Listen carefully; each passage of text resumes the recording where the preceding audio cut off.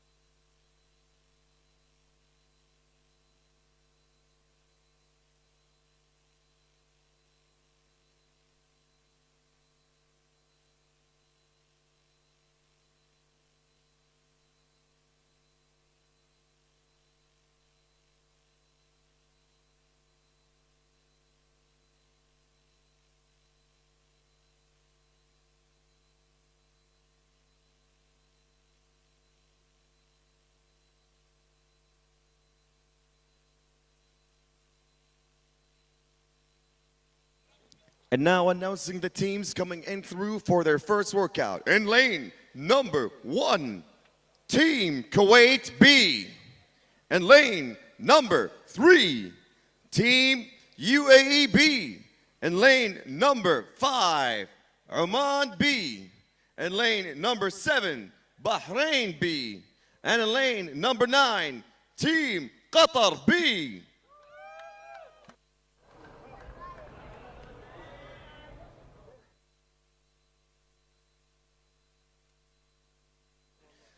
This workout will be with a time cap of 22 minutes.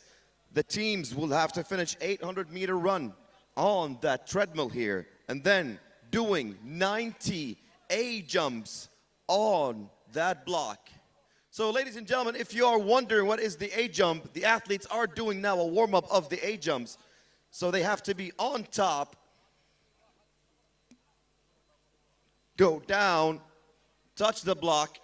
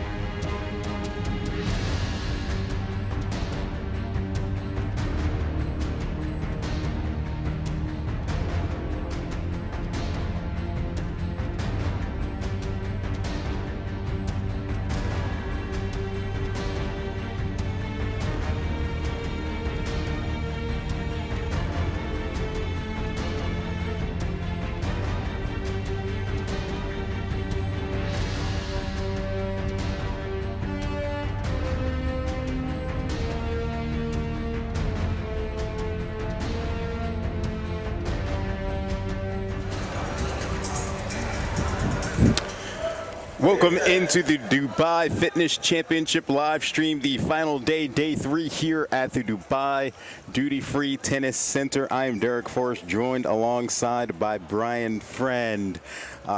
Throughout the course of the weekend, we've had another event going on, the GFC, the Gulf Fitness Championships, and it's a community event. We've got a bunch of teams here.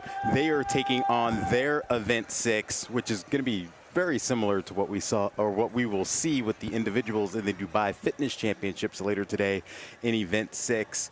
It is an 800-meter run for these teams, 90 A-jumps with a dumbbell of 50 pounds, 60 single-arm devil press, 50 pounds as well, 30 deck squats, 53 pounds, and 15 bar muscle-ups for the team.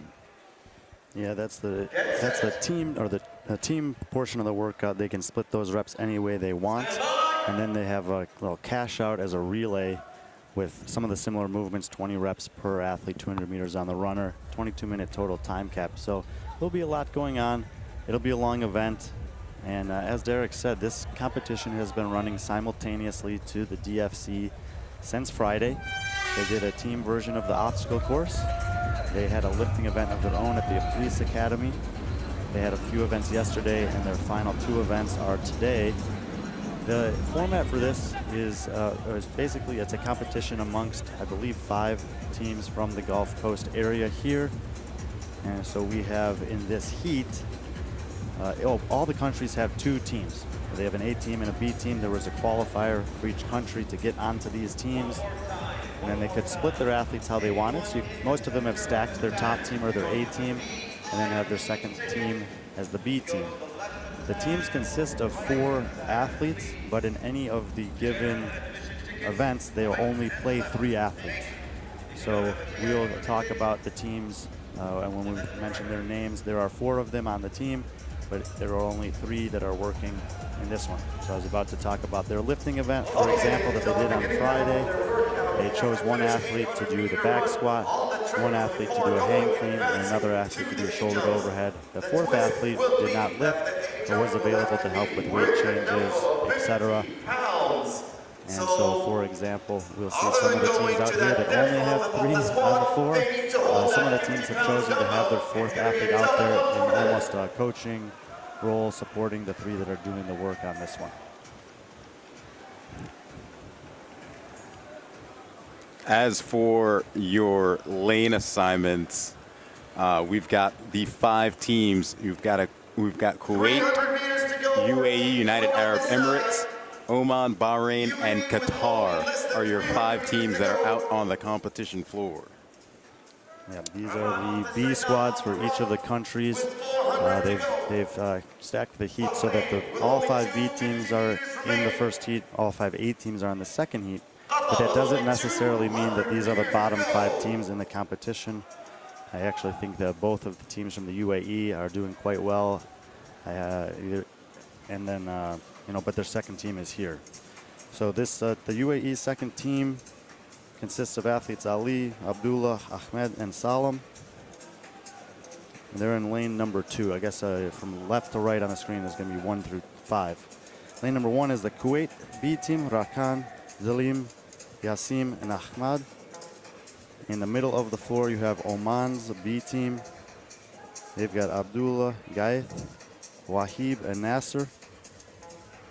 Bahrain's in lane number 4. Their B team consists of Rashid, Nou, Mohammed, and Khaled. And finally, on the far right side of the screen, we'll have the team from Qatar consisting of Fahad, Abdulaziz, Ahmed, and Abdullah. They've all, it seems like 4 of the 5 teams have finished up the 800-meter run. You saw them changing out athletes as desired there. And they've advanced to one of Dubai's famous movements. We're going to see this one throughout the day today with both the Gulf Fitness Championship and the DFC. The A-jump, the Gulf Fitness athletes have to do it with a 50-pound dumbbell on the back there. They can step down or jump down. Rep starts at the top, finishes at the top. Must make contact with the block with your backside at the bottom. And as we mentioned, the DFC athletes, the Dubai Fitness Championship athletes, have been kind of going hand in hand with some of the events that have taken place this weekend, and we saw that on day one, starting with the obstacle course. It actually might have been a little bit of an advantage for the Dubai Fitness Championship crew just to see what the obstacle course looked like, to see these teams out there on the course getting that one done. Yeah, and in particular, a couple of the athletes on the UAE team who have done some occasional work with the police or the SWAT were the first team to go early that morning. And with those, a couple of those guys will be in the next heat on the top UAE team. They were very good. Now, they had to go through it as a team, but a couple of them clearly had some experience on that course and were navigating some of the more difficult obstacles extremely well. I believe amongst the teams, they were the only one who actually finished the course. And it was pretty fun to watch. You can look up that course and see some other teams do it. The UA team did it, I believe, in about somewhere between 9 and 10 minutes. And it was great to see the teamwork, the proficiency with the movements, and as Derek mentions, the DFC athletes were able to watch that, and many of them learned and tried to apply similar movement patterns when they had the chance to run through the course. But they have not started their demo courses. They need to do 90 reps.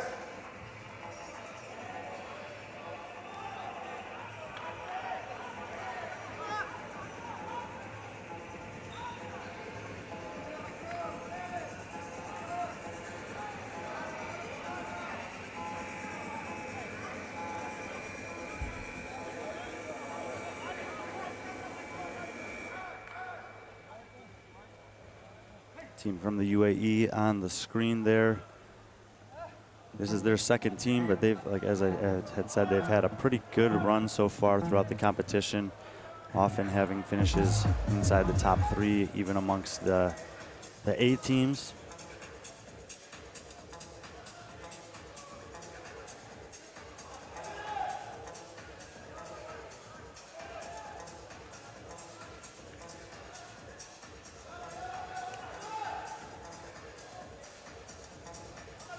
They currently sit in 4th place overall with 430 points.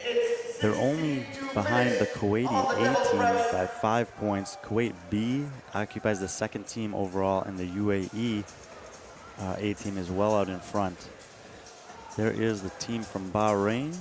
Bahrain's A team sits 5th overall. We'll see them in the next heat. Their B team sits 6th overall, and they're right there on the middle of the screen. They've had pretty consistent performances. Their top performances have been a 4th place on both events 2 and event 7, which, due to some logistic and planning, actually happened yesterday morning. So this is event number 6. If you're checking out the scoreboard on Competition Corner, and they'll have a final later today, which will be event 8.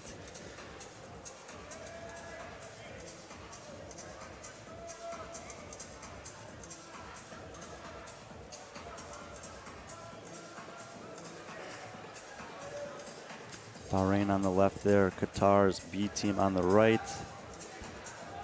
Qatar's B team currently in 9th out of 10 in the competition. They actually got off to a great start, 4th place on the obstacle course in event 1. And that has been their best finish so far.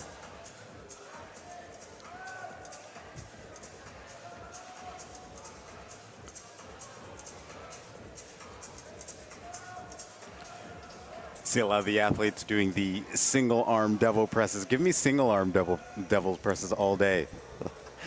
Absolutely the better alternative to their cousin, the double devil press, or the traditional devil press movement. And we mentioned the A jumps being, historically associated with the Dubai Fitness Championship, devil press in the same regard. Recently, we've seen devil's press in competitions like Wodapalooza, but you can go back, I believe, 10 years now to the first time the devil press showed up in a Dubai Fitness Championship competition. And for a long time, they seemed to be the only high-level event that was really willing to program those. We still have yet to see that in a CrossFit Games season, but very well known in terms of programming out here in the Middle East.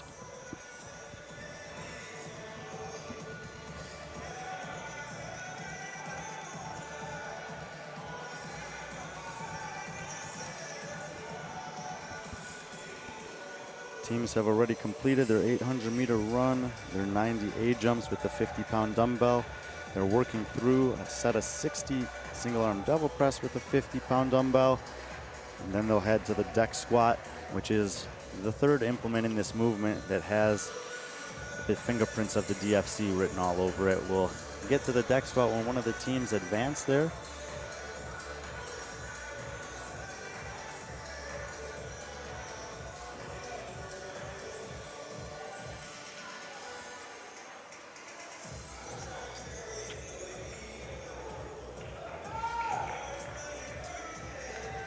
And in the lead, and you see right there, the team from the UAE starting in on that set of 30 deck squats.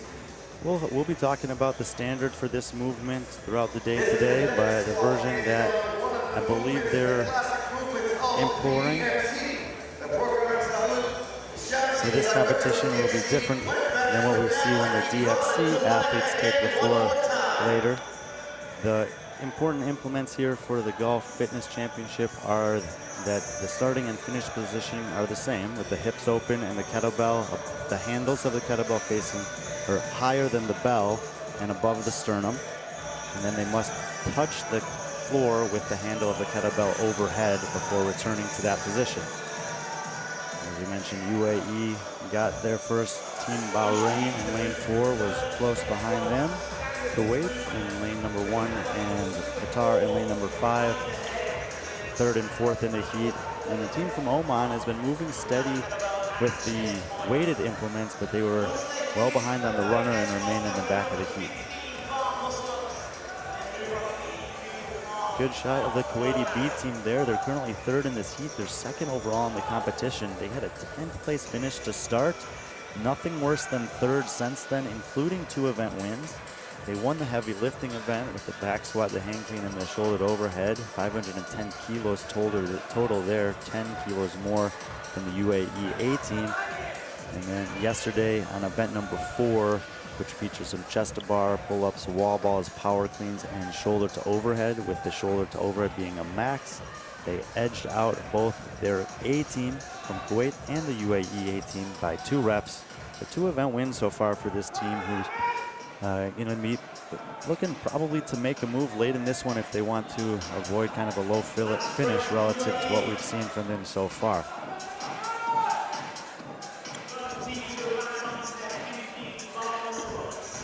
Team from UAE continuing to lead. 15 bar muscle ups being the last part of the team chipper here. They can split those any way they want. And after that, there's going to be a little bit of a relay where each athlete will have to do 20 deck squats, 20 devil press, 20 A-jump, and 200-meter run on their own. So I would expect that the athlete who's doing that first may skip these bar muscle-ups to rest a little bit before starting in on their portion of the relay. And we see that's happening. The athlete on the left side of the screen there, hunched over the deck squat, waiting for his teammates to finish the muscle-ups, turning around to face the other direction on the floor to indicate that they're working back through that chipper on their own now. And he'll have to do 20 deck squats individually.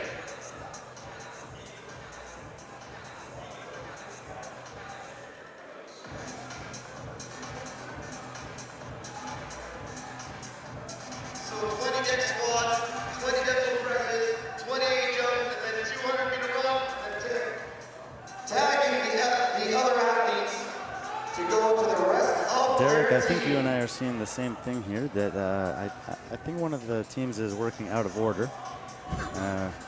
It seems like the head judge is coming over to address that with them now, and he's sending them back to the deck squats. I don't know if that's on the judge or what. Yeah, miscommunication there for sure. And we'll see how they address that. They'll figure that out on the scoring. But definitely this is going to end up being costly for their team. In the meantime, Team UAE and Team Kuwait in lanes 1 and 2 do appear to be working through this in the order that it's written, which is the reverse order that they did as they made their way towards the bar muscle ups.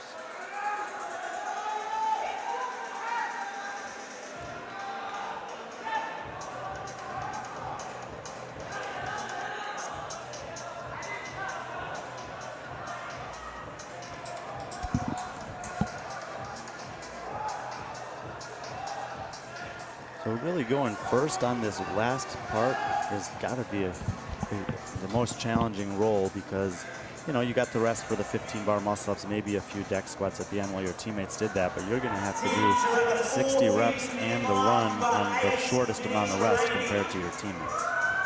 8 minutes to go now, ladies and gentlemen. Before we start this work, we start with the next partner going in. And we've got one team advancing now to the next age-up, but 3 teams are on to the double press. Qatar, UAE, and Kuwait now at the moment, very close race between them.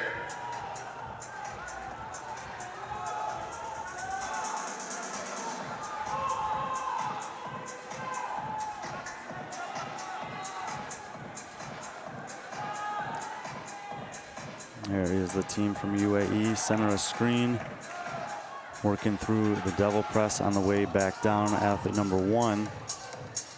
And in the left side of the screen there, it looks like the athlete from Kuwait has actually passed him up by a few reps, and he's heading to the A jumps. On screen now, we see the team from Oman working through the 15-bar muscle-ups, the last part of the team chipper component of this event. The UAE and now Kuwait are on to the A-jumps, ladies and gentlemen.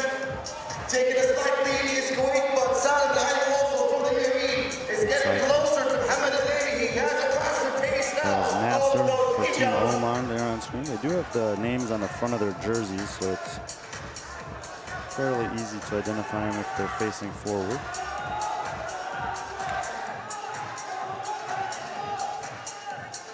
Team Bahrain there. Mohammed Fala, the working athlete for them. And UAE teammate cheering on his partner as he and the athlete from Kuwait have head to the air runner at the same time. It's only a 200-meter run. They're within a few meters of each other starting. You see them there. And when they get to the 200 meters, anytime they're running on these techno skill mill runners today, they'll have to achieve the distance before leaving the equipment and advancing to the next section. In this case, releasing the second teammate. About 50 meters to go. A few features of the skill mill a little bit different relative to the air runners that we've seen in other competitions, the screen position being one of them, and I kind of like it down there. That seems like a very natural place to keep your eyes. Sure enough, Team Kuwait and UAE both were off of the runner within 2 seconds of each other. Team Qatar on screen there, currently third in the heat. And miscommunication from Team Bahrain in the transitions. Reaching this second part, with only the time remaining is 5 minutes on the clock before we're done with this heat, ladies and gentlemen. This is going to be the first working athlete for Oman. Gaeth El Gaithi will kick things off for the individual portion for Team Oman. And there's Qatar's first athlete. As you mentioned, the first leg of this relay, most likely the most difficult. A really fast cycle rate here on the left side for Team Kuwait B, and you can kind of see there potentially some of the reasons why this team is currently second overall in the competition. He leaves the kettlebell behind and advances to a set of 20 double press. Team UAE a couple reps behind and getting a no rep there. Again, this UAE B time, this is Ali working for them, the second of 3 athletes in the relay portion. They're currently 5 points off a podium spot. Kuwait's A team, who will be in the next heat, is occupying that position. And the B team, who's got a 40-point lead on them, has pulled ahead of them there in this heat. Bahrain's second athlete is finally released to his work, and he's had a big rest. See him in the sunglasses there just on the bottom of the screen, racing over there to get underway with his 20 deck squat. Middle of the floor, the first working athlete there for Team Oman, who's currently 5th in the heat.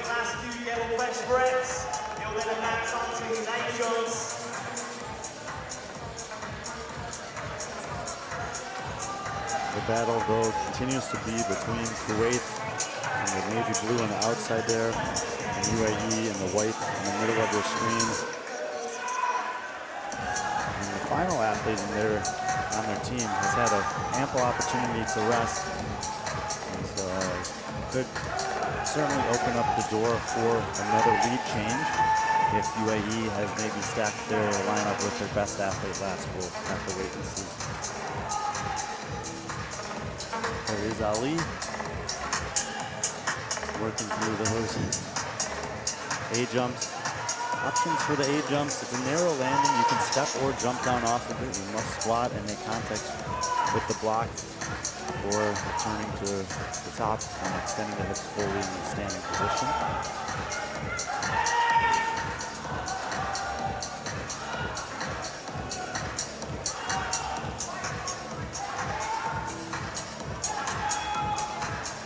Just tried to catch the glimpse there, Team Bahrain. Yeah, that is Noho Shabi, second athlete of 3, working through the 20, 20, 20, and 200 portion of the chipper here.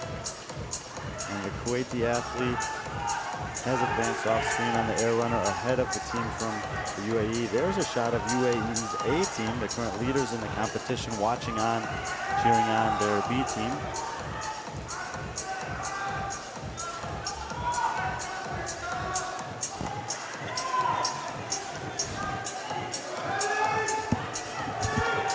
Kuwait on the left, the leaders currently. UAE on the right, second in the heat. Well ahead of everyone else. I see Qatar on the other side of the floor continues to hold the 3rd spot over Bahrain and Oman. Advancing now to Rakan and Bibi, with only one athlete left on the side of the UAE. After the new sheet, the 2 teams closer to each other. All teams 1 minute to go before we are done with this league battle, ladies and gentlemen. 22-minute time cap. We're within a minute of that.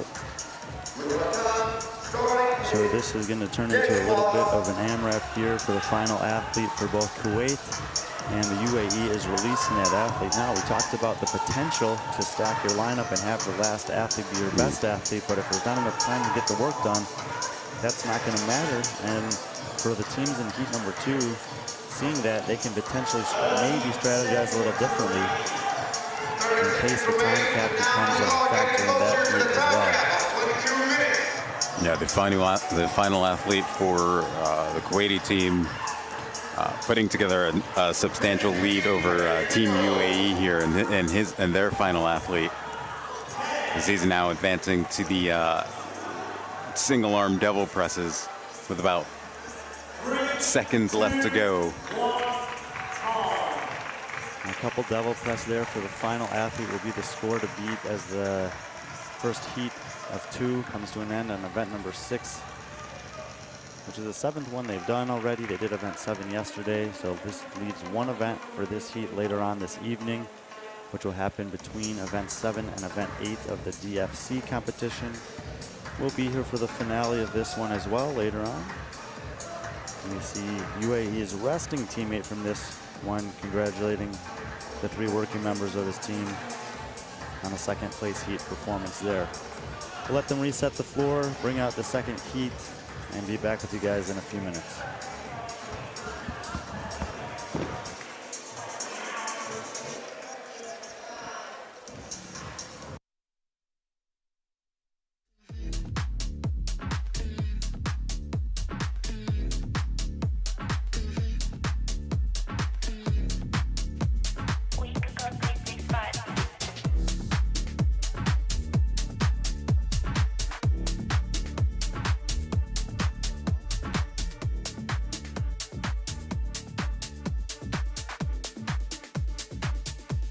Okay, teams, clear the floors. Clear the floors for the next heat coming up now. Next.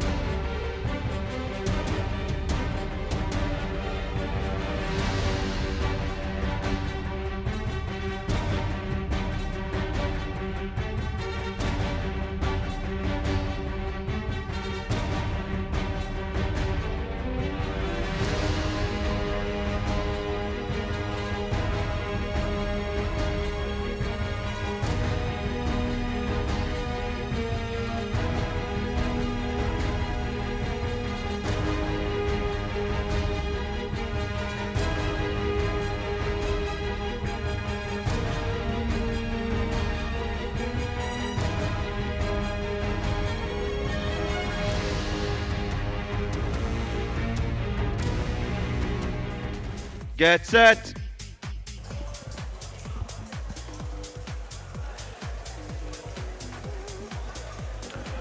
Welcome back into the Dubai Fitness Championships live stream. I'm Derek Force alongside Brian Friend. We are currently in between heats of the Gulf Fitness Championships, the GFC. We've got 5 teams on the floor. This is the A team now. In lane 1 is Kuwait. In lane 2, United Arab Emirates. In lane 3, Oman. In lane 4, Bahrain. And in lane 5, Qatar. They're going to be taking on the workout that we're going to see similar later tonight in the Dubai Fitness Championship for the individuals. It is an 800-meter run, 90 A-jumps. With a 50-pound dumbbell, 60 single-arm devil press with 50 pounds, alternating each arm, 30 deck squats with a 53-pound kettlebell, 15 bar muscle-ups, and then they'll come back down the floor. This trip first down the floor will be divvied up between the 3 teammates for each team, and then on the way back, each member will have to do 20 deck squats, 20 single-arm double presses, 20 A-jumps, and then finish with a 200-meter run. We saw Kuwait's B team in the first heat, who actually sits second place overall in the competition after 6 completed events, get their 3rd athlete onto the floor, finish the deck squats and a few of the devil press. So that'll be the mark to beat if you want to win this one outright. The overall leaders from this competition are currently UAE's A team, who will be in the second heat, or the second lane, which is actually lane 3. They're using odd lanes, 1, 3, 5, 7, 9. So they'll be in lane 3 on the floor if that's what you're looking for. They've got a substantial lead of 85 points over that Kuwaiti B team. The battle is really 2, 3, 4, and 5, with Kuwait B team in second and the UAE B team in 4th. We'll be keeping our eyes on Kuwait's A team, who will be in lane number 1, and Bahrain's A team, who will be in lane number 7. There is a shot of Kuwait's A team. They're currently 3rd place overall, as we mentioned, fending off UAE B by 5 points and trailing Kuwaiti B, their counterparts, by 35 points. Technicians for Techno Gym, making sure that the air runners are all operating optimally, just causing a brief delay here before the start of the second heat. If you missed it in the intro earlier, these teams have been competing since Friday. They were out at the UAE SWAT obstacle course with us. They did the team version of the obstacle course. They traveled to the police academy for the lifting event with us later that afternoon, while the DFC athletes had an Olympic total. These athletes had a hybrid of back squat, clean, hang clean, and shoulder to overhead. The teams each consist of 4 members. Only 3 athletes will compete in each of the events. They designate who will be in and who will be out. The 4 members of Team Kuwait are Hussan, Khaled, Ahmar, and Ali. Team UAE consists of 2 former DFC athletes, Bader and Mahmoud, along with Ahmed and Abdul Hadi. In the middle of the floor, Oman's A team is Aslam, Nawaf, Syed, and Suhib. Bahrain in lane 7 on the floor, Hussein, Khaled, Ammar, and Ali. Excuse me. Bahrain's team is Bader, Ali, Salah, and Khaled. And on the far right side of the floor, on this shot, the left side, from the western hand to the right side is Qatar. And they've got Mohammed, Khalid, Omar, and Abdullah.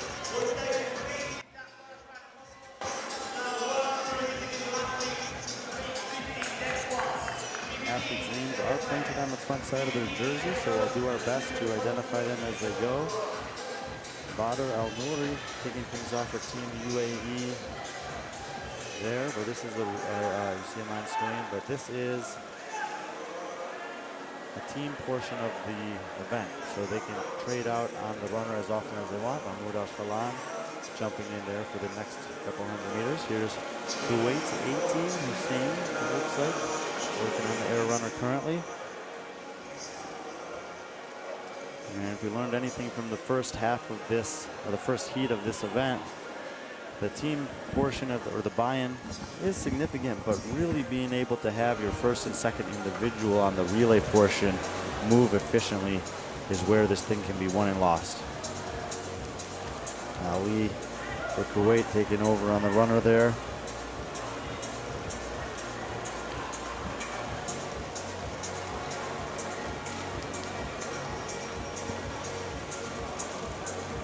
Shot of Oman and Bahrain.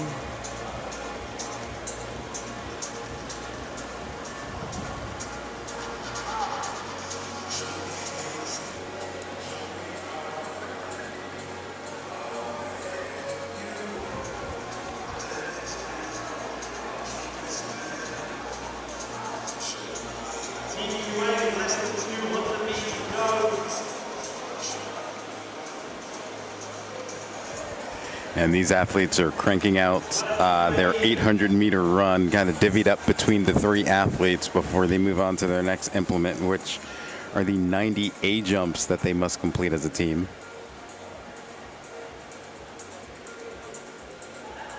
The Gulf Fitness Championship will be doing the A jumps weighted with a 50-pound dumbbell on their back.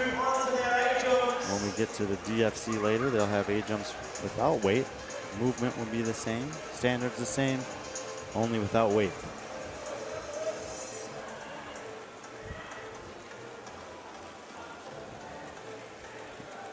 UAE and Kuwait in that order, the first 2 to get to these A jumps. And on screen here, Team Qatar on the other side of the floor, currently 3rd in the heat. Bahrain now advancing 4th, and Team Oman maybe a half a step behind them. That's the run done with the teams. Now they're going to the A jumps. 19 representatives go A jumps, ladies and gentlemen. They have to go all the way down, touching that ball.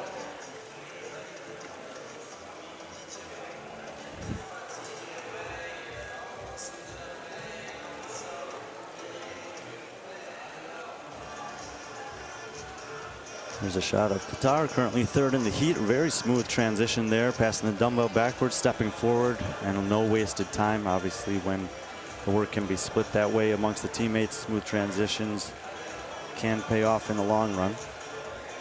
Team Kuwait, you see their working athlete there opting for the step down rather than the jump down. UAE on the left going for the jump. Both are acceptable ways to dismount from the top of the ballistic block.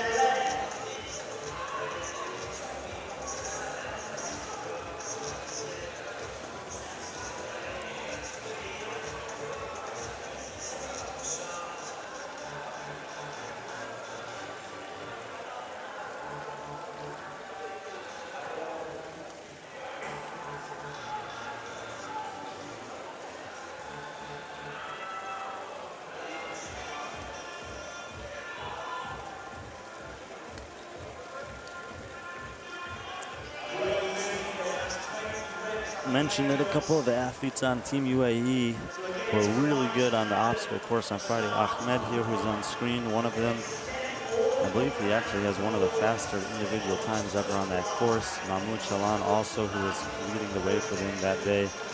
Both moved through that course extremely well, and those were primarily the 2 athletes many of the DFC competitors were able to watch and learn from.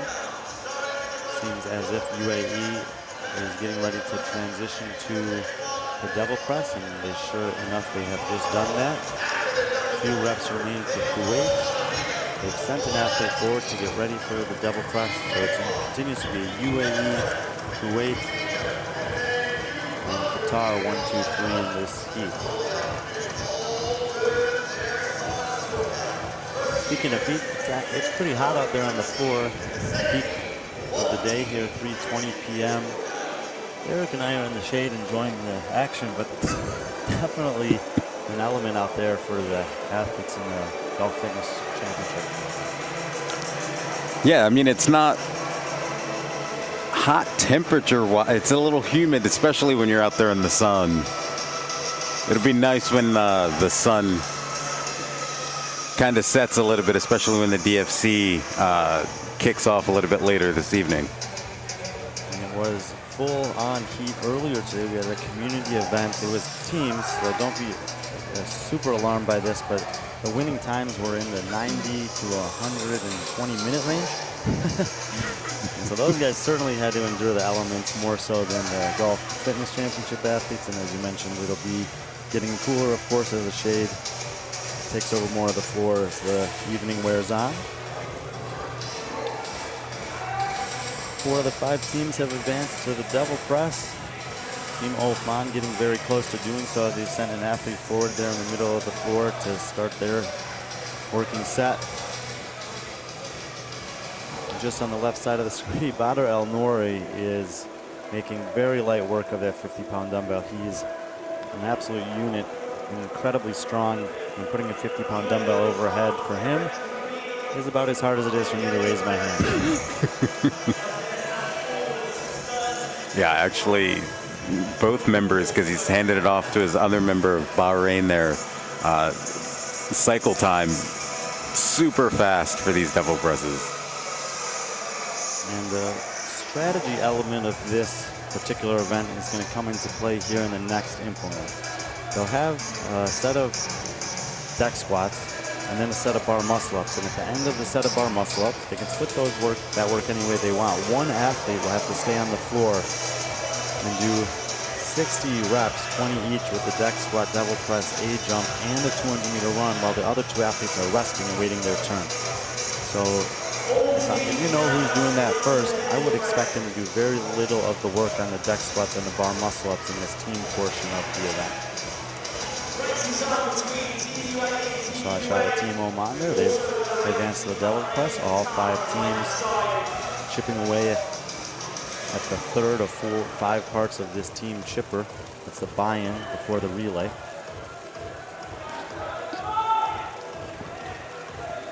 Only a handful of reps left for the UAE.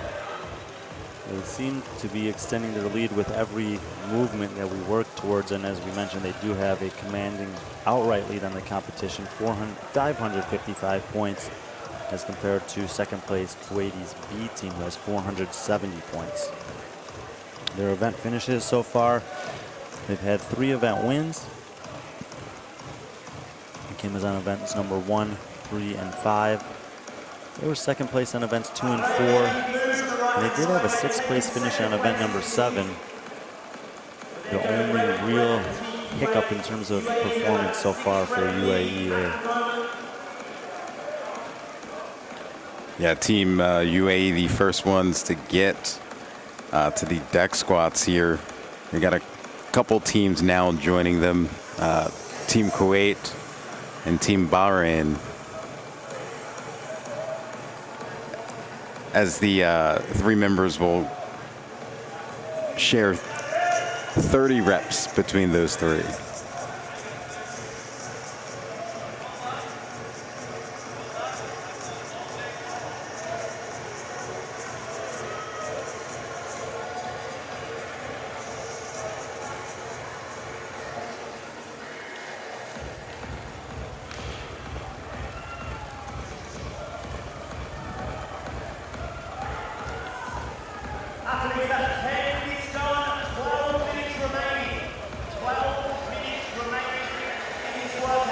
We'll see here what the UAE team chooses to do in terms of which athletes is going to go first on that chipper. It looks like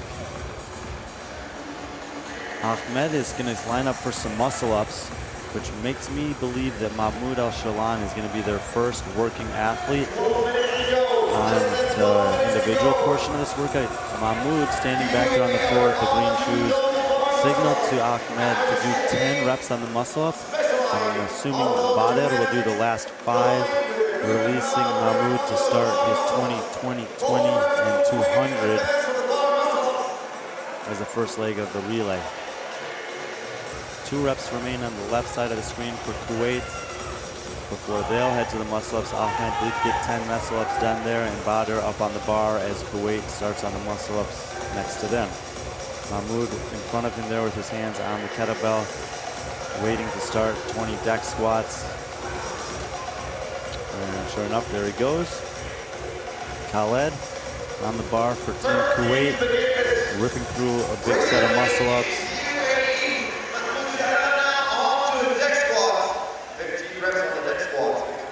And he's going to do more than 10 reps. That's 11. I believe 4 remaining. And Mahmoud Shalan there, very veteran athlete of the sport, has competed in the DFC previously.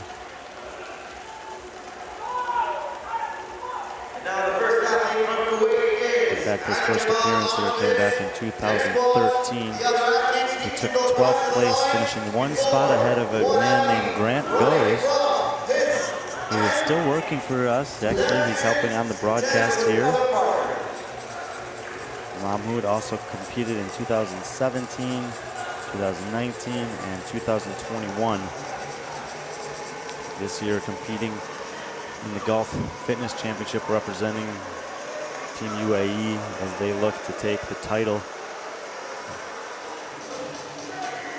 He's working on the devil press. Team Kuwait, as well as Team Bahrain, working on having their first working athlete in the set of deck squats. The athlete from Kuwait getting set to finish up. Badr Al Nouri there, maybe listening to a little music, getting himself pumped for his portion of his relay.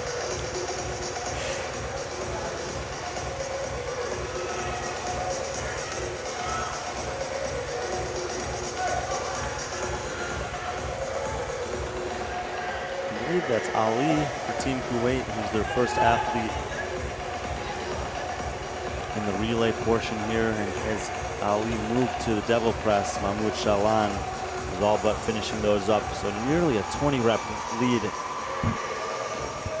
When we talked about the potential strategy, knowing that every team got time capped in the first round, sending an athlete like Mahmoud out, he seems to have taken the lead on several of the workouts for the UAE A team throughout this competition. He's going to be looking to extend the lead as much as possible and give Ahmed and Badr the best possible chance to maintain that lead.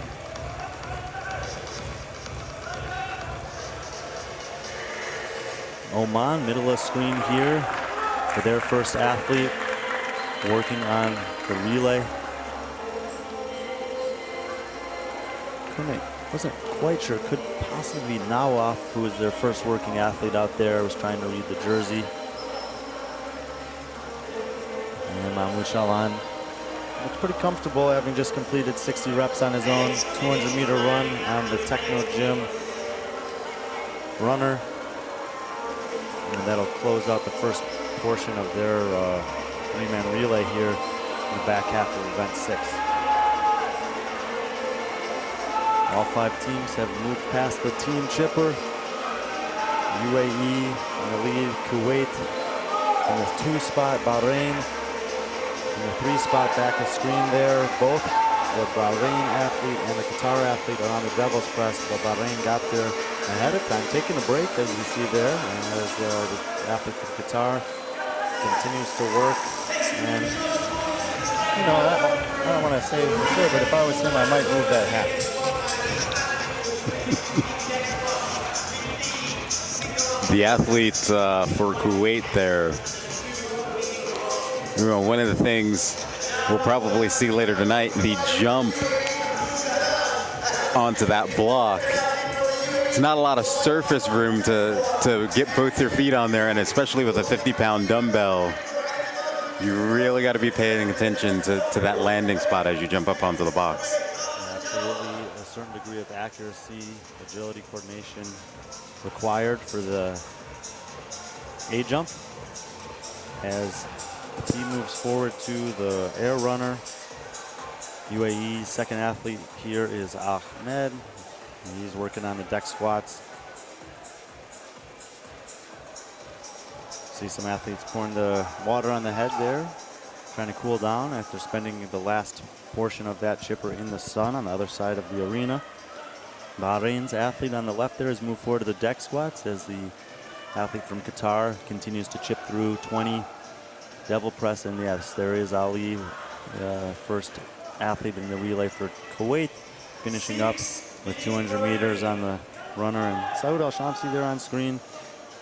He's been just as invested in the GFC this year as the DFC, taking a ton of pride and passion in providing the opportunity for these 8 men, 4 per team, 2 teams per 5 countries, to have a chance to come out here, represent their country, their fitness community on a historic floor in terms of, international competition in this part of the world. The DFC has been running, this is its 11th season, over 12 years. And not all these athletes have always had the chance to qualify or compete here at the DFC, but give them the opportunity through the Gulf Fitness Championship this year is a very important thing for Saud.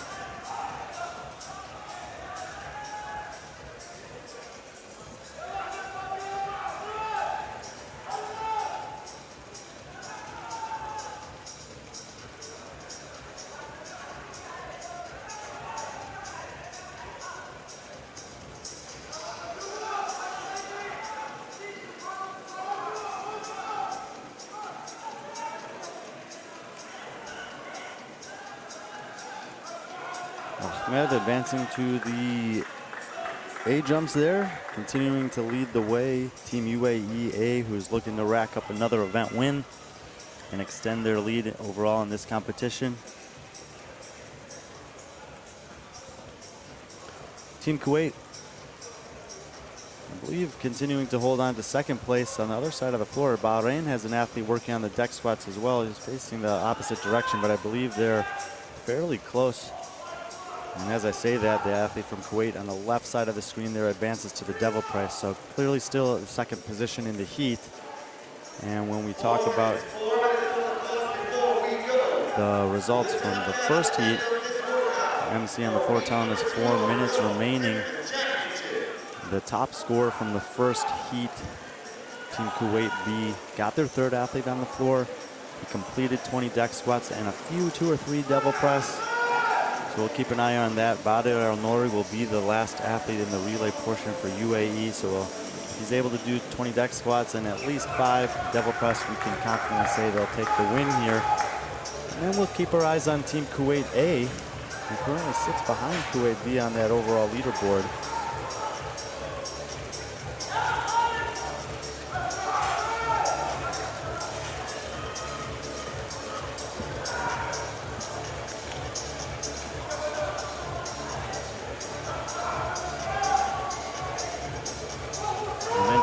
The teams, they could divvy up their 8 qualifying athletes any way they saw fit.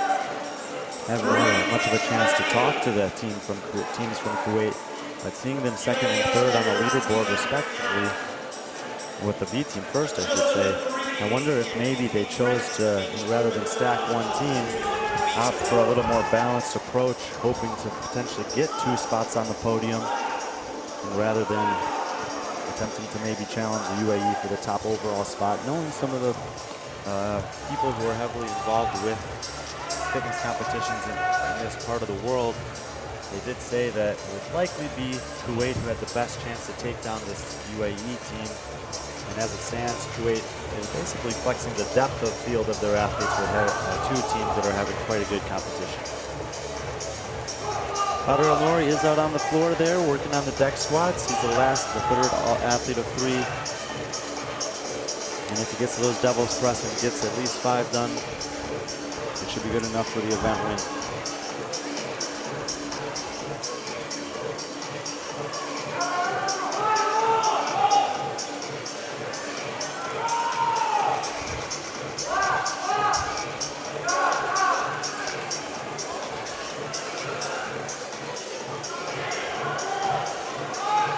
Big rest for Badr as both Mahmoud and Ahmed did their 60 reps plus 200-meter run.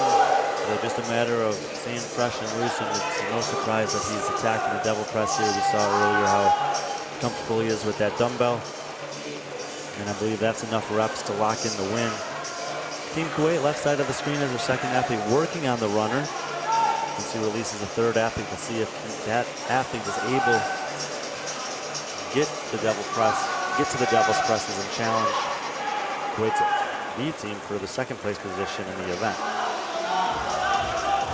60 seconds, last And with only 1 minute remaining, UAE A is going to take the win, and Kuwait B team is going to take the second place on this one, maintaining their second place position on the leaderboard. UAE B team was second in the heat, the first heat.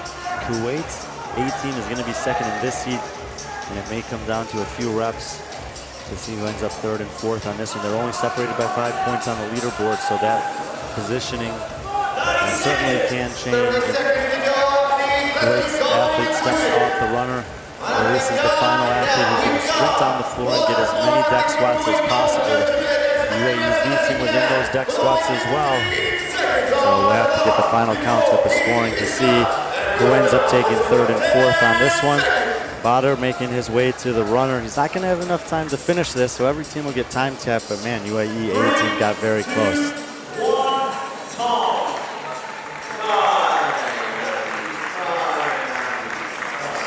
Appreciate you guys tuning in to watch the Golf Fitness Championship, event number 6.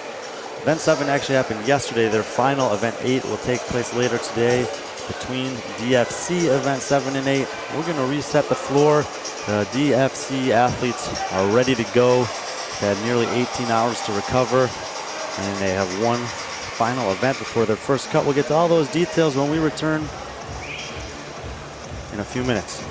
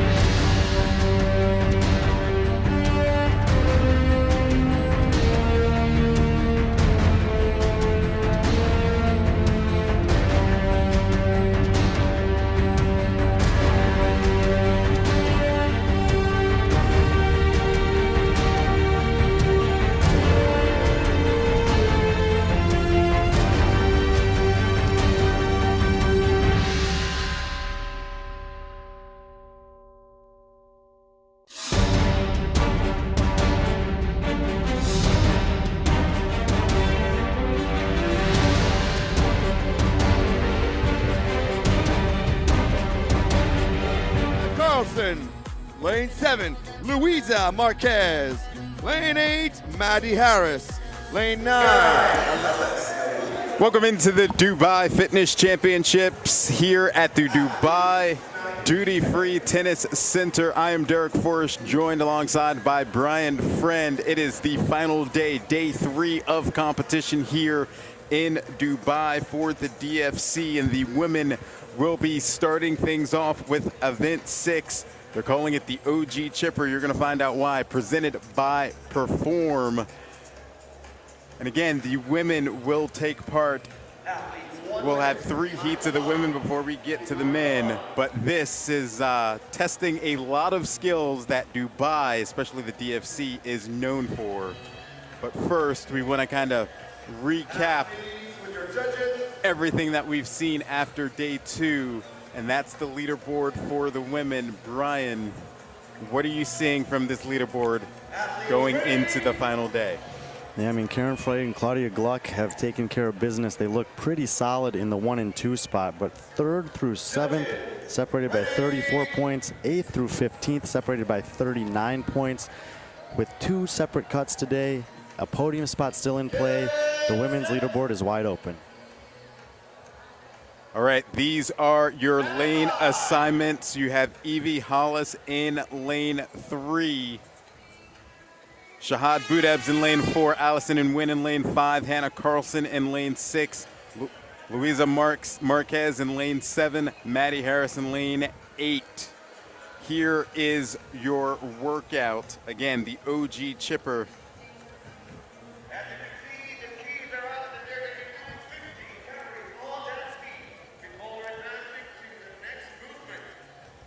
The OG chipper looks like it's going to be an 800 meter, 500 meters. 50 cals on the ski erg. Late change to the workout there. Athletes were aware of it, but it may not be updated on our graphic. 50 cal ski erg to start things off. Then they'll work their way forward to those classic implements that you were talking about, Derek. Yeah, 50 cal ski erg onto the 40 A jumps. That is a movement familiar to the DFC. You're going to see that when they're done with this. They'll then move down the floor for 30 single arm double presses, 50 pounds on the dumbbell, 20 deck squats, another movement known by the DFC. That's 35 pounds on the kettlebell there for the women, and then they go into 10 bar muscle ups, and then they'll work their way back down the floor with those same movements, and they'll finish up on the ski before they finish up the workout. Yeah, obviously the ski ergs aren't going to change directions, but for the remainder of the movements, they'll be facing the direction that they're working. So working way towards the rig, they're facing it. After the bar muscle ups, they'll be facing us as they work back towards the finish line. 21-minute time cap, I believe. Hey, potentially 22-minute time cap for the women. And I've spoken with several athletes who've tested this, including some athletes who did testing for Saud himself, and then some of the athletes in the field who've done the testing. When this event was originally released, it just said 50 cals on the machine, so left a little bit of room for interpretation. There was no specification about whether the A jumps would be weighted or not, what the weight of the dumbbell or kettlebell would be. So a lot of little nuances the athletes to find out when they got here. And as you saw in the graphic, originally here it was briefed as an 800 meter run on the Techno Gym runner.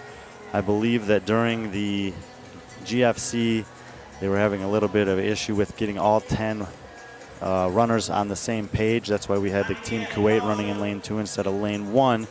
And in order to make sure that there was an equal playing field across the board, they wheeled the ski erg out there and called over the last minute change. Hannah Carlson, middle of the screen, first one to advance from the ski erg. Yeah, Hannah Carlson now on her deck squats. She is the first one off of the ski erg. And this is an implement that we've seen a lot here at the DFC. Joining her now to her left, that's Allison and Nguyen. And then over on her right, that is Maddie Harris, now getting to their A jumps. I mentioned that there will be some cuts today with a few withdrawals. We have 26 women in the field remaining, and we're going to cut down to 20 after this. The current gatekeeper is Brittany Weiss, who we'll see in the next heat on 195 points. Brittany trails Elena Karatala by 40 points, but only has an 8-point lead on Allison Nguyen. She's got a 49-point lead on Hannah Carlson. So for Carlson, she's going to need to have a great event here to have a chance, and understandably off to a fast start. Allison Nguyen being the athlete in this heat who has the most likely chance of sneaking into that last spot. And she was second off the ski erg there. So we'll see if she can put up a competitive time, and then we'll keep our eyes on Brittany Weiss in the next heat, who's going to be ultimately trying to fend off this entire heat and earn a spot in event number 7. And as you're watching these A jumps, the standard's pretty simple. It's squatting down, making sure that your backside hits the top of the box there, and then you have to jump on top with full extension of the hips in order for those reps to count. Yeah, we saw the GFC athletes do it with the dumbbell. In 2019, the DFC athletes used a weight vest for the A-jumps, and this time no weight needed, allowing for a smooth transition from one implement to another, and four athletes have now made their way to those devil press. Yeah, Hannah Carlson led the way, still in the lead in this heat. They are alternating the arm in which they're performing that press with the devil's press, but single arm devil press here for the women. They have to go through 30 of them before they can advance on to those deck squats. Similar movements from the GFC, a few nuances in terms of the standards, the alternating arm devil press being one of them, and the feet position on the deck squat being the other. We'll get there soon and take a look at that. But with the chaos of the team competition and just having to trade that off and whatever, they allowed them to do the devil press. Any arm, any way, just get them done as fast as you can.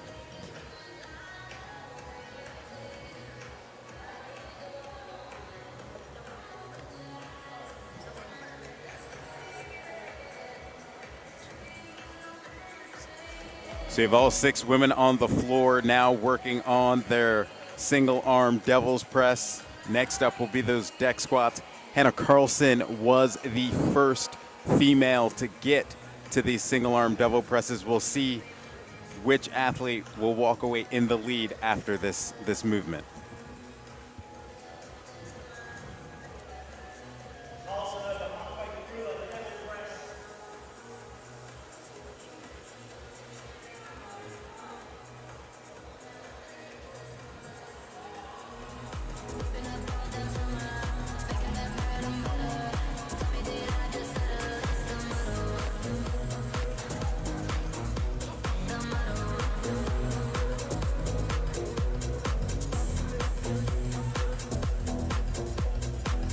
Again, these women working through 30 single arm devil's presses.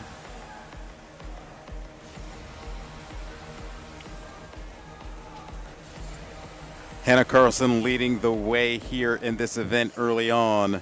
They've got one more movement in the deck squats before they head on to their bar muscle ups and then work their way back down the floor. We now have a hand up in the middle of the floor for Hannah Carlson. We also have a hand up over in lane 3 for Evie Hollis as well.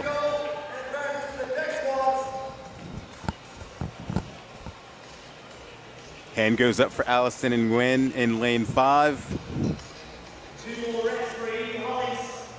1 to go for Evie now.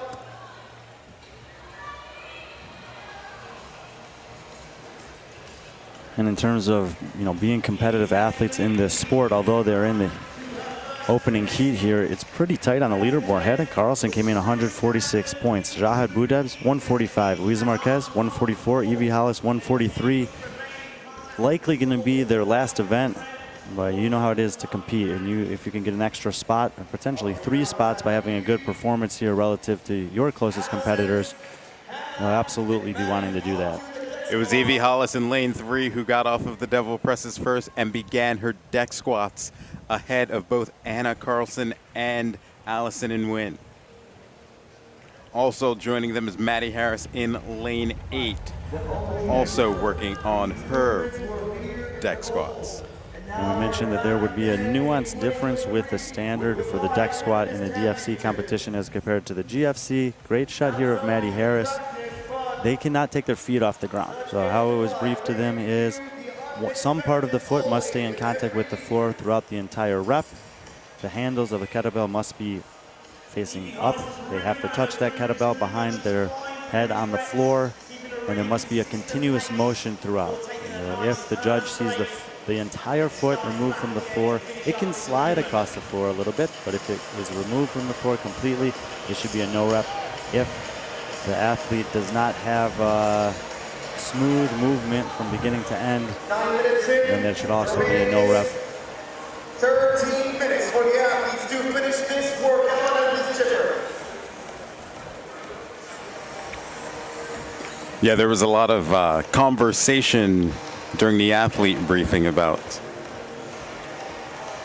those standards and a lot of athletes practicing it as well. Yeah, actually it was pretty cool once they did get the clarification and had the clear understanding of what the expectation was. Even a few of the athletes jumped up during the briefing to try it. Some of the more well-known athletes, more high-level athletes.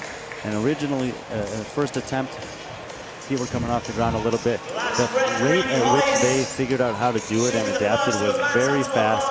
And this is something that I've seen for years, time and time again, is when you give athletes that are this talented and fit something a little different or new, they have a remarkable ability to figure it out rather quickly.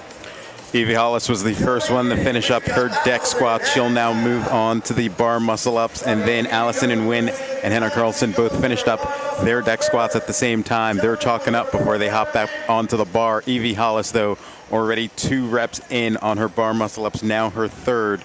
She has 10 before she moves back down the competition floor. And bar muscle up here, 10 bar muscle ups does not look like or seem like such an intimidating number. We do see Evie Hollis take a little break there. I think every athlete will do this in 1 or 2 sets. If you can hang on for 1, I think it's worth it to try and just gain that little bit of an advantage coming out into the return half of the chipper. But don't underestimate the grip fatigue from those deck squats. You know, you have to maintain hold on the handles. You have to take it overhead and back down. We've just done some devil press, the ski. So understandably, if some of the athletes do take a break, Evie took 1, Allison Nguyen and Hannah Carlson appear to have gone for 10 in a row.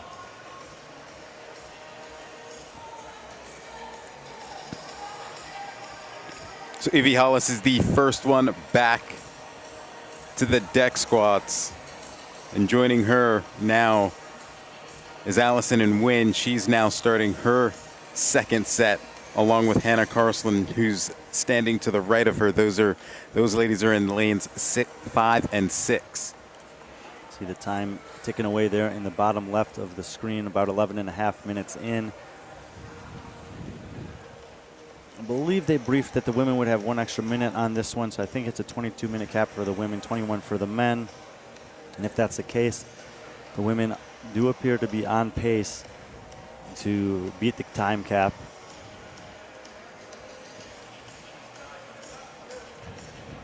That's, of course, assuming that they can maintain pace on the way back that they had on the way going out. But without the muscle-ups to do, it's 10 less reps. Otherwise, it's the same amount of work, and they have half the time remaining.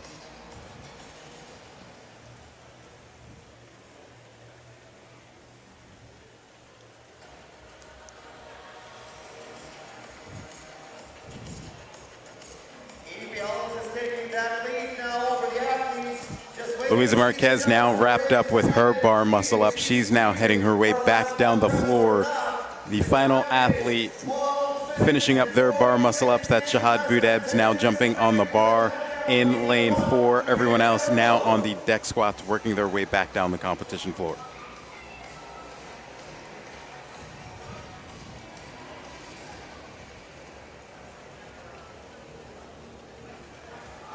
And we'll see it throughout the heats as they wear on, but it seems like the amount of time on the devil press is going to be the most amount of time that they need in any of these implements. And there's a few different strategies in terms of efficiency of movement on the devil press that can save a second or 2 on each rep. If you have been practicing that and have potentially a way to navigate that set a little bit quicker, over 60 total reps in this movement, possible to gain 30 to 60 seconds worth of time there.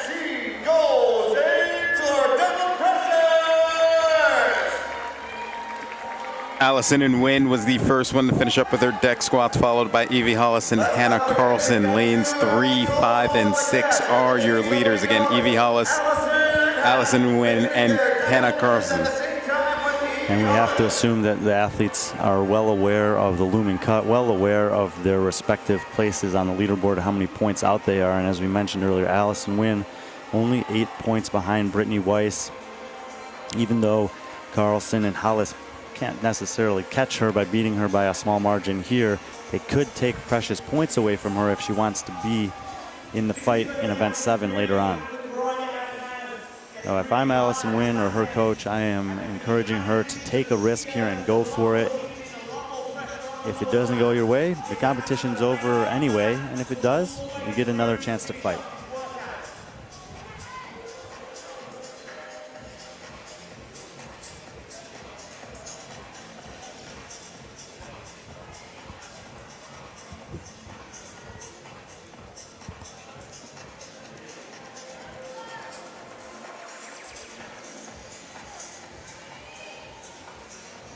Shot of Shahad Boudebs there. Has traditionally been the fittest woman in the UAE. 3 times has appeared here at the DFC, and similarly to Mahmoud Chalanu we talked about in the GFC, dates back quite a ways, 2016 being her debut. In 2019 she had her career best finish year of 17th place, and competing again here in 2023. So she's got a little pattern going.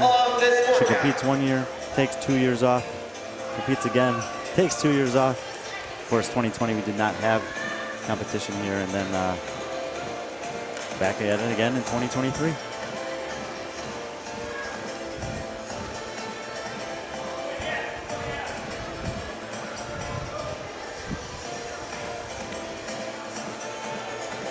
The lead women still working on their 30 single devil presses.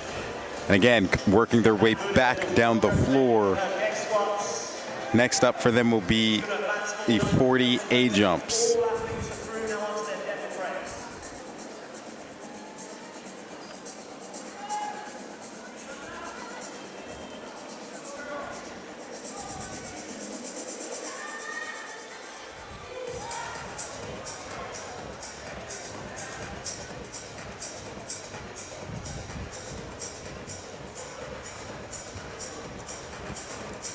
Evie Hollis taking a big break there on the left side of the screen, now the top of the screen in the pink pants.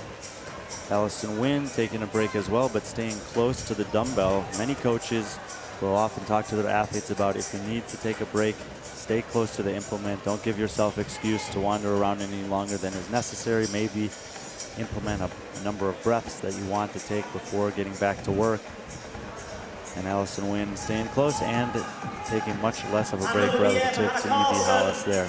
Carlson just in the background in the blue pants, doing similarly to Wynn, resting but staying above the dumbbell so that when she was ready she can get back to work. Both her and Evie Hollis now with a hand up, indicating less than 5 reps to go. Only 3 reps remaining for Hannah Carlson before advancing for those A jumps. And we've got less than 5. Yeah, Hannah Carlson's judge, the first hand to go up, followed by Evie Hollis. Allison Wynn, middle of the screen with her judge's hand in the air, so it looks like maybe 1 rep separating 3 women. And we talked about the chance for the devil press to be a separator. Not much separation occurring between these 3 women here. Hannah Carlson, the first woman to move on to the A jumps, followed by Evie Hollis. She just finished up her devil presses along with Allison and Wynn next to Hannah Carlson in lanes 5 and 6. That's been the race so far in this one. And this 3-woman battle continues coming back down the floor. And keeping in mind that time cap, Hannah Carlson had the fastest ski split on the way out at 2 minutes 45 seconds. Of course, it was the first part of the workout, so there's a chance she was feeling more fresh. There's also a chance that she was being a little conservative, knowing there was 20 more minutes of work to come. So we'll see when they get there if they're able to maintain that 2:45 to 3-minute pace. If they're going to beat the cap, they'll probably need to get to the skier at about the 19-minute mark.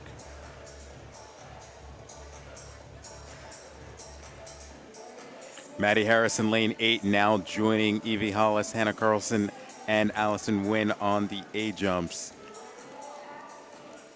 And A jump's one of those movements where you can get into a rhythm, especially if you're willing to commit to the jump down rather than the step down, and you can knock out 10 reps pretty quick.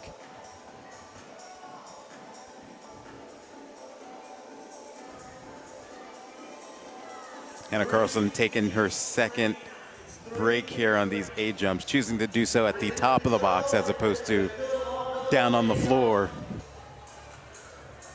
Just see Maddie Harris off screen doing the step down version. It's allowed and it's a way to continue to keep moving. It's definitely slower, but it burns less energy than the double jump down and up that the other athletes are doing. Hannah Carlson kind of alternating back and forth between the two, doing some steps now. We saw her doing some jumps earlier.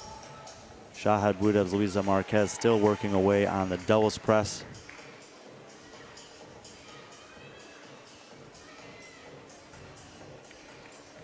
We now have a hand up for Hannah Carlson's judge. Evie Hollis, though, the first one off of the A jump. She'll get back to the skier. She'll do 50 calories on the erg. She will now be joined by Hannah Carlson as well. She's going to attempt to do 50 calories, but with about 2 minutes to go until the time cap, this is going to be basically a 2-minute AMRAP of ski for the ladies. Get as far as you can, and I've been talking about Allison Wynn. She's fallen behind Carlson and Hollis here, and those could be precious points as she was the athlete with the best opportunity to catch Brittany Weiss for that 20th and final spot in event number 7.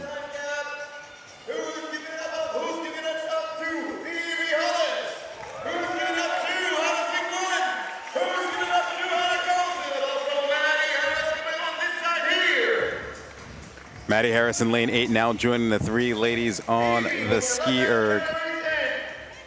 We've got roughly a minute 20 seconds left in the time cap. It's a 22-minute time cap. 15 calories or so there for Evie Hollis, maintaining just over 1,000 calorie per hour pace. My guess is Hannah Carlson is pulling more than that, just seeing how dominant she was on the way out. Maddie Harris with a very high strokes per minute rate. Several different ways to attack a ski erg, especially when you know that there's a limited amount of time until you're going to be done.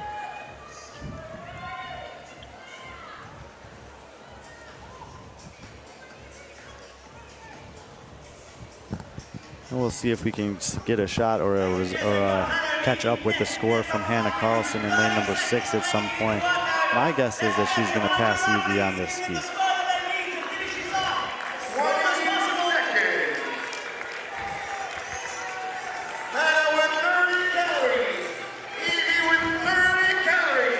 Both women currently on 30 calories. Wynn with 31. And that would be massive for Allison Wynn. She was the last of the 3 to get there, but currently with a 1-calorie lead, and everyone is putting their entire body weight into it. As the MCs call time on the floor, we'll check in on the monitors and see if they give us an update. And now, ladies and gentlemen, taking the heat 34. We had a 3-woman race. 36. Allison. Hannah with 38 calories on the ski. It looks like it's Hannah Carlson, unofficially 38 calories on the ski, would be your heat winner. Evie Hollis and Allison Wynn were trying to chase her down. It was a 3-woman race between the 3 of them, but it looks like Hannah Carlson's going to take the heat. Yeah, MC on the floor announcing Carlson 38, Allison Wynn 36, Evie Hollis 34 calories. So Allison at least able to steal a few points back from Evie, but Hannah Carlson steals the points that could be precious to her. All 3 women leaving everything on the floor. Gnarly 22-minute down and back AMRAP to kick things off on day number 3.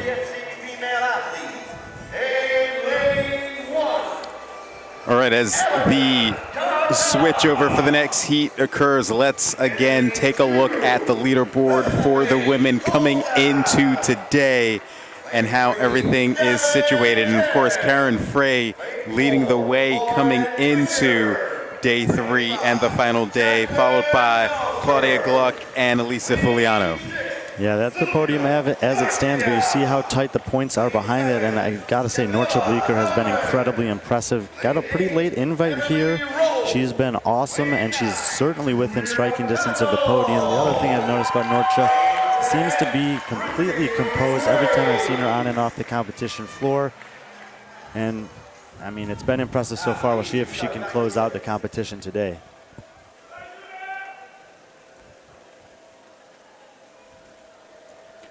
All right, as for heat number 2, the women are now on the floor here are your lane assignments for heat number 2. This is event 6, the OG Chipper, presented by Perform. And it's Elena Karatala in lane 1, Veshlemoy Kolstad in lane 2, Devin Kim in 3, Lauren Fisher in 4, Jacqueline Dahlstrom in lane 5, Sylvia Garcia in 6, Camilla Hellman in lane 7, Emily Rolfe in lane 8, Julia Cato in lane 9, and Brittany Weiss in lane 10. And that got the updated graphic there. Derek, run us through the workout. All right, so it's a chipper, and we've got 50 calories on the ski, followed by 40 A jumps, 30 single arm devil's presses, 50-pound dumbbell for the women, 20 deck squats with a 35-pound kettlebell, 10 bar muscle ups, and then they'll work their way back down the competition floor.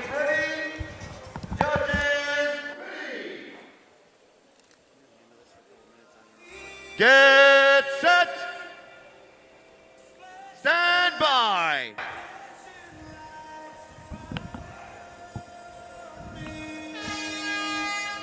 So heat number 2 is off for the women. They are going to start with their 50 calories on the ski erg as they'll make their way down the competition floor, as I mentioned, and then they'll work their way back and they'll finish with the ski erg as well. Again, in the first heat, we saw Hannah Carlson finish with 38 calories on the ski erg, was not able to finish all of the work, but finished the heat in first with 38 calories on the ski. So that will be the number to beat during this heat.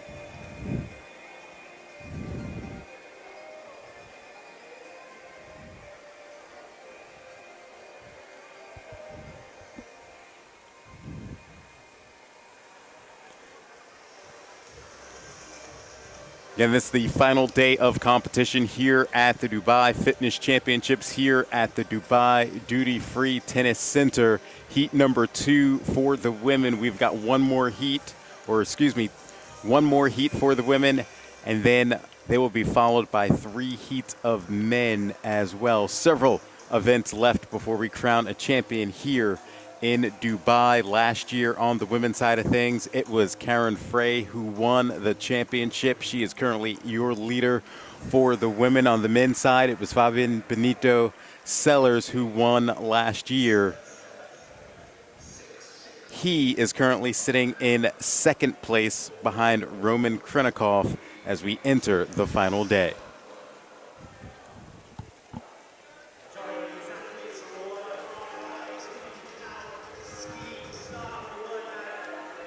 Again, the women currently working on their 50 calories on the ski erg before they advance to their next implement, the 40 A jumps.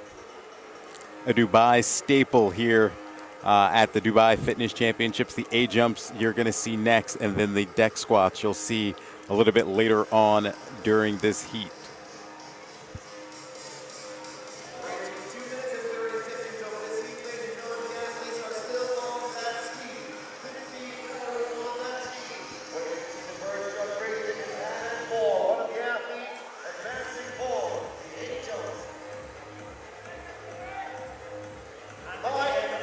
All right, we've got a hand up on the floor in lane 8.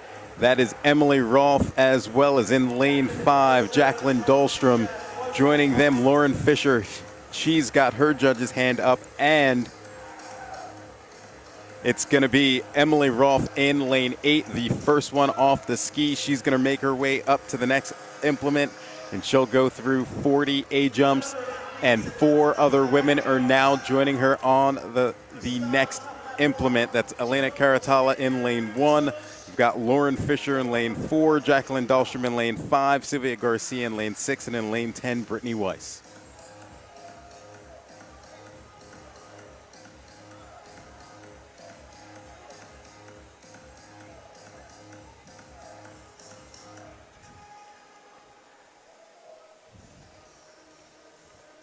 It's a simple standard here on the A jumps. You just got to have your bottom touch the box, and then you have to have full extension at the top. You can step down off of the box, but you have to jump up onto the box. 14 reps of those angels before going to the single arm devil press. And 50 pounds on those dumbbells has to be alternating devil press.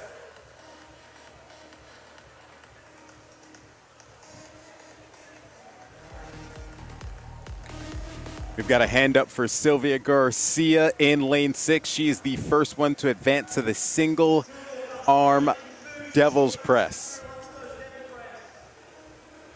Sylvia Garcia currently sitting in 18th place after day 2, heading into this final day. She is now joined by Emily Rolfe in lane 8, Brittany Weiss in lane 10, and Lauren Fisher in lane 4.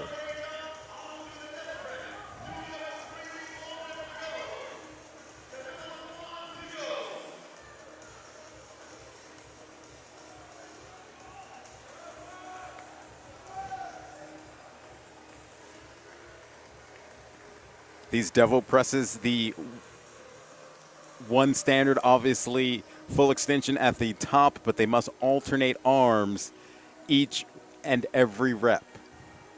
Once they're done with these 30 single arm devil presses, they'll move to 20 deck squats with a 35-pound kettlebell.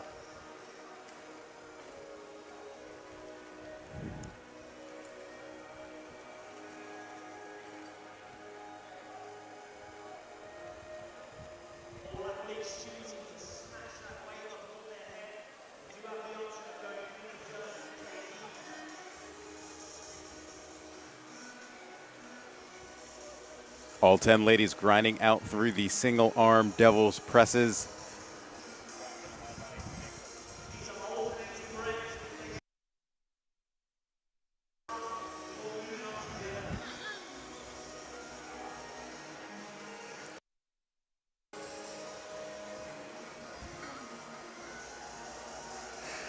These women almost done with their 30 single arm devil's presses.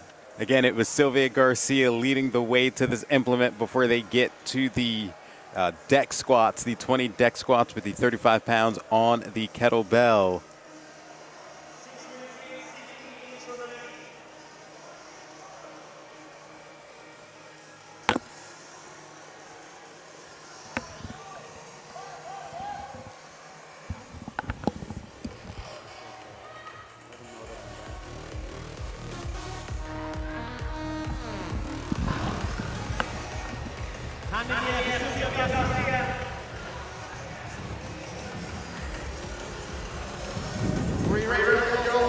All right, as these women are still handling their single arm devil's presses, Brian, you've got an update from the scoring crew.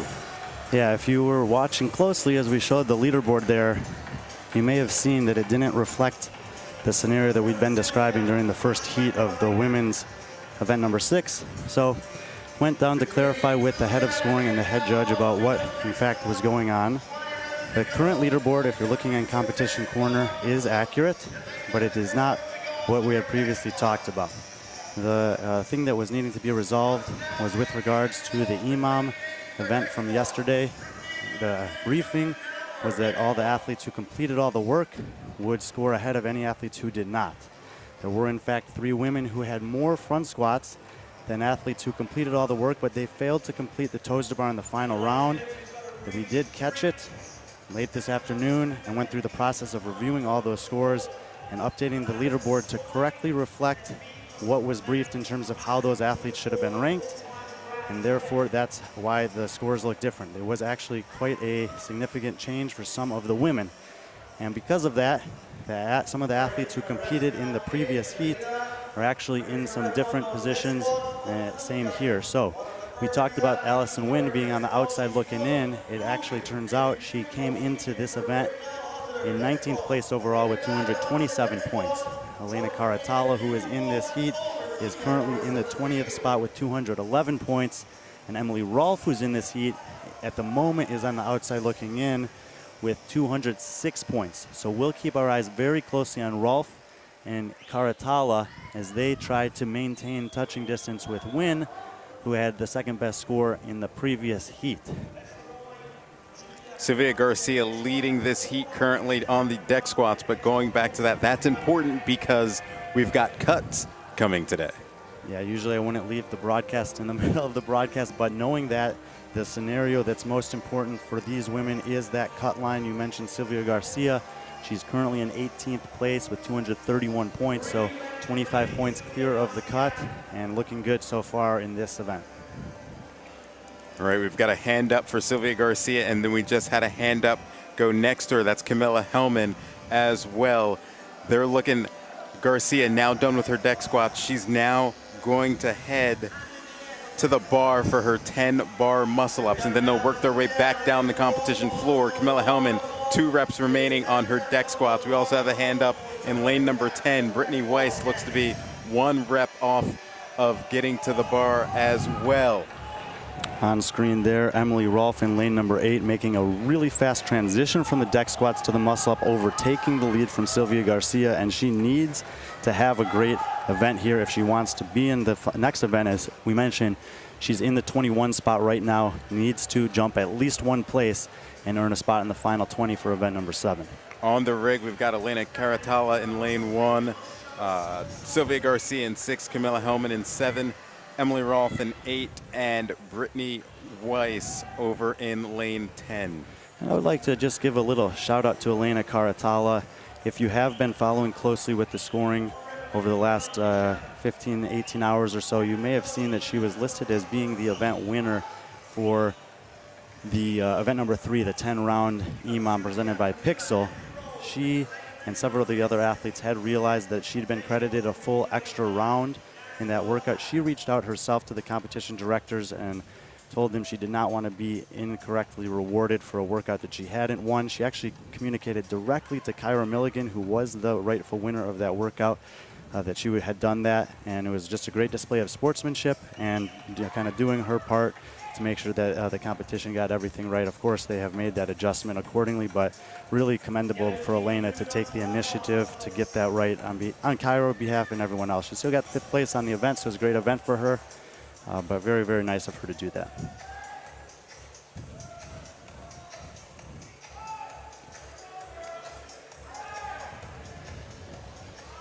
We've got 5 women working their way back down the competition floor, working on their deck squats. Sylvia Garcia was in the lead, also being tracked down by Emily Rolfe, Camilla Hellman, Brittany Weiss, and Elena Caratala.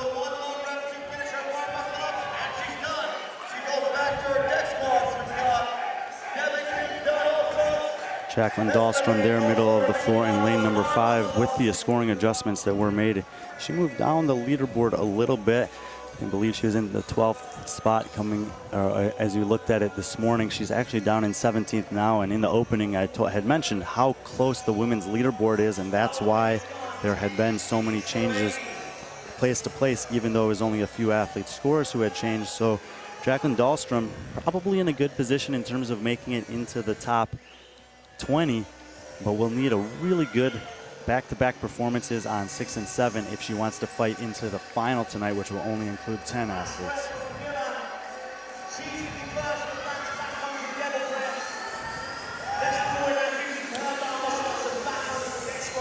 Camilla Hellman, the first woman to advance back to her dumbbell to work on her single arm devil's presses. She is now joined by Sylvia Garcia, who's in 2nd, and over to her right is Emily Rolfe in lane 8.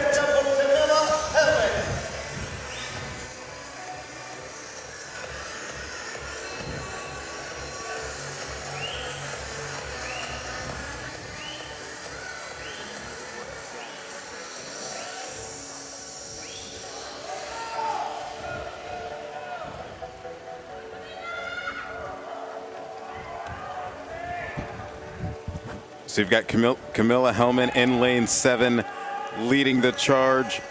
Next to her, we have Sylvia Garcia, Emily Rolfe, and lane 10, Brittany Weiss, now on her single arm devil's presses, making their way back down the competition floor.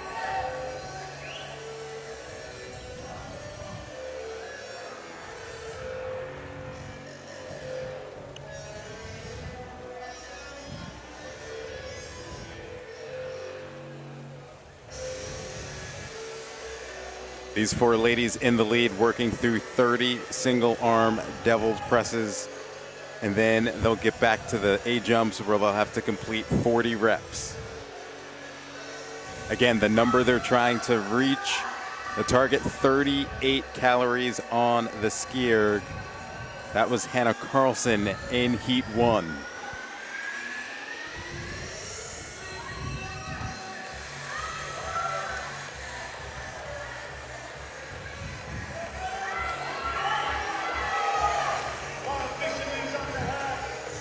And Derek, I'm not really sure of anything else that I can say at this point, except for that we apologize in advance. Just got a message from scoring that there was an outstanding score they hadn't updated and another change to the leaderboard.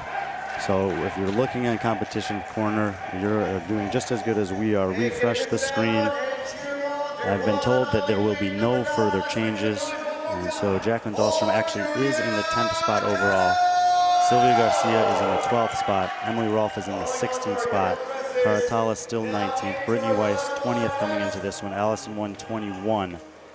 So apologize for all the confusion there. The scoring team doing their best to get everything right. It's taking a little longer than is optimal, but they are confident they have accurately accounted for all the women's scores on yesterday's events.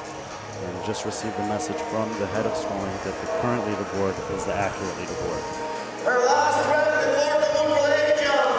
She's got a good advantage. She goes Credit to them for trying to figure it out. There's a lot of moving parts that obviously go into this competition. We've got Camilla Hellman in lane 7 now. She is the first woman to get back to the A jumps. She'll go through 40 of them before she can get back to the ski erg. We also have a hand up in lane 6. That is Sylvia Garcia. She is finishing up with her single arm devil's presses.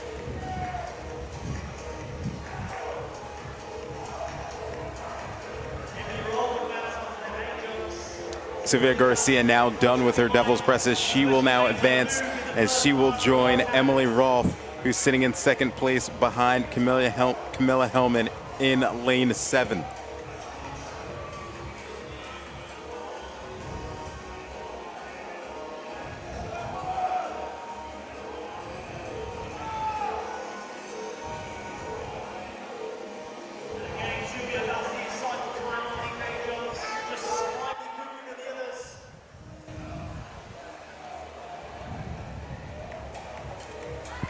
Just like in heat 1, we've got a 3-woman race right now on the A jumps in lanes 6, 7, and 8. Sylvia Garcia, Camilla Hellman, and Emily Rolfe.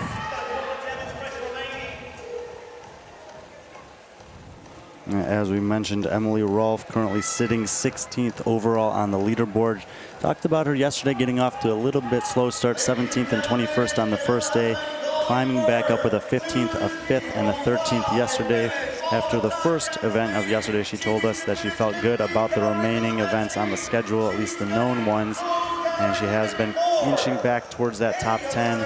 She's currently in a top 3 position in this heat and looking to notch potentially another top 10 finish as she attempts to maintain a place in this competition throughout the day today.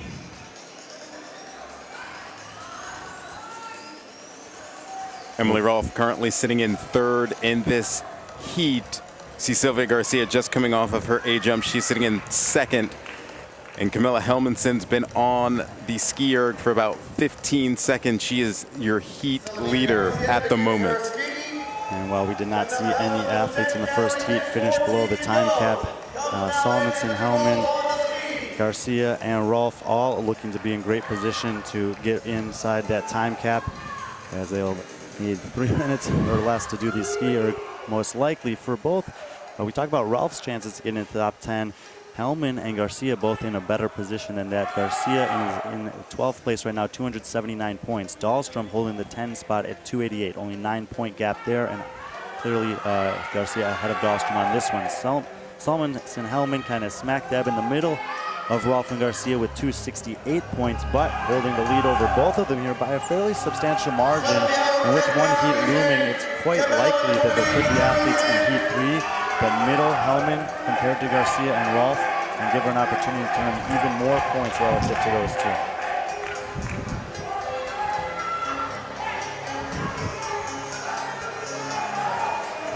We've got a little more than 3 minutes remaining in this heat. Again, the target from, or the leader in the last heat was Hannah Carlson. She had 38 calories on the ski erg. That is the number to beat for these 3 ladies. They should have time to finish their 50 calories. It was Camilla Hellman that got to the ski erg first, followed by Sylvia Garcia, and then joined by Emily Rolfe. We now have Brittany Weiss in lane 10 getting to her ski erg. Those are your top 4 women in this heat.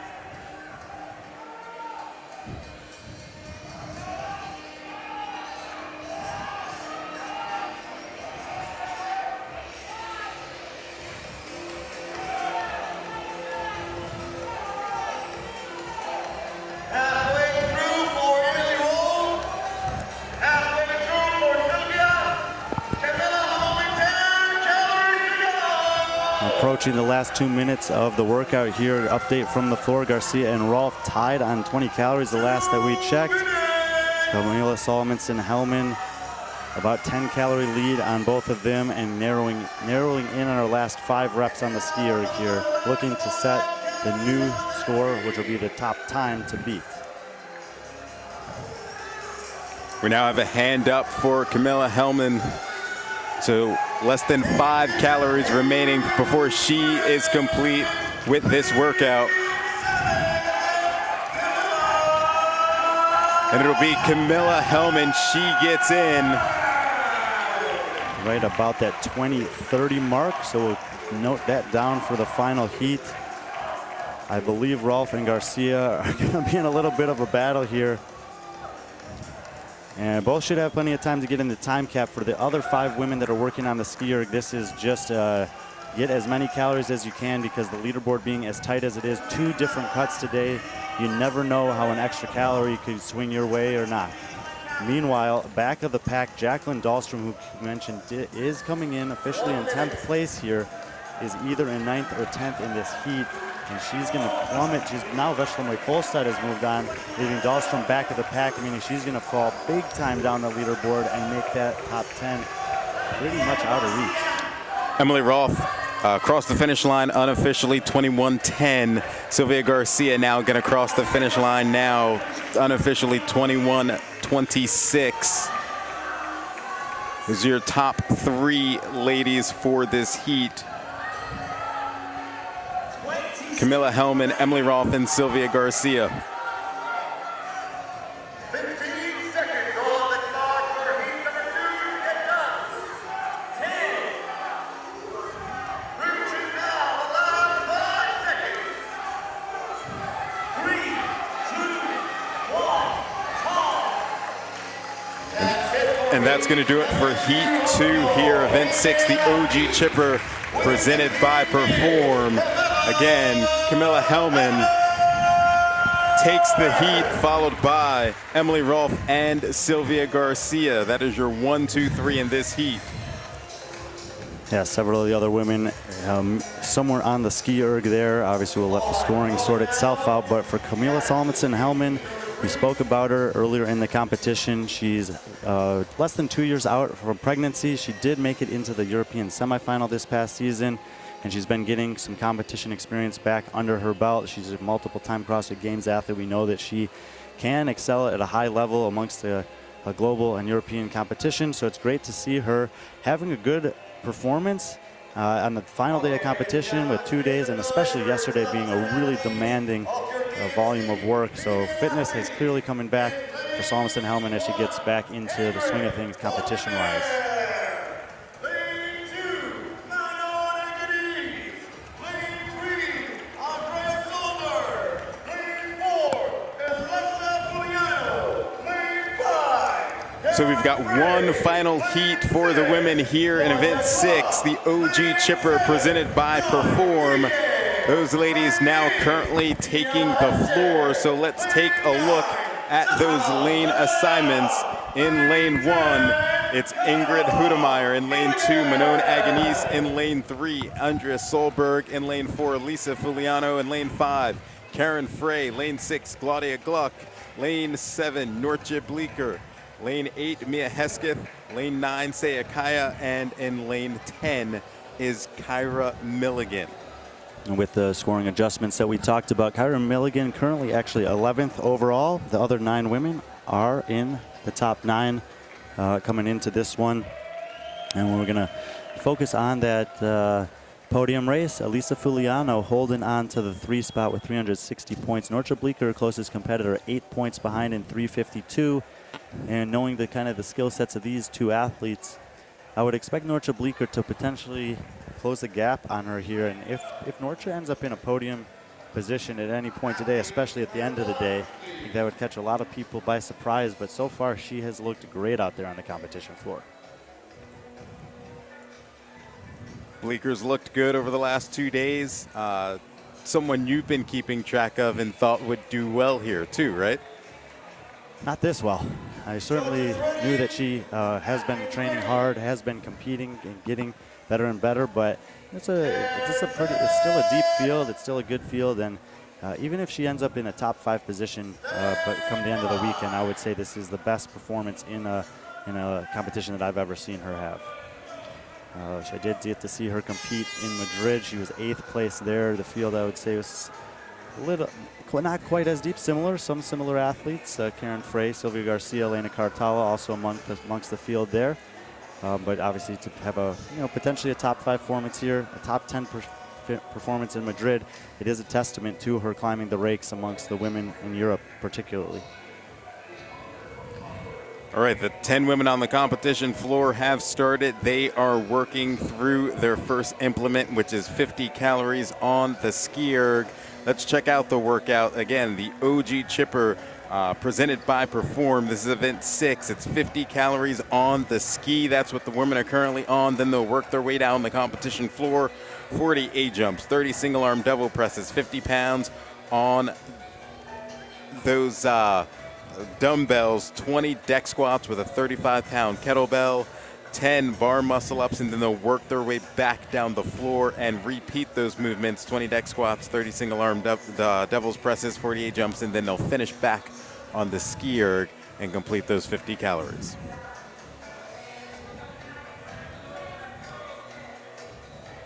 In the last heat, we saw 3 women finish, and that was Camilla Hellman, Emily Rolfe, and Sylvia Garcia. And then in the first heat, we saw Hannah Carlson win that heat with 38 calories on the skier. Yeah, so only 3 finishers so far. I expect we'll see a handful more here in the final heat. Again, a lot to fight for throughout the day. There's a cut to 20 after this one. There's a cut to 10 before the final. And the top 6 athletes is where the big money is in terms of the payouts this year. So even if you make it into that last event later, it leaves plenty of fight amongst the lower half of that field. The pay scale increases dramatically, obviously, towards the top. And there's the little bonus if you're able to win an event. I believe I misspoke about that yesterday, but it's $2,000, $1,500, and $1,000 for the first, second, and third place finishers in every event. So all across the board, these athletes should feel that they have plenty to fight for in each event throughout the day. No, weekend with 38. Mia Hesketh with 40 calories. Nice shot of Mia Hesketh there. She was in second place after day 1. She took a little bit of a slide backwards to 6th place yesterday. She's actually tied on points with Magnon Angonis, 326 right now. Magnon Angonis has been moving in the opposite direction, having a poor start to the competition with a 19th place on the obstacle race. She's had a 3rd, a 4th, an 11th, and a 13th since then. And no real surprise here. Karen Frey not only leading the competition, also one of the more powerful athletes in the field, and understandable that she would be the first athlete off the ski. Yeah, Karen Frey, the first one off the skier, followed by Manon Angonis in lane 2, and then Andrea Solberg lane 3, and Nortra Bleeker in lane 7. And now a host of women all joining them on the A-jumps. Magnon Angonis, an athlete that I will be watching today. If she has a decent performance on this event, I think that it's a likely top 5 finish on the Power Clean Farmers Carry. The final is yet to be announced, but we've talked about how tight that leaderboard is. She's on 326 points. Fuliano's on 360, and 34 points is not something that you can feel comfortable with an athlete of Magnon Angonis' power and experience. looming and potentially doing well here in the first event of the day.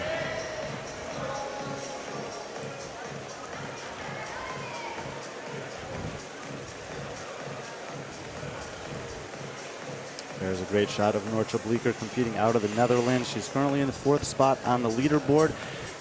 Nothing too flashy, 5th place on the Pixel 10 rounder yesterday. Other than that, 9th, and 10th. Very consistent performance, but as we've mentioned, several athletes having highs and lows, and that middle of the run style performance, I always equate it to someone like a BKG, so consistent at the highest level competitions and often yields really, really good results. Another 3-woman race here early on. Karen Frey, the first one off of the A-jumps, followed by Manon Egenes and Andrea Solberg, who both got off of the A-jumps at the same exact time. Those are currently your 3 top women heading into this implement. Nice shot down the floor there. Kyra Milligan, the only woman still working on the A-jump. She's now stepping off the block and moving forward with the scoring correction to Elena Karatala on event 3 yesterday. Kyra actually took the event win on that, which is always the nice, as I mentioned, little bonus in the pocket. Money-wise, obviously helpful on the scoreboard. And Kyra, one of many athletes in this field who competed as a team athlete last season. I think that it's only a matter of time before we see her make another run as an individual. And from the last time I saw her compete individual, a semifinal a few years ago, I think she's definitely come a long way.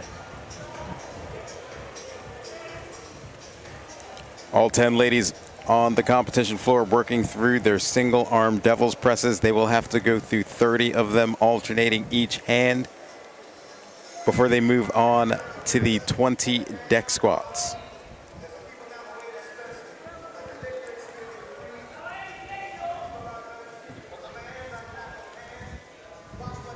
Just above Kyra there, second on the screen, on the right side of the screen here, and second from the right is Sahir Kaya.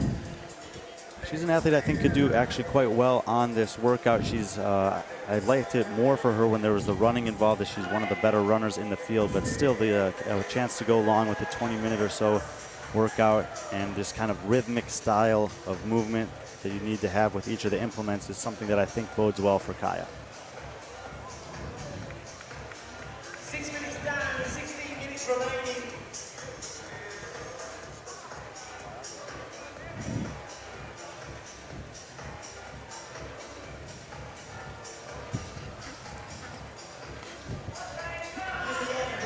We've got a hand up in the air for Karen Frey in lane 5. And it looks like Andrea Solberg is right behind her as well.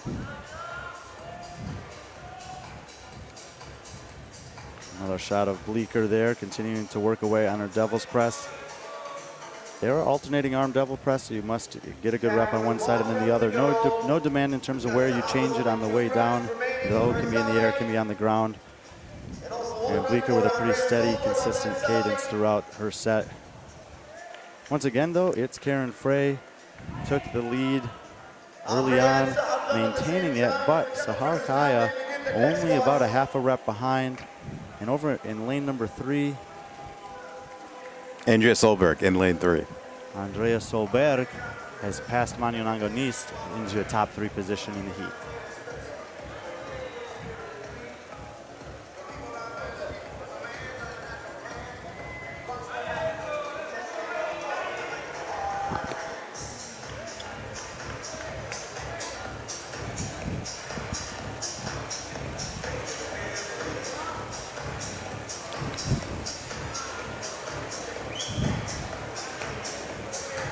So these women will now work through 20 deck squats before they get to the rig, where they'll perform 10 bar muscle ups. And we talked about it in the first heat. The standard for the deck squat is that some part of the foot must maintain contact with the floor throughout the entire rep. At the briefing, there were certainly some questions about that and curiosity about how well it would go. So far through 3 heats of women, no real issues. As I mentioned earlier, the athletes are incredibly good at being given something that's a little bit different than what they might be used to and adapting, overcoming, and figuring out very quickly. The entire women's field seems to have done that. I don't know if I've seen as much as one no rep on these through 3 heats. Yeah, certainly thought at the athlete briefing that there'd be some difficulty But yeah, through the first 3 heats, no issues. And Karen Frey absolutely crushing it right now. She's got 2 reps remaining before she moves to the barbell. We also have a hand up in lane 9. That's Sayer Kaya. And in lane 2, Manon Agonise. Also getting to the rig now is Andrea Solberg in lane 3, as she will join Karen Frey. But it's Sayer Kaya who's already up onto the bar, working on her bar muscle ups. She's about 4 reps in. Andrea Solberg also hopping up on the bar. So right now it's Sayer Kaya, Andrea Solberg, and Karen Frey, 1, 2, 3 so far in this heat. Yeah, middle of the floor, lanes 6 and 7, Claudia Gluck and Elisa Fuliano trailing into the back half of the heat. Claudia Gluck, I was kind of curious to see how she'd do on this one. Elisa Fuliano as well. And we mentioned that Gluck has been great so far. I mean, she's got a 60-point lead over third place Fuliano. She's had 2 event wins, a 4th, a 7th, and a 12th on the weightlifting competition, but she did have a clean execution there. And so she's got a little bit more breathing room. Fuliano, with all those women kind of breathing down her neck, is going to be looking to do damage control here. I do think the next event could be quite good for her. Sayer Kaya, Andrea Solberg, and Karen Frey, that's your 1, 2, 3. They're already working on their deck squats as they now make their way back down the floor.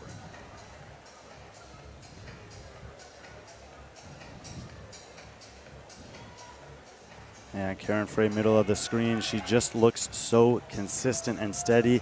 Every rep and every movement is the same speed and cadence, and over a 20-minute workout, what that means is very little rest time. And if you're not resting and your competitors are, that's generally a very good thing. Shot of Ingrid Hodnemer there on the outside lane. She's towards the back of this heat. She's had a pretty good competition so far. Does not do very many individual competitions. 2020 Wadapalooza being the last one. She did come off of the World Championship in the IF3 team division up in Norway a couple weeks ago, and she earned her way into this heat on the back of an event win last night in the elimination event. Turkey's finest, Sahar Kaya. I'll actually be heading over to Turkey with her later this week to do some community work there. She finished 23 at the CrossFit Games this season, the best ever finish for an athlete on the female side competing out of Asia. Inside the top 10 right now, and I think, you know, just over the last 2 years, she's had 2 years at the CrossFit Games, but she's shown me just an overall elevated performance. We talked about the depth of this field being a little bit more, not just in terms of numbers, but quality than last season. She was 15th here last year out of 18, currently 8th out of 26. So an improvement across the board this season for Sahar Kaya. Yeah, and Kaya is the first one to get back to her dumbbell, followed by Andrea Solberg in lane 3. Karen Frey still working on her deck squats. She's got 1 more rep remaining as she will now get to the dumbbell. And I just had a little bit of a grin there. In the green pants is Andrea Solberg. Andrea and Sahar train together pretty much every day in Norway at CrossFit Oslo. And just kind of comical to see them look across the floor at each other there and say, oh, it's you again.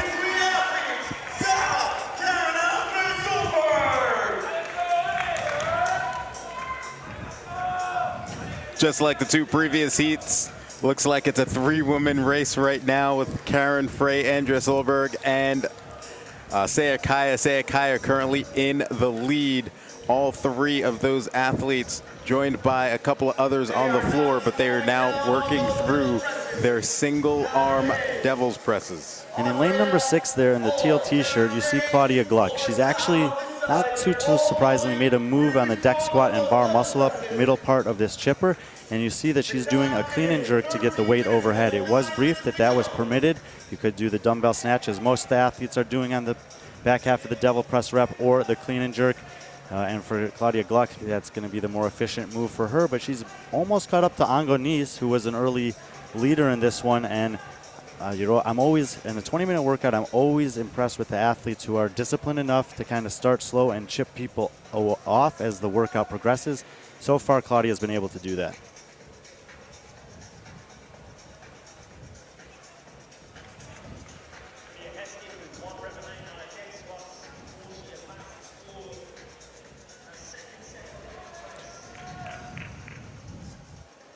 You now have 8 women working on their single arm devil's presses. Again, Sayakaya in lane 9 was the leader heading into this implement. We'll see if she continues to hold on to that lead.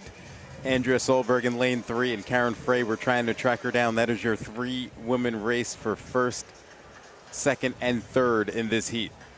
We are still looking forward to seeing the first judge raising his hand. It's Sahar. Hand up for Sahar Kaya, and a 1 rep later, hand up for Andrea Solberg. So they continue to hold the 1 and 2 position. And I think that it will be refreshing for them to have a little bit of a lead getting to that last 50 calories on the skier, knowing Karen Frey is currently 3rd in this heat. She was the first one off the skier. She's much bigger than them and can probably get that ski moving a little bit faster.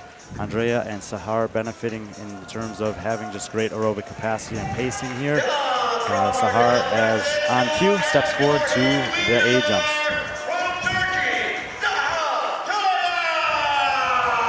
Yeah, Kaya now on her A jumps. Andrea Solberg also joining her now on the A jumps as well. Karen Frey with a hand in the air from her judge. She was in 3rd. And we just did get a glimpse of it there. Sahar's turn to glance down the floor at her training partner, Andrea Solberg. And, you know, this is actually quite good for them to have an opportunity to maybe push each other a little bit. If they finish 1-2 in the event in any order, it's going to be a good result for them in terms of the overall leaderboard.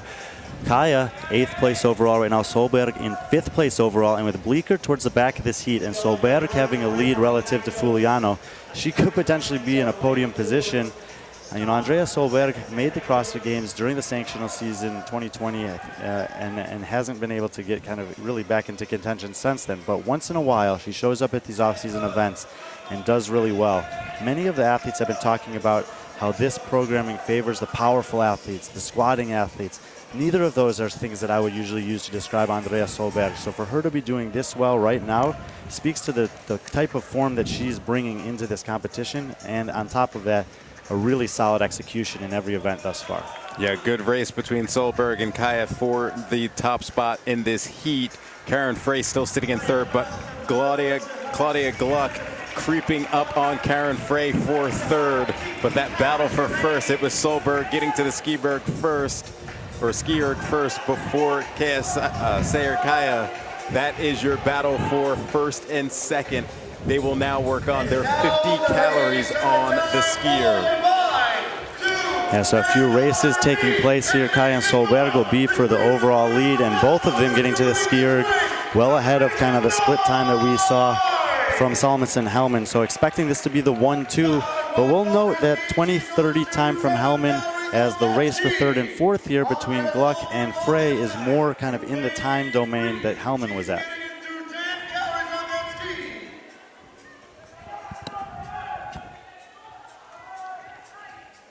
Hand up in the air for Karen Frey. Hand up in the air for Claudia Gluck. That is now your battle for 3rd.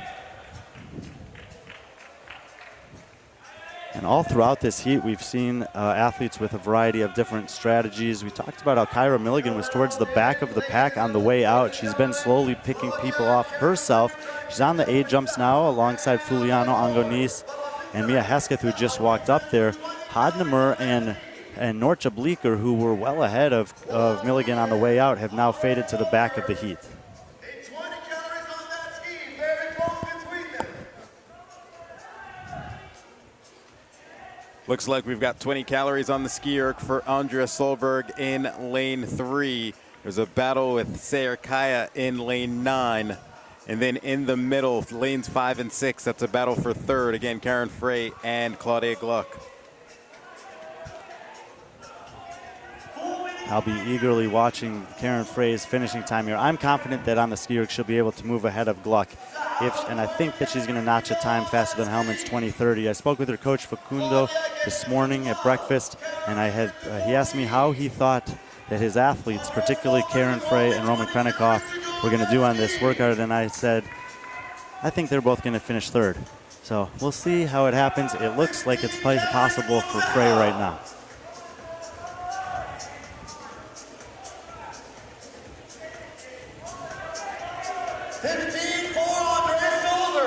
Very The battle for first place continues here on the final implement as these women are trying to crank out 50 calories on the skier. Andrea Solberg in lane 3 and Sayre Kaya in lane 9. That is your battle for first. Again, battling for third, Karen Frey in lane 5. Claudia Gluck in lane 6. We've got a hand up in the air for Sayre Kaya, and now a hand up in the air for Andrea Solberg, who keeps looking back at her judge to see where she's at. And a great back and forth battle here. Kaya first to the A jump, Solberg first to the skier. Kaya takes the win, 100 points, $2,000, and that will be awesome for her on the leaderboard. Andrea Solberg will take second and walk it in for 96 points and $1,500 in the bank. A great finish for her, and like I said, this has a chance to put her all the way up into a podium position with 2 events remaining today. Yeah, checking in our battle for third, Karen Frey in lane 5, Claudia Gluck in lane 6. Just approaching the 20-minute mark here, about 30 or 35 seconds away from the previous best time from Hellman, and the hand goes up for Frey. Got a Solberg there, basking in the glory of being done early in this one. Just under 2 minutes remaining. Got 1 final calorie remaining for Karen Frey. She's going to get across the finish line. She'll finish in third at about 20:13 unofficially. And with that, it continues her streak of top 5 finishes. If you were watching the stream last night, you might not have seen her in the final heat for the elimination. There was an error there as well that was corrected immediately after the fact. Claudia Gluck had chip timer, had logged a time that was not reflective of the performance on the floor, and they corrected it almost immediately afterwards. So Claudia, speaking of Claudia, she'll come across the line there just after the time of Hellman, and that will be a 5th place finish for her in this one. We've got 6 more ladies out on the competition floor, 5 of which are on the ski erg, trying to crank out their 50 calories on the skier. And that is Norchit Bleeker working on her A-jumps in lane 7. Yeah, I was just making note of that as well. She's been so good so far in this competition. As I mentioned, nothing worse than a 10th place finish. She's going to be well behind that on this one. Good news for her is that she has a lot of points in the bank already and has room for error in terms of one bad event. Monona Agnese gets over the finish line at roughly 21:15 unofficially. And I think that was pretty close to Emily Rolfe's time. But it's going to be a top 10 finish either way for Angonese. It'll be her 3rd top 10 finish of the competition. And with Hesketh behind her and Bleeker well behind, she may move up a little bit here as well. Kyra Milligan has crossed the finish line along with Elisa Fuliano just moments ago. And I would say decent finishes for both of those athletes, hovering right around that 10th to 12th place position with a power output style event coming up. I would count that as a win for both of those women.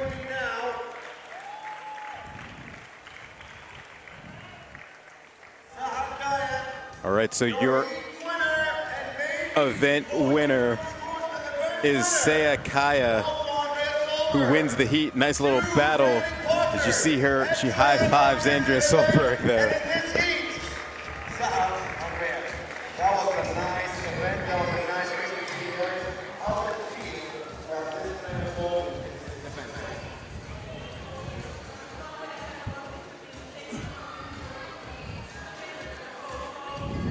All right, well, we're going to step away here at the Dubai Fitness Championships. That was the final heat for event 6, the OG Chipper presented by Perform for the women. The men will now hop out on the competition floor. They will take that on in just a few minutes. We'll be back here at the Dubai Fitness Championship.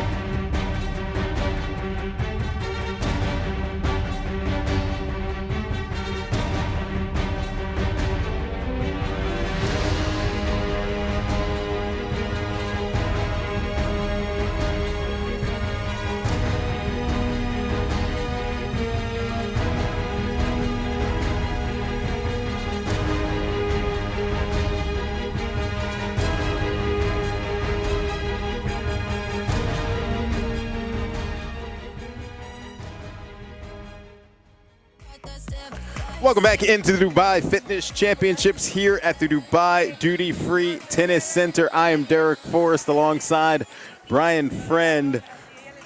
In just a few moments, it will be the men taking on Event 6, the OG Chipper presented by Perform. We just saw the women. They finished up, and it was Sarah Kaya taking the event win, followed up by Andrea Solberg. That was your 1 and 2. They were both in heat number 3 for the women, but they will be your leaders, and Sarah Kaya is the event winner for the last event for the women. The men will now take on the OG Chipper, which should be pretty entertaining. Brian, what are your thoughts as we head into this event? Yeah, all 3 heats, we saw some close races. Obviously, there's separation across the entire field of 10, but a few athletes separating themselves from themselves, exchanging the lead implement to implement. And of course, they're in the final. Solberg and Kaya, who we mentioned, trained together every day, pushed each other, and the result was a first and second place finish, which is going to do a great service for both of them on the leaderboard. And I think we're going to see much of the same here. You know, it'll be probably a climax or crescendoing effect where we'll have the best performances come towards the end. Well, it's not out of the realm of possibility to see some good performances early on in the men's heats as well. Several athletes have had highs and lows throughout the competition. Wait to see who that's going to be for this one. You're taking a look at the men's leaderboard as they stand heading into this event. Roman Krinikov, Fabian Benito Sellers, Branislav Olenkowicz, or Lazar Jukic is actually third, I believe. And then Ricky Garrodin fourth, Daniel Lakai fifth. Let's take a look at this leaderboard if we can. Brian, just your thoughts on some of the top men that we've seen coming into this event. Yeah, there's a battle brewing for everyone other than Roman Krinikov. It's going to take a mistake or something unusual on his end. He looks to be the class of the field in this one, similarly to Karen Frey. But behind him, Fabian Benito has had some great performances. Lazar Jukic has notched 2 event wins. Branislav Olenkowicz has notched 2 events win. Luka Jukic, high degree of execution, pretty consistent across the board. 3 events, 300 points. All of those guys should be around throughout the cuts today, and it's going to be a matter of who's willing to hurt. Yesterday was a tough one. The legs took a beating. No shortage of work to be done on event number 6 either. In terms of the men you will see on the competition floor for this first heat, in lane 2 you have Ant Haynes. In lane 3, Javier Gonzalez. Lane 4, Guillaume Briant. Lane 5, Jorge Fernandez. Lane 6, Daniel Tai. Lane 7, Christoph Horvath. And in lane 8, Elliot Simmons. And I believe Jorge Fernandez is currently in a tie for 20th. He's ranked 21st based on a tiebreaker, Martin Cuervo, and he both on 200 points. Cuervo will be in the next heat. Dan Tai at 182, Guillaume Briant 174, and Christoph Horvath 169. All potentially still within striking distance. And, you know, Christoph Horvath took a big risk on the Olympic lifting total, going for a 170 kg clean and jerk on Friday night. If he'd hit that lift, he'd be in 15th place right now. But that's the pressure that Saud likes to elicit from the athletes. And if you can execute under pressure here, you're rewarded. He had a great performance last night. If he can manage another one here, it's not impossible for him to sneak into the top 20. Yeah, with cuts looming after this event, obviously getting into the top 20, super important. That is your cut line. And then we'll have one final one heading into the final event where they will keep the top 10 going into that final one. Now, if there's any confusion, there are runners on the competition floor, but we are not using those for this event, so that's why they're there. We had some technical issues with a couple of them, so they swapped out the runner for the ski erg. So let's take a look at the workout. Event 6, the OG Chipper presented by Perform. And now it is a 50-calorie ski, followed by 40 A-jumps, 30 single-arm devil presses for the men. They'll have 70 pounds on the dumbbell, 20 deck squats. That's a 53-pound kettlebell, 10 bar muscle-ups, and then they'll work their way back down the competition floor. 20 deck squats, 30 single-arm devil's presses, 40 A-jumps, and then they'll finish out with 50 calories on the ski erg. Yeah, and, you know, given the demand on the legs yesterday, And those techno runners are tough with the time cap already being somewhat tight. I don't mind the change to the ski erg in terms of an overall distribution of stimulus and programming.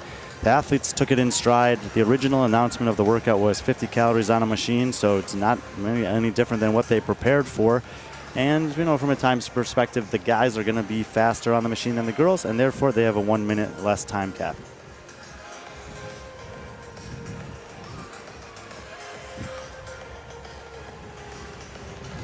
The men currently working on the 50 calories on the ski erg before they advance to the A jumps here. And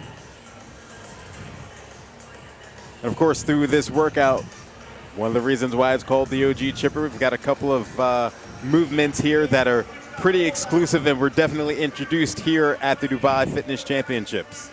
Yeah, nearly a year ago, there was an original DFC Chipper. They have brought it back in subsequent years. I saw another version of this in 2019, but the A jumps, which we're going to see Christoph Horvath get started on, not that surprised that he's first off the ski, by the way. The double press, single arm variety this year, and the deck squats are all classic movements to Dubai that date back at least a decade. Christoph Horvath in lane 7. The first person off the ski erg. Here's your current leader. Everybody else joining him on the A jumps. They will go through 40 of these before advancing to the single arm devil's presses. Yeah, when we saw most of the women finishing those 50 cals in the 2.5 to 3 minute range, Christoph much closer to 2 minutes there, and differing strategies for sure, but the freshness of the athletes at the start of this and the urgency at the end of it, I think will yield pretty similar times on the ski. So when we get close to that time cap at the end, we'll kind of look at that 2 to 2:15 minute mark as where the athletes need to be in terms of time remaining if they want to get in under the cap.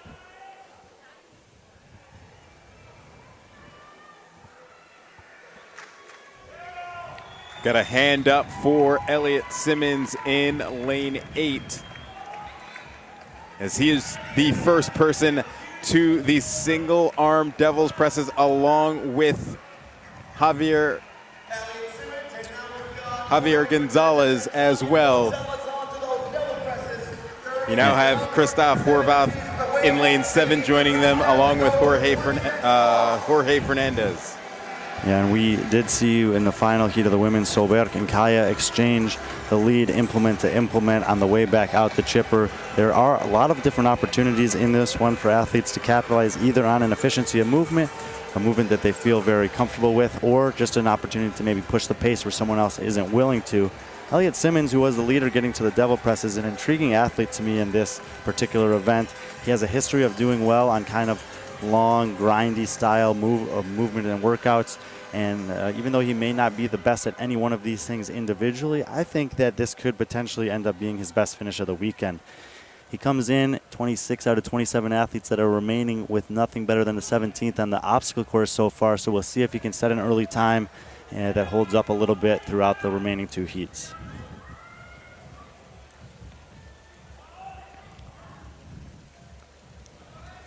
We've got 70 pounds on the dumbbell for the men here. And then when they get to the deck squats, they'll have a 53-pound kettlebell. Yeah, nice shot of Guillaume Briand here, one of the fittest men in France every year. Made the CrossFit Games 2 years ago and has been trying to refine kind of that magic season that he had then. There's been a little bit of a struggle through yesterday. He had a decent opening day, 12th and 17th, but 21st, 15th, and 25th yesterday. He's on the outside looking in terms of the cuts, and he's going to need to have a strong performance here if he wants to come back out for the Power Cleans and Farmers Carry in Event 7.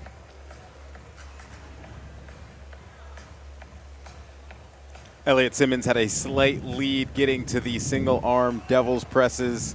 These men still working through their set of 30 before they advance.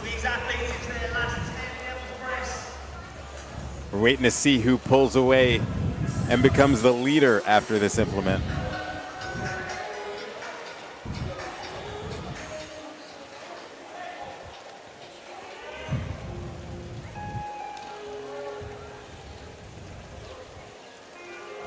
And we've got a hand in the air for local favourite And it is still Elliot Simmons, hand up in the air for him. Over in lane 3, it is Javier Gonzalez at 1-2. They were also 1-2 heading into the dumbbell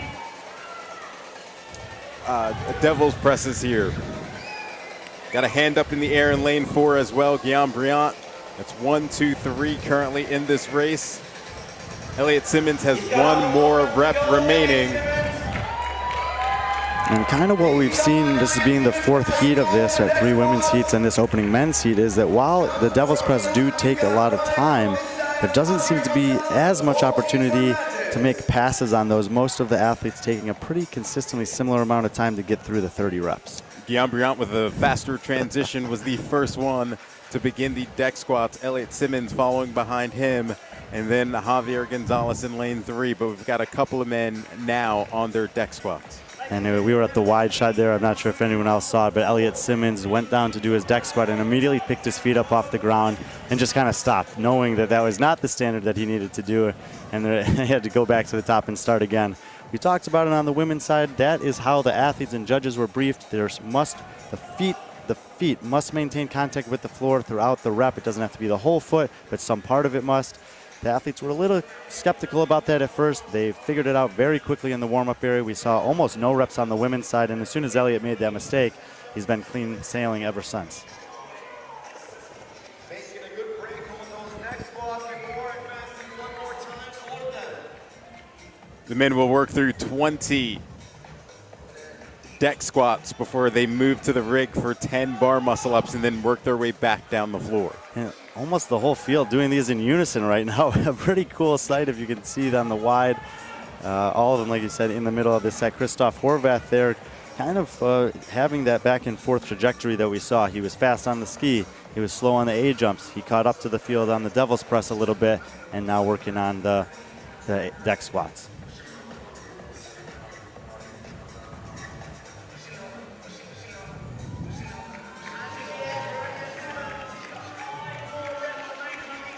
All right, our first hand up in the air, Elliot Simmons.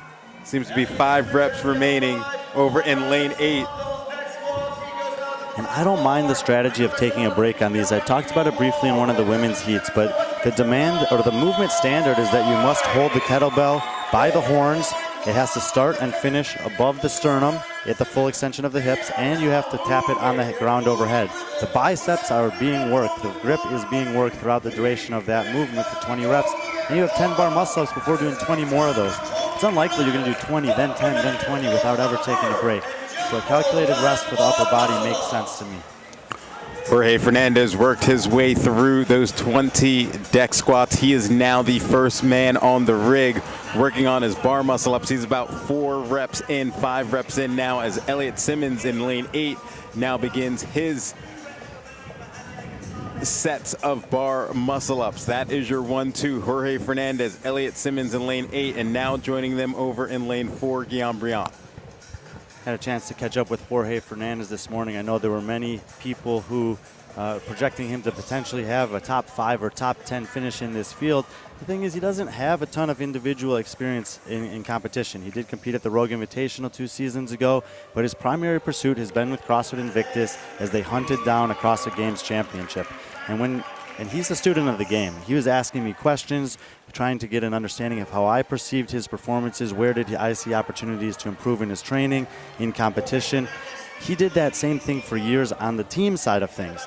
He's just now kind of getting the competition experience and asking those questions for himself with his coach, taking an opportunity to talk to other resources in the sport and learn those things as he goes. I think with the athletic background that he has as a collegiate baseball player, with the mental fortitude that he has on the competition floor, the pursuit of knowledge and excellence, wanting to understand where opportunities are to improve, that he has a lot of room in front of him to grow. He is about 29 or 30 years old, so that window in terms of the top level of sport, I'm not sure how long it can extend for, but he's doing all the right things now as he transitions out of the team competition into that high-level individual pursuit. Jorge Fernandez was the first person off of the rig and starting with his deck squats on his way back down the floor. Elliot Simmons then joined him. But we've got pretty much all the men coming back now to their deck squats. The only one not quite there, Christoph Horvath. working on his bar muscle ups. He just finished, so he'll work his way back down the floor as well. And great shot of Elliott Simmons there with a really fluid move on the deck squat after having that one mishap in his initial rep on the way out. He has looked pretty competent with that new movement standard.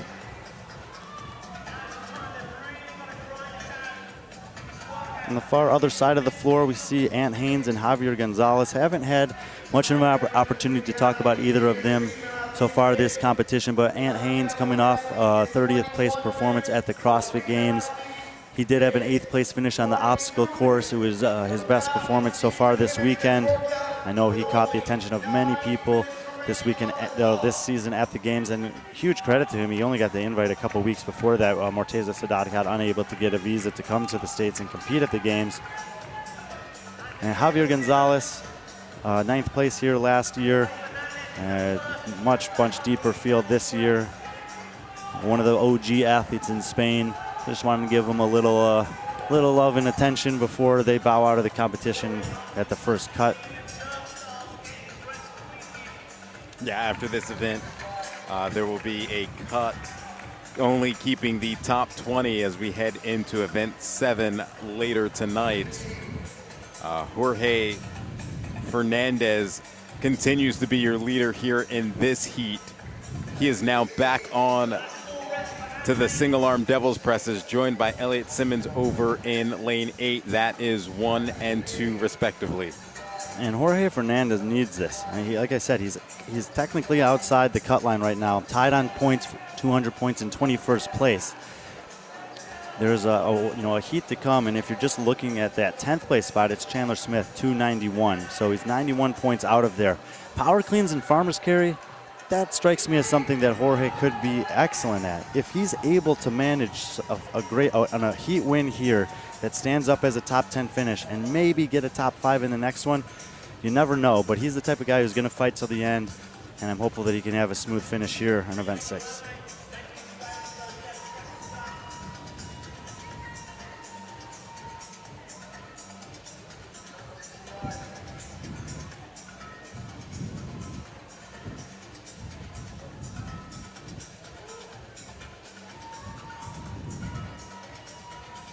All the men currently working on their 30 single arm devil presses, working their way back down the competition floor. Next up, they'll get back to those A jumps. They'll have to knock out 40 of them.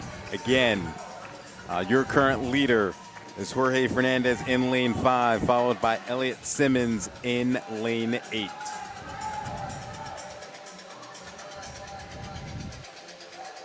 Shot of Jorge there. I believe he's switched to the clean and jerk option. If you missed it on the women's side, that is permitted. You can do the snatch version or the clean and jerk version of the devil's press. Just got to get it from the ground to overhead and have that clean lockout at the top.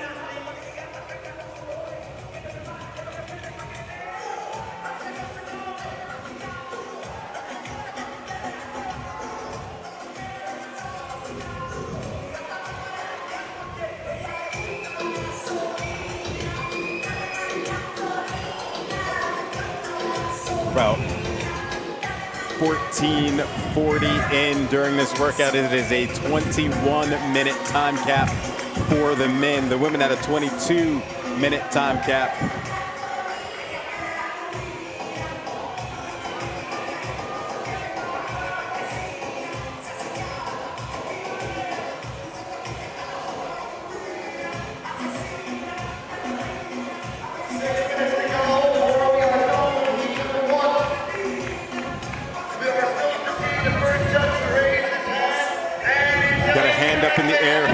Simmons, I feel like the men are just kind of grinding through this movement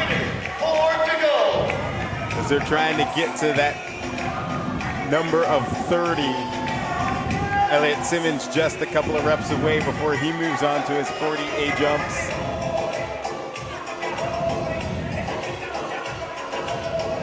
Jorge Fernandez out of lane 5 had the lead. Let's see if he holds on to it, and he does.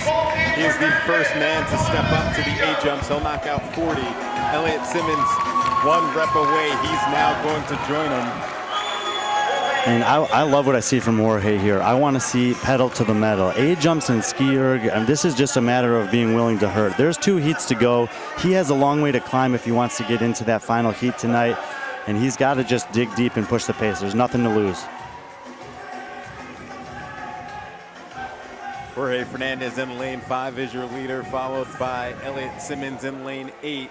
Everybody else still working on their devil's presses. Now stepping up to the A-jumps out of lane 6.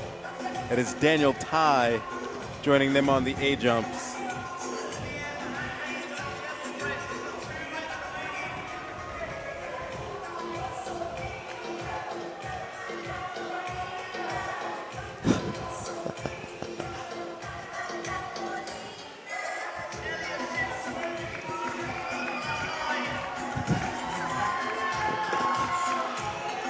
And it is a clever element of programming a chipper like this. When you put movements at the end of the chipper that are, quite frankly, low barrier to entry movements, a deck squat or A-jump, excuse me, you can program this in Affiliate for sure if you have something that your members can jump to. And everyone will be able to do some version of this, even if it's an air squat and a jump on a plate and a machine. Those are things that everyone can do, and these guys can certainly do. And this is where you test the mental strength that these athletes have. How bad are you willing to hurt for the points? And Saud Al-Shamsi loves nothing more than to see the athletes earn it on the floor. Well, Elliott Simmons was earning it there on the A-jumps as he has now taken the lead from Jorge Fernandez, just a couple of seconds ahead getting off of those A-jumps to get back to the skier. Jorge Fernandez joining him as well in lane 5. Those are your leaders. Daniel Tai is 3rd. He's now making his way to the skier as well. Yeah, Dan Tai, if you haven't been with us throughout the weekend, competed on CrossFit Rotherham's team. They took 10th place at the European semifinal and squeaked into a game spot. They did that with an alternate on their team as Sapphire Goddard was recovering from a knee injury. If you are a fan of them, Sapphire is doing really well with her recovery and is on track to get back into competition this year. I think both of them have the intention to pursue individual semifinals opportunity this year if they're able to. So Dan taking the chance with an invite this season and getting the competition reps against a good field here in Dubai. And Hayes now joining those men on the skier as well. So you now have 4 men working on 50 calories on the skier to finish the competition, or to finish this heat here with about 18:45 in. Leaves about 2:15 left to go before they hit the time cap.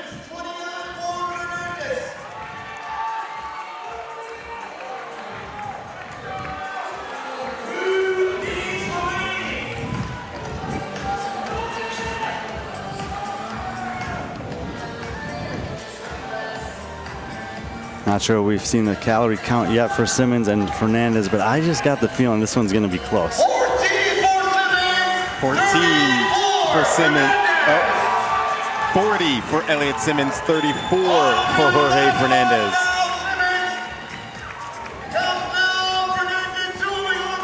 Elliott Simmons now with his judge's hands up, so he's about 5 calories away. Jorge Fernandez also with the hand up.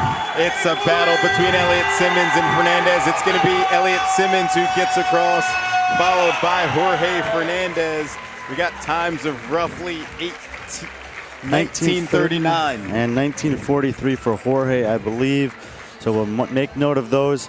Simmons, like Hannah Carlson did for Allison Wynn, stealing a few points that could be critical in terms of the cut line, but I talked about it with that tight women's race in the early heat. These athletes love to compete. They're going to take points anytime they get a chance. They're going to fight for them. Elliott Simmons doesn't care that he's in last place in the competition. He comes out of your season opportunity to attack a workout, did exactly that, and if it is his last workout of the weekend, what a way to end it.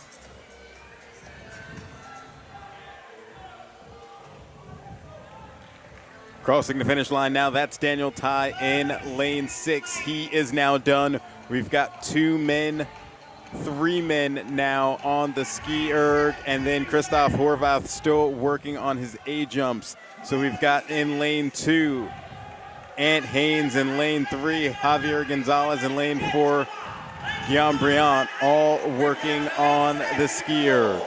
And Haynes with a hand up in the air. He's going to get the work done and finish under the cap. So a solid end to event 6 for Ant Haynes, about 20:55.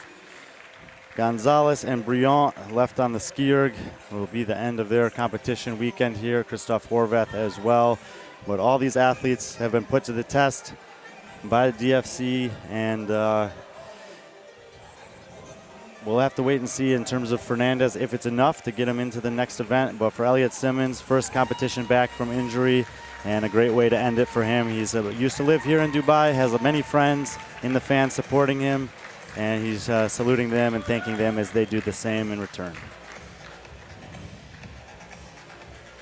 All right, so that's going to do it for this heat. That was Elliot Simmons coming away winning this heat with a time of 19:39 unofficially, followed up by Jorge Fernandez and Daniel Tai. That was your 1, 2, and 3 for this heat.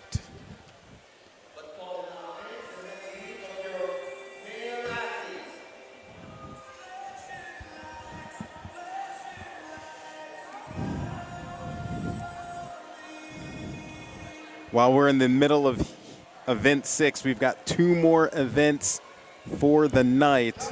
We also have 2 cuts. One happening at the end of this event. We will cut down to a top 20, and then we'll cut down to a top 10 before we get to our finale. Yeah, I'm not entirely sure if there's ever been cuts at Dubai Fitness Championship previously, so dropping that surprise on the athletes earlier in the competition. And there's just pressure all throughout the day. You know, cuts obviously induce pressure. The opportunity to earn some money in every event does that in and of itself. And as we've been talking about, the big payouts are for the top 6 spots. So throughout the day today, we'll be looking at different cut lines, different financial earning opportunities, and the athletes are aware of all this stuff. This heat in particular, it is extremely tight. Kaique Cervini will come in 11th place at 281. Martin Cuervo, like I said, tied with 200. Jorge Fernandez, so 81 points between these heats here. 2 events to try to get into that top 10. Yeah, here are your lane assignments for this heat for the men. In lane 1, David Charunki. In lane 2, Uldis Upenix. In lane 3, Michael Smith. Uldis Upenix no longer in the competition. He withdrew before the day began. Lane 4, we have Toby Buckland. Lane 5, Kaique Cervini. In lane 6, Alex Katulis. In lane 7, Jorgis Karavis. In lane 8, Griffin Raleigh. In lane 9, Kalyan Souza. And in lane 10, Martin Cuervo. Yeah, and I got my eyes on Michael Smith on this one. We've seen kind of the endurance athletes do really well. Smith's been preparing for some Hyrox competitions this offseason. Elliot Simmons, very similar athlete in terms of the events where he usually excels the most, took the win in the first heat. So let's see if Smith can have a good run here.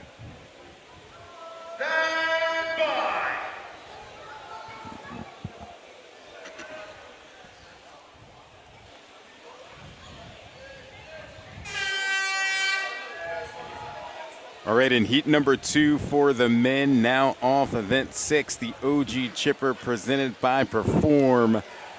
Let's take a look at this workout. It is a 21-minute time cap for the men.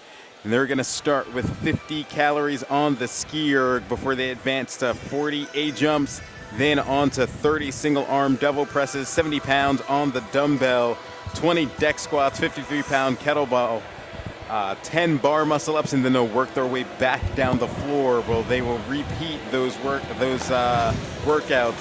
It's 20 deck squats, 30 single arm devil's presses, 40 A jumps, and then they'll finish on 50 calorie ski erg. And we've seen 1 heat of men, 3 heat of women go. I wouldn't really say there's a specific movement here that's the deciding factor. Different athletes have shown the opportunity to start slow and finish fast, to take advantage of the middle portion of the workout with the deck squat and bar muscle up kind of gymnasticsy element. Some athletes have been able to make moves on the ski erg, passing athletes, 1 or 2 athletes even at the end of it. So plenty of opportunity here for athletes to kind of show their stuff in different areas, but at the end of the day, it seems like the winning formula here is just the athletes that are really good in this time domain.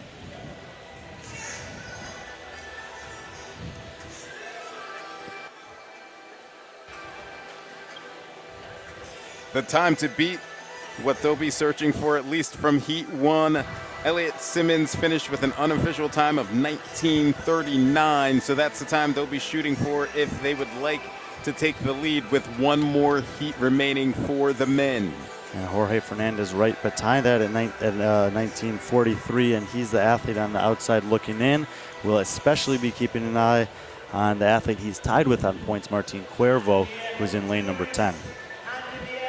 The men working on their 50 calories on the ski erg, and we have a hand up in the middle of the floor. That is lane 6, Alex Catoulis. First man off, though, comes out of lane 9, Kalen Souza, your current leader.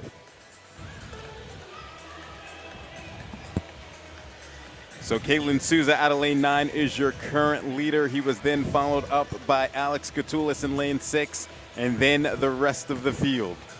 And pretty interesting there in the middle of the floor, Kaique Sareni, the other gentleman out of Brazil, they've had some similar performances, both of them being bigger guys.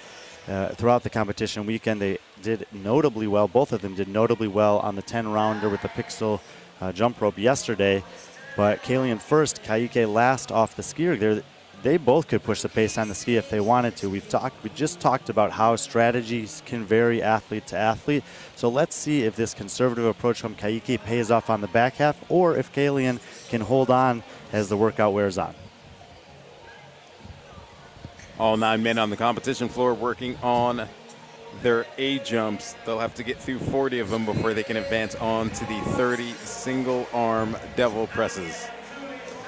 And we got a great shot of Kalian right there, and in the background lurking is Saud Al-Shamsi, always out there investing in what the athletes are doing, trying to hold the judges to the standard and making sure the competition is running to his expectations. First 2 athletes to advance, that was Yorgos Karavis in lane 7, Alex Catoulis in lane 6, and then Kalian Souza in lane 9. That's 1, 2, 3 currently.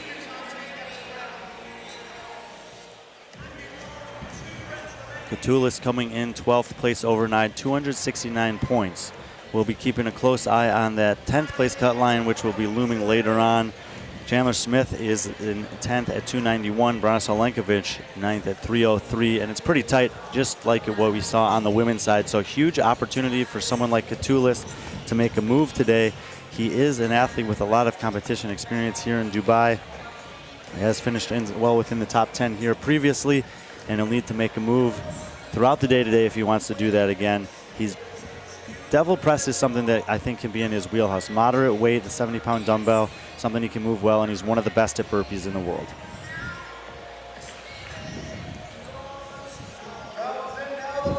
Now we have the lights on inside the tennis center. Yeah, recalibrate your cameras for the evening portion.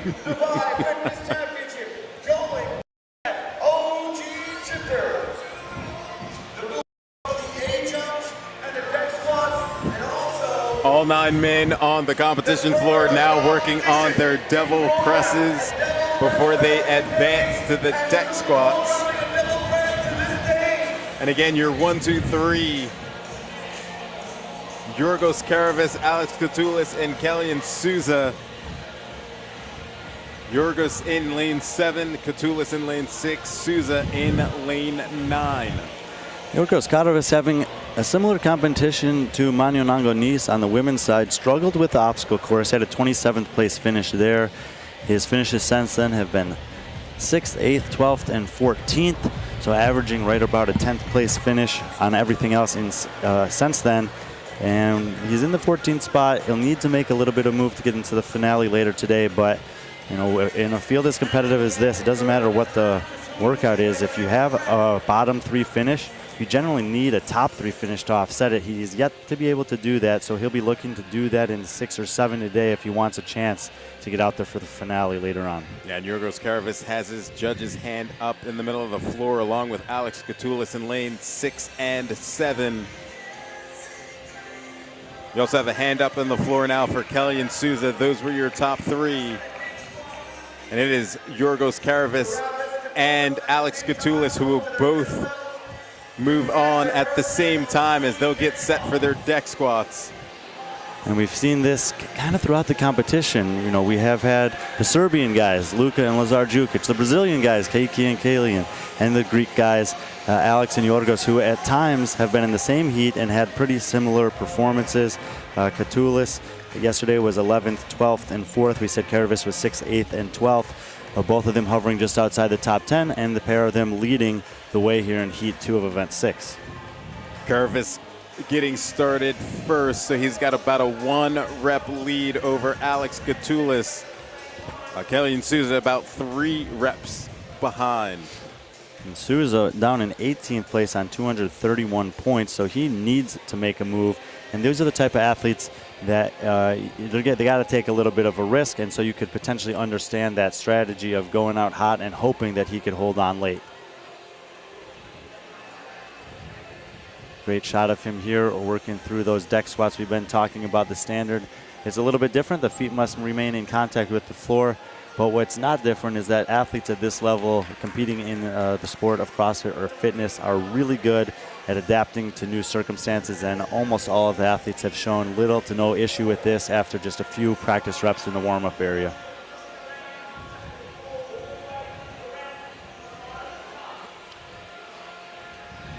Got a hand up on the floor for Yorgos Karavis. Same now for Alex Katulis, lane 7 and lane 6 respectively. Those two battling for first place in this heat. Yorgos Karavis now done. He will advance under the rig and get going with his 10-bar muscle-ups. Pretty quick transition there for Yorgos, and you like to see that. We're only 8 minutes into this one. Fastest time so far has been 19:39, so not even halfway through. And having that capacity at this point to have smooth transitions is a good indication in terms of him being able to potentially match his pace on the way back out. Right next to him, we see Alex Katulis taking a break, going down for the chalk, and resting a little bit. Obviously, when it comes to gymnastics, you want to make sure you have a good grip on the pull-up bar, but many athletes from elite all the way down to the community level will use that chalk as an opportunity to justify a rest. And at high-level competition, if you can find a way to avoid that, it is something that can separate the best from the rest at a competition like this. Kellyan Souza also on the bar for her bar muscle-ups, but now out of lane 3, Michael Smith has joined them now. So we've got a 4-man race currently happening in this heat. We already have Yorgos Karavis coming his way back down the competition floor. He's back onto his deck squats. And Karavis and Katulis are very good, but I would be aware of where Michael Smith is on this one. I do think that from the capacity side of things, he does have the potential to increase his pace on the way back. I don't know for sure if he'll do it, but I'm not going to ignore the fact that he's kind of lurking right behind those guys. Griffin Raleigh on screen there, one of the few American athletes in the field. Chandler Smith and Jorge Fernandez being the other ones. Raleigh took an event win alongside Branislav Lenkovic on the Olympic total. He was 9th place on the front squat workout, and if he maintains a spot in the top 20, he is a threat on power clean and farmer's walk in event number 7. Yorgos Karavis in lane 7, your current leader in this heat, followed by Alex Katulis. Michael Smith now creeping up on Kellyan Souza. That is your battle for 3rd. Nice shot of Katulis and Yorgos there in the middle of the screen. They did a rep simultaneously and set the kettlebells down for a rest simultaneously. These guys have gone head-to-head in many, many competitions, big and small, in Greece and throughout Europe over the years, and they're doing it once again here in Event 6 at DFC 23.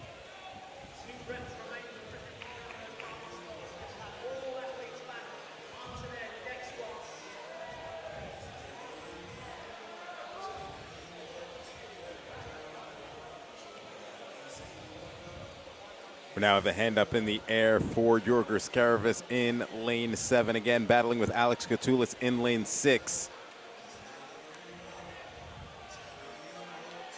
One final rep for Karavis. He is now done with his deck squats. He'll get back to the single arm devil's presses. We also have a hand up in the air for Kellyan Souza in lane 9.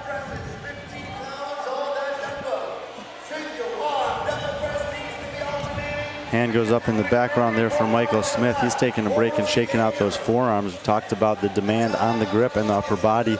It's not so obvious maybe on paper because it says deck squat, but the holding position for 40 reps with the muscle ups in between those 50 reps consecutively do add up.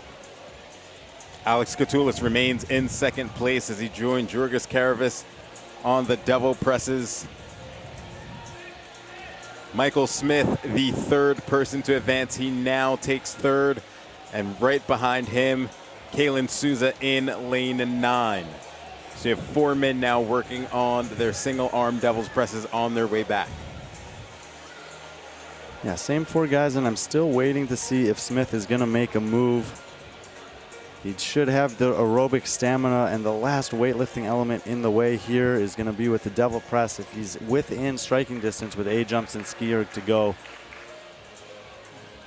we'll see what he's able to put down in terms of a high output on those 2 movements.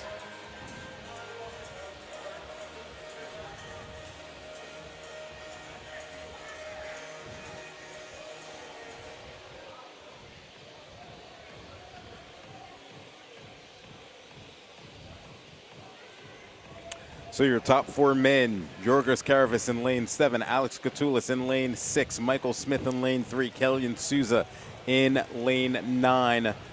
Joining them now, Martin Cuervo in lane 10. All 5 of those men working on their single arm devil's presses. They must get through 30 of them before they can now work their way back to the A-jumps.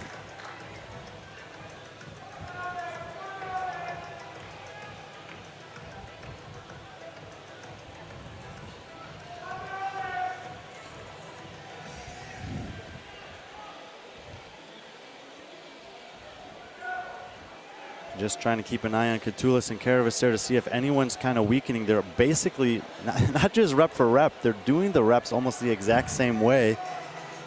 That drive up with the hips, that plummet down with the dumbbell, not wasting any taxing of the lower body on the way down. Maybe Catoulis with about 1/4 of a rep faster cycle rate, but it's very little, if anything.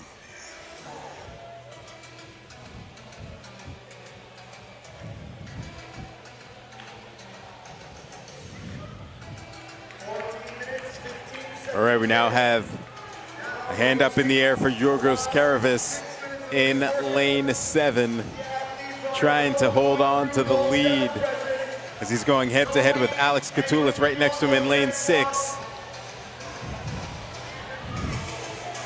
Oh, Georgos just got a no rep.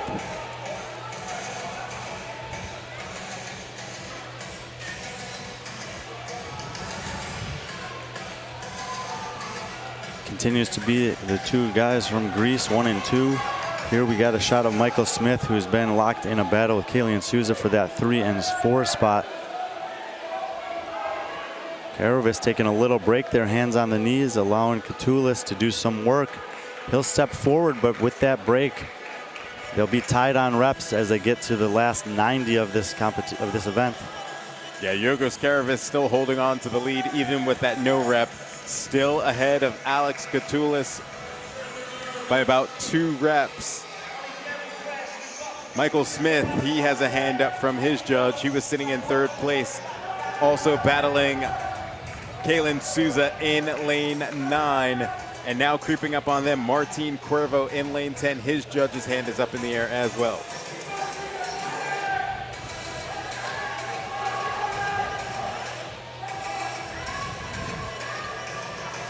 Smith glancing over the floor at Souza. He has passed him there on the devil press, hands on the head, clearly feeling it.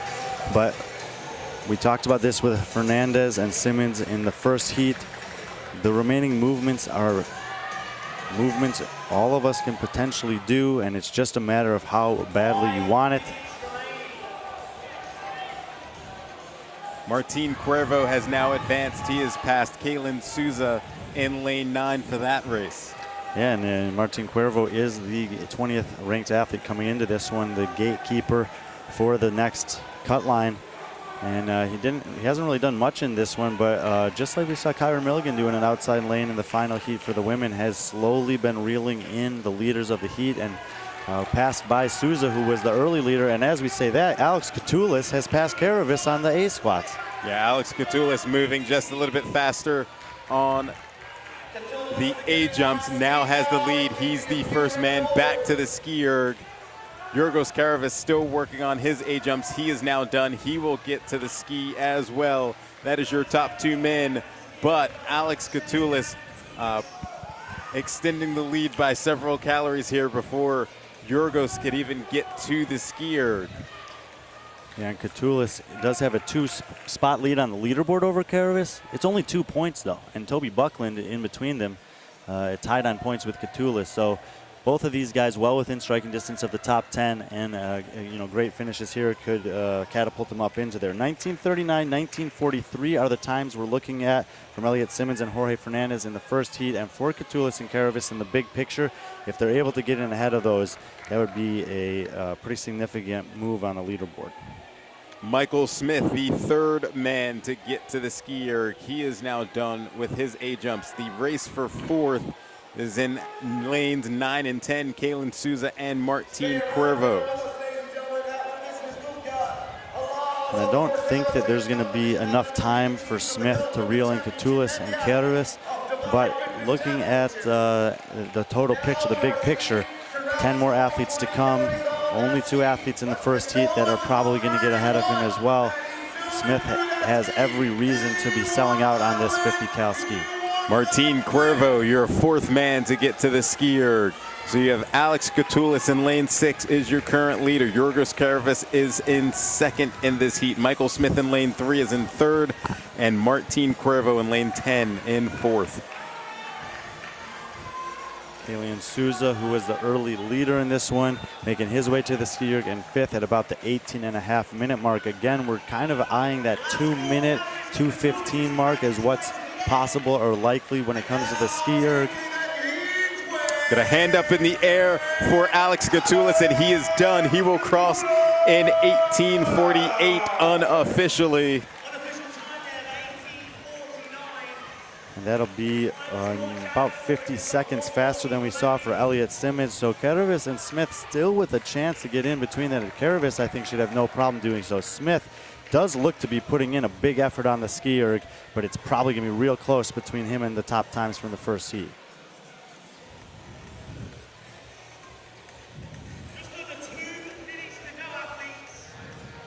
And Alex Catoulis, really, really good closing speed on the last 90 reps. 2 implements there between the A jump and the ski erg. And that time, 18:48, I think is going to be pretty respectable.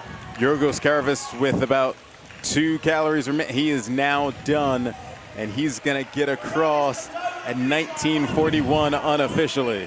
And if unofficial, as Derek says, but that would be immediately between Jorge Fernandez and Elliot Simmons. So Simmons currently, we think, the 2nd best time. Yorgos with the 3rd, Fernandez with the 4th, and Michael Smith is about to cross the line about that 20-minute mark, well ahead of Dan Ty's 20:25, and currently would be 5th overall through 2 heats. The battle for 4th was in lanes 9 and 10. Kaylin Souza and Martine Cuervo. Cuervo got to the ski erg before him. Those 2 battling it out in lanes 9 and 10. Yeah, for Jorge Fernandez, he did what he needed to do relative to Martine Cuervo. That means that he's done what he's needed to do in terms of making it into the next event. And Martine Cuervo, he gets across in roughly 20:28 unofficially. And that's going to put him kind of right between Dan Ty and Ant Haynes. He'll take the points where he can get them, but several athletes who were ahead of him on the leaderboard doing significantly worse here, including Buckland and Raleigh. So I think Cuervo and Fernandez both will have done plenty to get into event number 7. 3, 2, 1, time. All right, and we have reached the 21-minute time cap. But as Alex Catoulis, who is now your current leader in this event,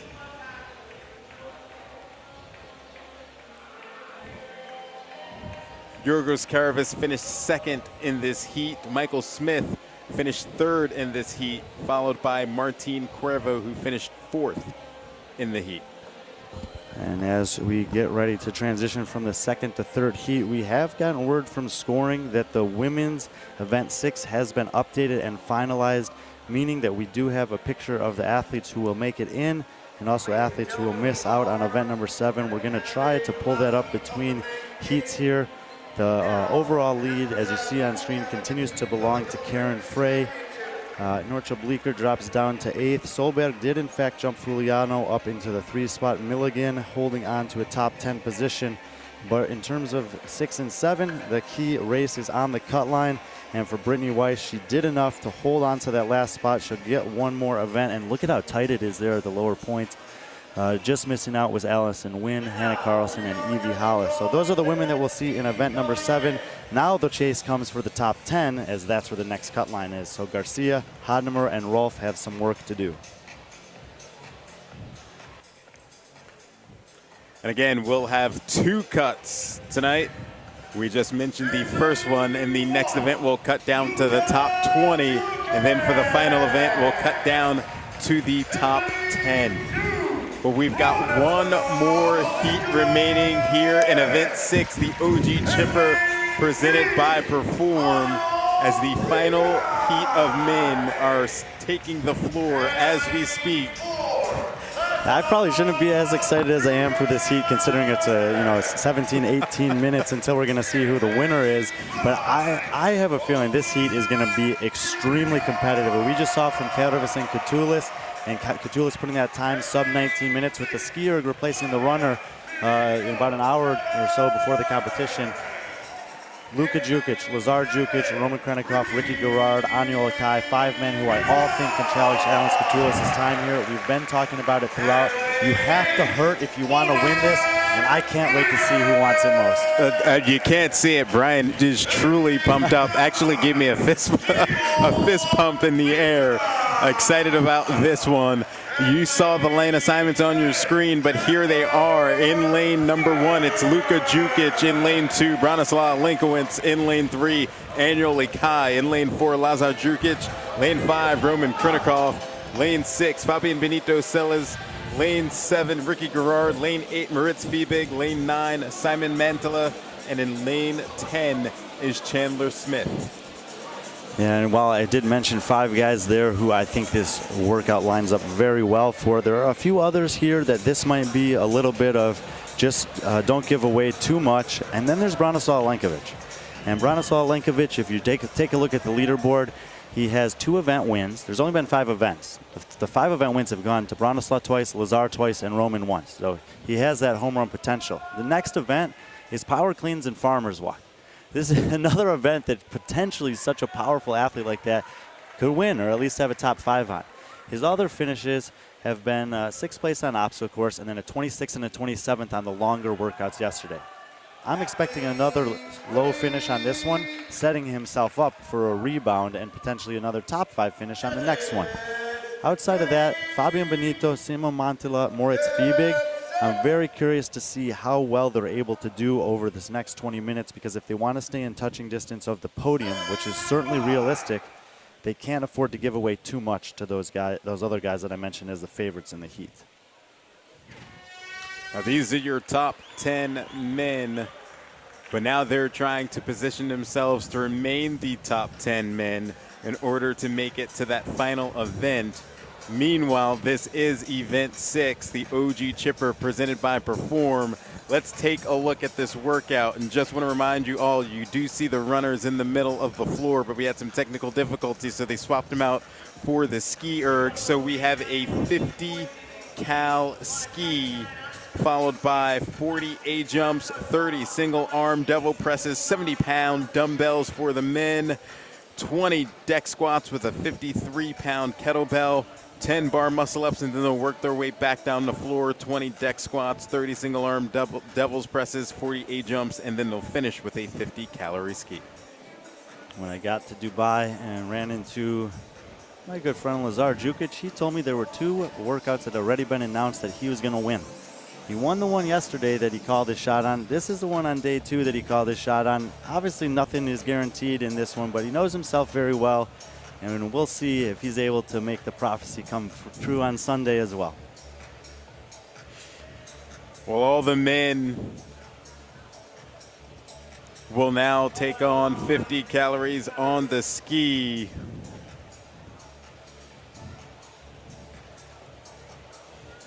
And I don't think that anyone who's gotten off the ski erg first has won their heat.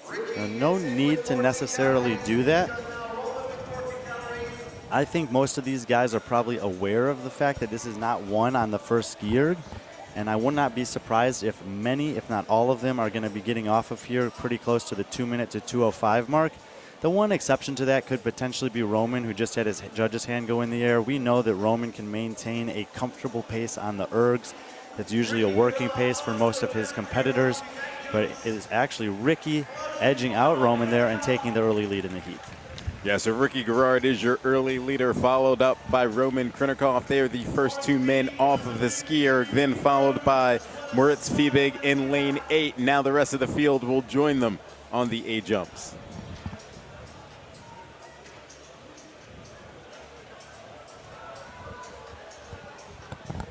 Lazar Jukic in lane number 4, moving up there at the same time as Fiebig. And Lazar had a little bit of a stumble after 2 event wins yesterday, taking 15th place on the elimination workout. Fabi Benito with a 4th, and a 7th yesterday. Consistency paying off. He's currently 6 points ahead of Lazar for that 2nd place position. And Fabi, like I said, this will be one of those that he's just trying to kind of lurk around a top 10 finish, I think. If he's able to do that, then don't ignore him, because that Power Clean Farmer Walk he's another athlete whose name you can throw in the mix as someone who could make some fireworks on that one. All the men working on their 40 A jumps. We already have a hand in the air for Roman Krinikov and for Ricky Garrard. And I guess the judges did not put his hand in the air in lane 4, but it's Lazar Jukic who steps forward to the Devil's Press before either of them. I spoke with Lazar and Luca about this movement specifically, and I've been speaking about it with regards to the rest of the heats. It takes a lot of time relative to some of the other movements. The reps obviously being more than deck squat, the time per rep being much more than an A jump. And they've tried to come up with a little bit of a technique that they think can save a 1/4 to a 1/2 second per rep in pursuit of just making a little bit of a time-saving tactic relative to the rest of the field. Luka Jukic in the blue shoes on the far left side of the screen over there is a little bit removed from the competitors in the middle of the floor. We're going to try to keep an eye on him. He is someone who I think can challenge for the win on this one.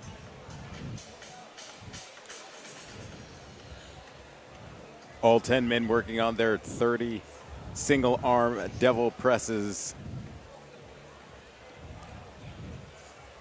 Yeah, Lazar Jukic in lane 4, Roman Krinikov in lane 5, Ricky Garrard in lane 7, Moritz Fiebig in lane 8 for your top 4 men in this heat currently.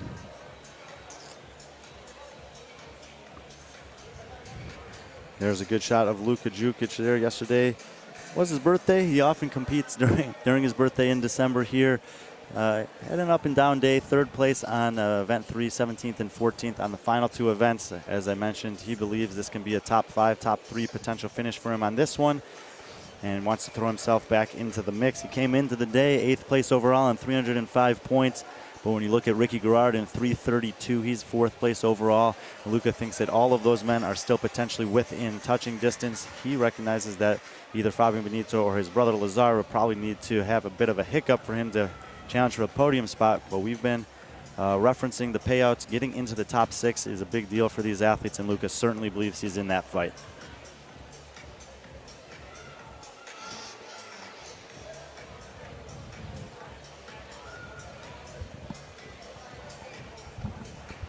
Nice shot of Chandler Smith there, opposite end of the floor from Luka Jukic. I think he's the only athlete in this heat I haven't mentioned yet. He, like many of the men, have had some ups and some downs. Started with a 2nd place and an 8th place on day 1. Yesterday, 15th, 13th, and 22nd. And as powerful as he seems to be, he got eliminated in the first round of the elimination style workout in Rogue. Same thing here in Dubai. And so I would say Chandler Smith would not be upset if elimination style workout showed up a little less frequently at the competitions he was competing in. No doubt. Lazar Jukic, though, the first man to the next element. He's working on his deck squats, followed up by Ricky Garrard in lane 7, and now Roman Krinikov in lane 5. On the outside, we have Luka Jukic now working his way up as well. Those are 4 of the 5 guys that I had my eye on in this one to start. Aniola Kai being the other one. He hasn't made much of a move yet. In fact, it's Chandler Smith who's advancing 5th in the heat on the other side of the floor in lane number 10.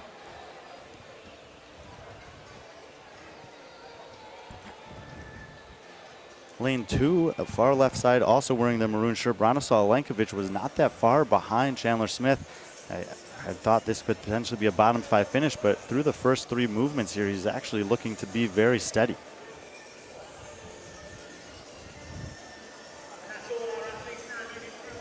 Great shot of Lazar Jukic there, 3rd place overall, 6 points behind Fabian Benito. Benito has won 40% of the events, 2 out of 5 up to this point. He's finished on the podium here before, 2nd place 2 years ago, middling Roman, who took the win that year, and Ricky, who was 3rd on the podium.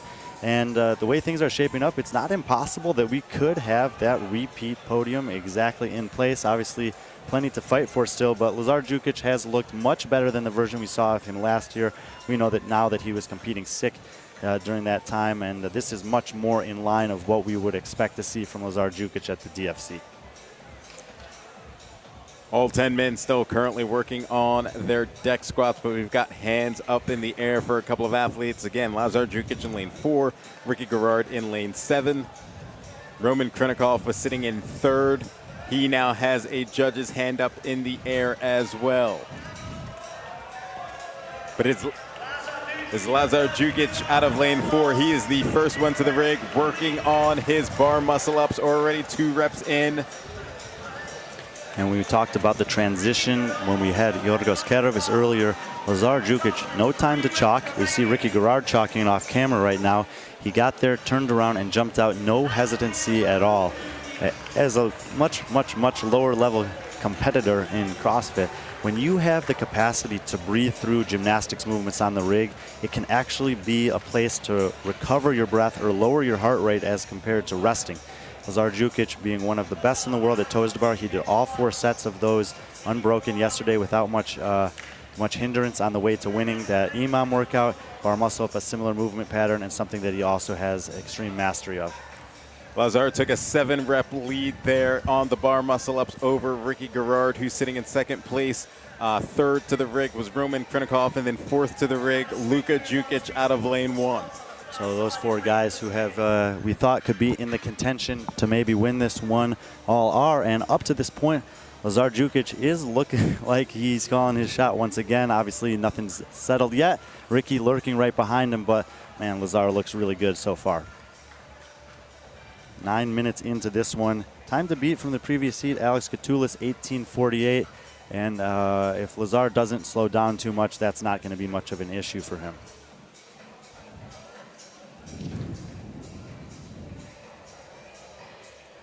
The majority of the men now making their way back down the floor. We've got a couple still working on their bar muscle ups. The final competitor to get to his bar muscle up, Simon Mantilla out of lane 9, now just getting under the rig. I am super impressed with Branislav Alenkovic there, one of the 3 men wearing the maroon shirt. They all kind of step forward at the same time, and he's keeping pace with Luka and Roman as we're moving into the back half of this one. And for a guy who loves to go heavy and likes that short time domain to be maintaining pace with the likes of Luka Jukic and Roman Krinikov 10 minutes into this one is a big testament to where his fitness is at.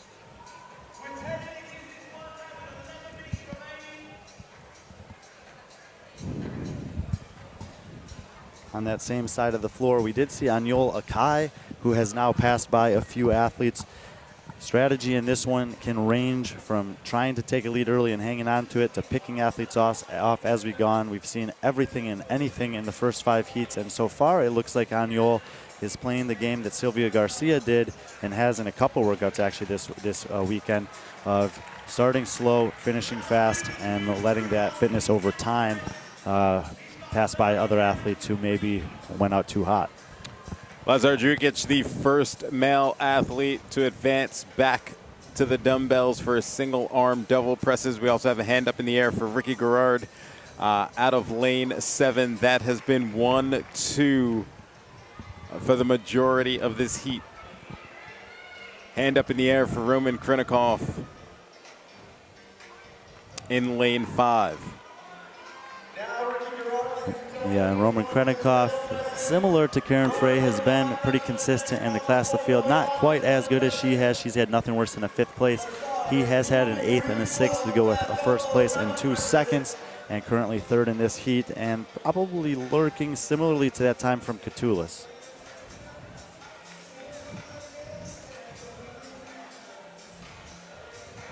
Got this battle for 3rd brewing now between Luka Jukic and Roman Krinikov. Luka Jukic in lane 1, Krinikov in lane 5. Krinikov is now done. He will make his way to the dumbbell. Stepping up, Branislav Alenkowicz in lane 2. He's now 4th in the heat. We also have Anjel Ikai working on his devil's presses as well. Yeah, the 2 athletes I just spoke about, and while Luka Jukic is fading a little bit, both of them seeming to accelerate the pace as the workout wears on. And, you know, Branislav, I'm not sure. I mean, until he crosses the finish line, I'm not going to believe that he can get a top 5 in this workout. And if he does, please, Braun, come and tell me that you were wrong. I'll accept that. But on Anjel Ikai, much like I was thinking about with Michael Smith, I still think he's kind of a sneaky one to continue to improve relative to the field as we work our way back towards that ski erg.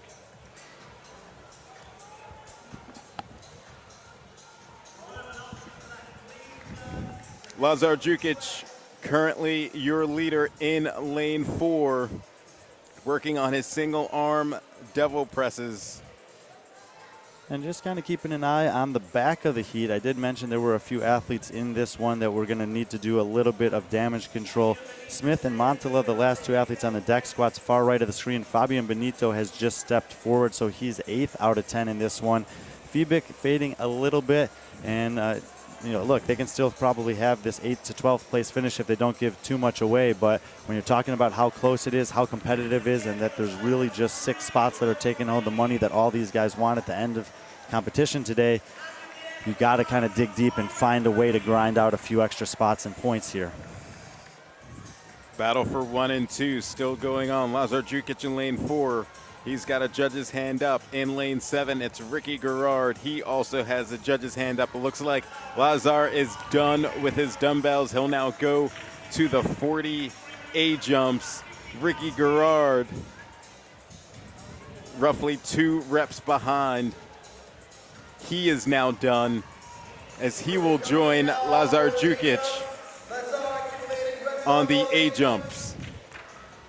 Yeah, a little break there for Lazar. We see him put the hands on the legs and Ricky lurking, but these are the movement I talked about. If you get in a rhythm like Lazar's doing right now, you can knock out 5 to 10 of those real fast, take a little break, and not give away too much pace. Off screen, Ricky not moving as fast per rep, but not taking the big rests either. We'll see if that's able to catch up to Lazar at all during this set of 40. When I first saw this come out, it only said 50 cal machine, and I didn't know if it was a row, ski, bike, air runner, who knows what it could be. What I did know was the last thing that I would want is to be walking to my erg or jogging to my erg at the exact same time as one of my closest competitors. And it's looking like that nightmare, which is about to become a reality, may exist for Lazar and Ricky. Now, they're battling for the top spot in the heat, battling for a little extra cash, but they're also always battling for pride out there. These guys are the consummate type of competitor. We also have a battle for 3rd coming out of lane 3. Anjel Ikai and Roman Krinikov. They both have their judges' hands up in the air. Roman Krinikov is done first. He'll get to the A-jumps. He's sitting in 3rd. Anjel, I love to see that right there. Lazar taking breaks on the A-jumps, but running through the transition. That is something that if you're Ricky Garrard and you see that, it demoralizes you a little bit. If he walks slowly there, that can give Ricky some hope. But when you see that guy jog and you realize he still has enough energy to do that, it probably means that the win is out of sight. yeah, Lazar Jukic already working on his ski erg. Ricky Garrard running up to the ski erg as well, sitting in 2nd place. Roman Krinikov sitting in 3rd. Angel Akai in fourth in lane number 3. And nice work by the cameraman there. 11 cals on the erg for Lazar. He probably had about 9 by the time Ricky got over there. And even though Ricky was first off the ski on the way out, I don't think with an event win in his sights that Lazar is going to give away 9 calories to Gerard. 18:48, the time from Catulus that they're all chasing, keeping in mind that kind of 2 to 2:15 expected time. I don't think that there's going to be any threat there. So it looks good for Lazar to take the win, Ricky to take the second. Ricky came into this event on 332 points, 4th place overall. Lazar was ahead of him with 390 and Benito with 396. Benito is in the bottom 2 of this heat. So Lazar is going to push closer to Roman and further away from Ricky. Ricky is probably going to erase that entire deficit relative to Benito, and after a bottom 3 finish on the opening event, will have done all the dirty work to get back into a podium position with 2 events left. And here comes Roman Krinikov now on the ski erg, sitting in 3rd. Angel Akai was chasing Krinikov going into those A jumps.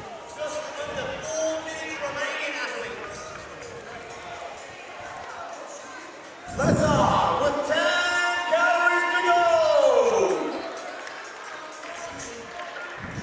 10 calories to go for Lazar Jukic. A minute and 20 seconds until the time of Catulus. So at this point, Lazar can more or less cruise in for his 3rd event win of the competition. We've only had 6 events up to this point, so he's winning every other one, and usually that's a very good thing.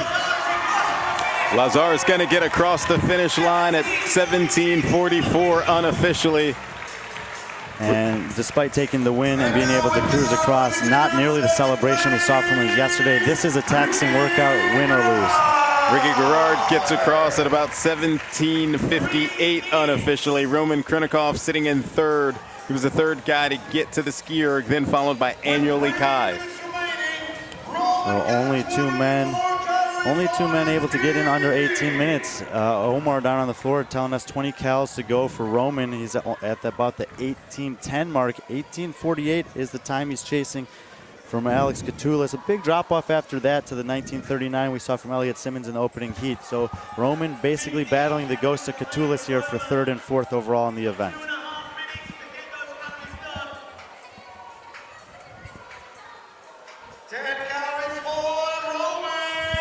10 calories to go in less than 10 seconds. So Catulus is going to take that 3rd overall, bank a little cash, and also move up substantially on the leaderboard.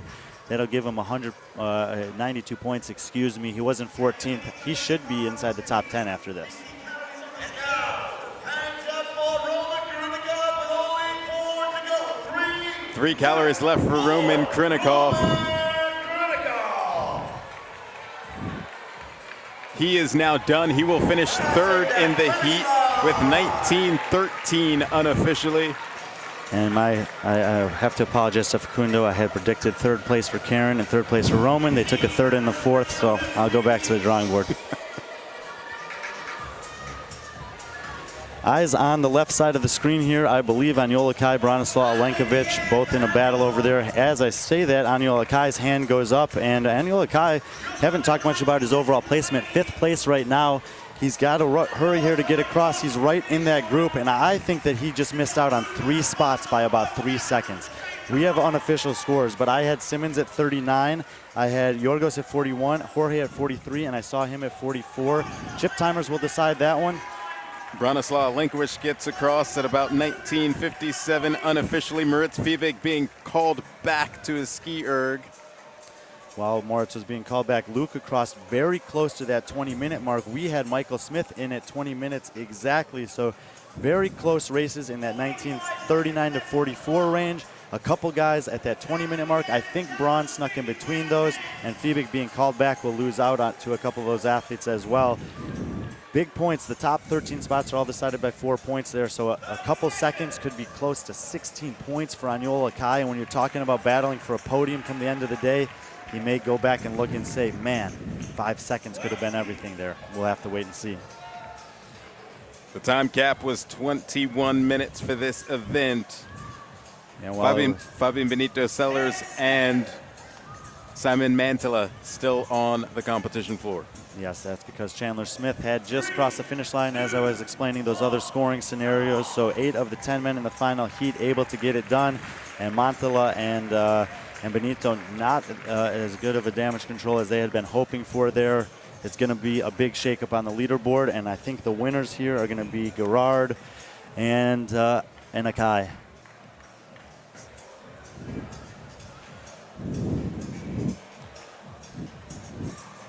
All right, so that's going to do it for event number 6, the OG Chipper presented by Perform.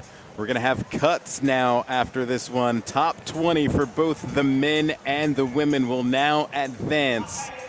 And then we'll have another cut later on this evening. But we're going to step away as we get set for event number 7 for the women coming up in just a few minutes. Stick around. You're watching the Dubai Fitness Championship.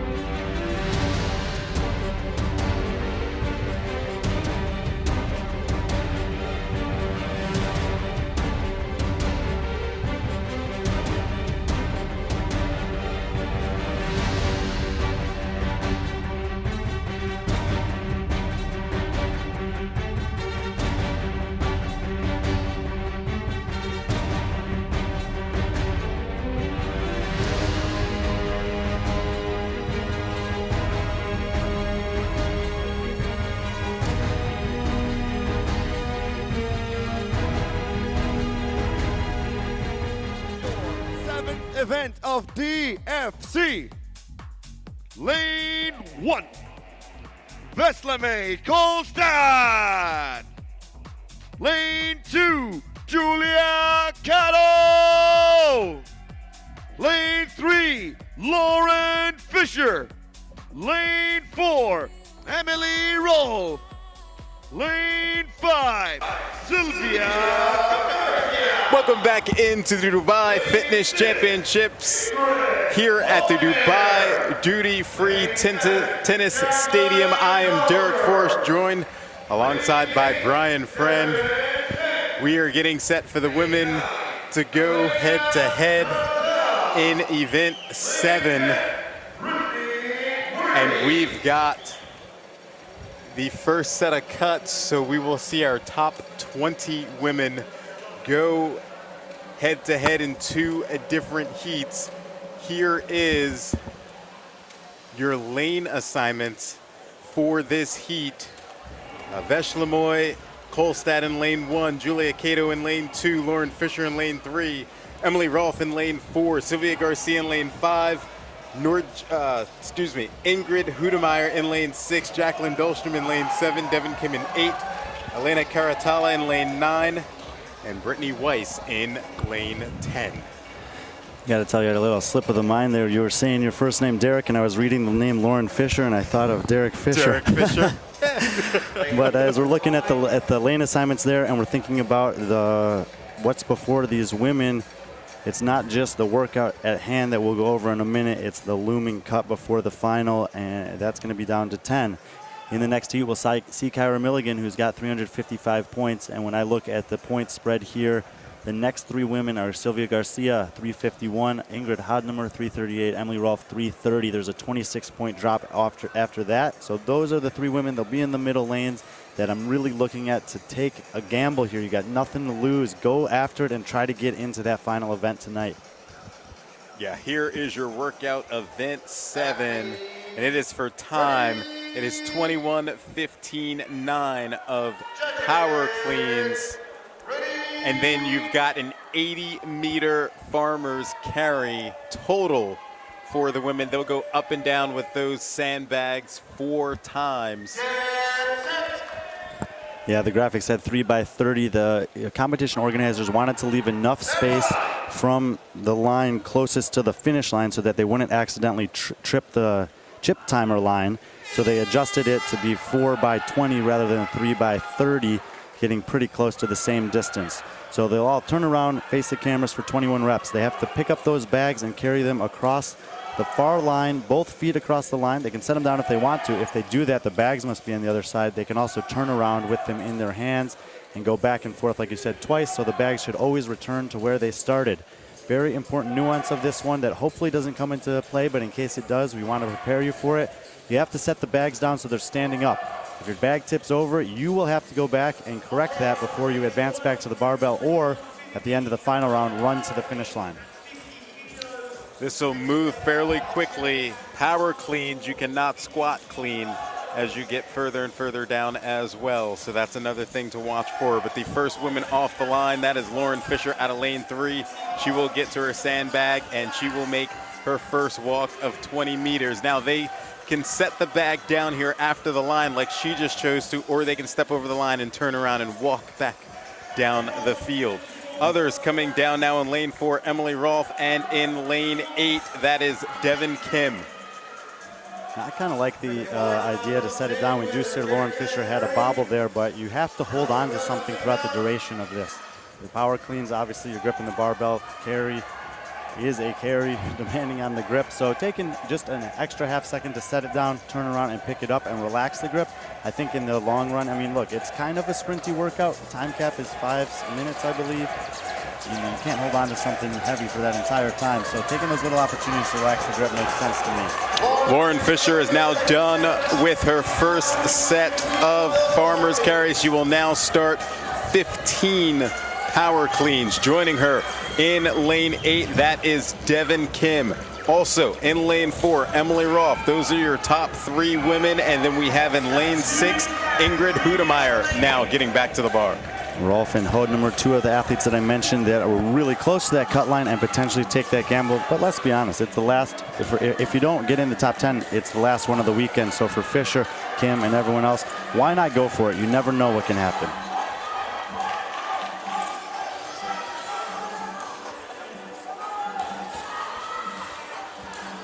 Lauren Fischer working on her set of 15 power cleans. Judge's hand already up in the air, so less than 5 to go for her.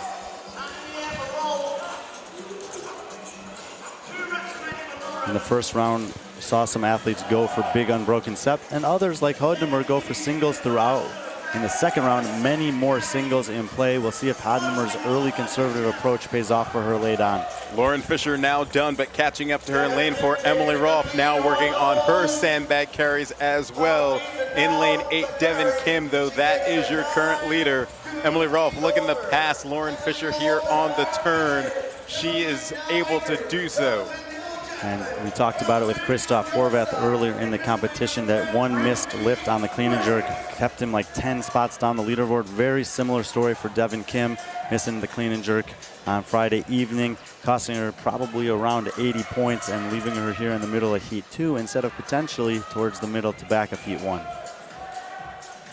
So your top 3, Devin Kim in lane 8, Emily Rolfe in lane 4, Lauren Fischer in lane 3. Devin Kim finishing up there, checking her sandbags, making sure they're stabilized and heading to the last round on the barbell at about the 3:45 mark. 9 cleans, and then 4 more traverses with the bags, all that remains for Kim. Emily Rolfe with a 2-rep lead over Devin Kim right now entering this third round. Both back on the barbell for their final set of 9 power cleans. Lauren Fischer just beginning her set. I don't know if you guys can hear it or not, but we certainly can. The local fans of Julia Cato that were here last night, willing her through that elimination style workout, are cheering every time she picks up the bags until they set it down on the other side of the floor. Devin Kim is done with her 9 power cleans. She is now working her way back to the sandbag.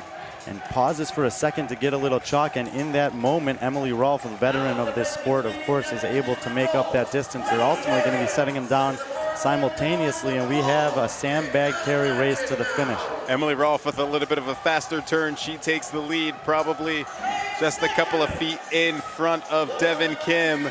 Here comes the second to last turn. Emily Rolfe with the lead, but there is the time cap. It should be Emily Rolfe, though, and Devin Kim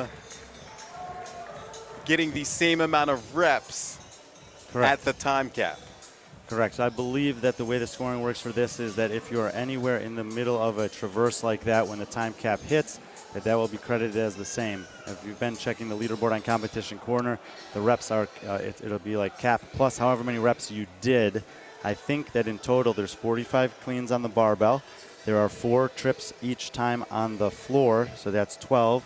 57 plus 1 for crossing the finish line, so 58 reps that you need to finish the workout. They should have come up 3 reps short of that. So if my math is correct, they should have tied on cap plus 55. Either way, Rolfe did all that she could do there, having at least the tie for the best score in her heat, and now it's just a wait and see. Yeah, an important finish for Emily Rolfe because she sits in 13th place right now. After this event, we will have another cut where they're taking their top 10. So Emily doing what she can to try to get into that top 10. And as we have those top 10 take the floor here, we got 2 different battles going on. We'll focus on the podium a little bit, but primarily we're looking at the women right on the cut line. Milligan is that gatekeeper, 355. Camilla Solomon-Hellman 1 point ahead of her, 356. Norcha Bleeker, with her worst performance of the competition, the 23rd on the previous event, has slid down to 8th on 374, and Mia Hesketh 386. So a bad performance from Hesketh or Bleeker could be costly, but it's really Hellman and Milligan that need to take care of business here, especially with Rolfe taking the heat win in heat number 1. All right, here are your lane assignments for the women in this final heat for event number 7. Camilla Hellman in lane 1, Mia Hesketh in lane 2, lane 3, Sayer Kaya, lane 4, Andrea Solberg, in lane 5, Karen Frey, lane 6, Claudia Gluck, lane 7, Elisa Fuliano, lane 8, Manon Agonise, lane 9, Norchit Bleeker, and lane 10, Kyra Milligan. And thinking about the podium positions, Karen Frey, all top 5 finishes so far. She's got a 48-point lead over Gluck. Gluck has 71 points over Solberg, who has overtaken Fuliana for the 3 spot by only 7 points, and Saher Kaya, Solberg's training partner, 1 point edge over Manon Agonise in 6. That battle 6 through 3 is very tight, and with this event plus 1 more to go, we'll try to keep our eyes on as many of these different little races as we can.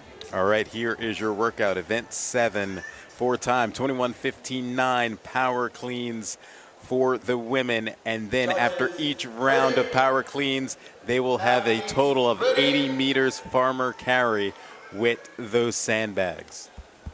Those are the same sandbags that you may have seen at the Rogue Invitational, used as a tie break the last 2 years on the lifting event. 70 pounds each for the women, 100 pounds each for the men later on.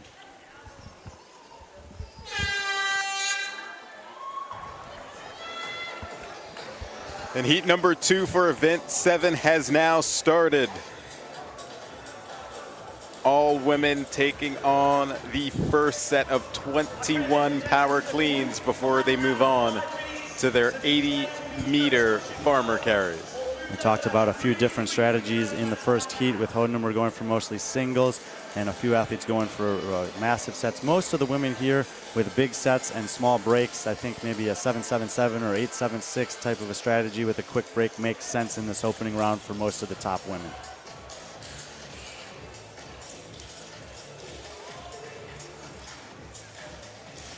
All right, we've got a hands up in the air. Lane 6, that's Claudia Gluck. Lane 4, Andrea Solberg, and then a host of others. So we have Gluck coming out of lane 6, Karen Frey in lane 5, faster transition. So she takes the lead out of lane 5. That is Karen Frey. Lane 6, Manon Agonise taking advantage of a bobble with the sandbag for Frey. She's now the leader by a few steps. Saher Kaya and Andrea Solberg now lockstep with Gluck, and in lane 9, Norchit Bleeker. So a tight race between 1 and 2, and 4 women step for step as they're halfway through the first round of carries. Yeah, Manon Agonise with a quicker turn there. Now takes the lead over Karen Frey, but Karen Frey is gaining on her here. The transition here is key. Karen Frey has been moving faster than Manon, though. Let's see if she can catch her here in this final carry before they get back to the power cleans. And we told you we'd keep an eye on that 10th cut line spot on the outside lanes. Kyra Milligan and Camilla Solomon-Hellman towards the back of the heat. That is good news for Emily Rolfe, especially when you look at Solomon-Hellman in lane number 1. Looks pretty unstable with those sandbags, and she's only 3/4 of a length of the way through the first round. She's got 2 more rounds to manage that thing. Your early leaders after the first round. Karen Frey in lane 5, Manon Agonise in lane 8.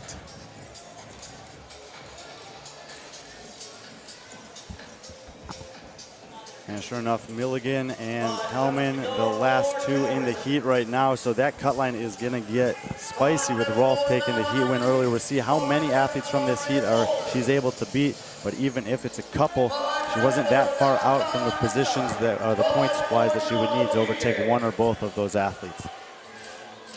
It is Karen Frey. She's now done with her 15 power cleans along with Manon Agonise, but Karen Frey jumping out to a pretty substantial lead. Manon Agonise now making her way down. Karen Frey now making the turn, finished up with 20 meters. She's got 60 more to go.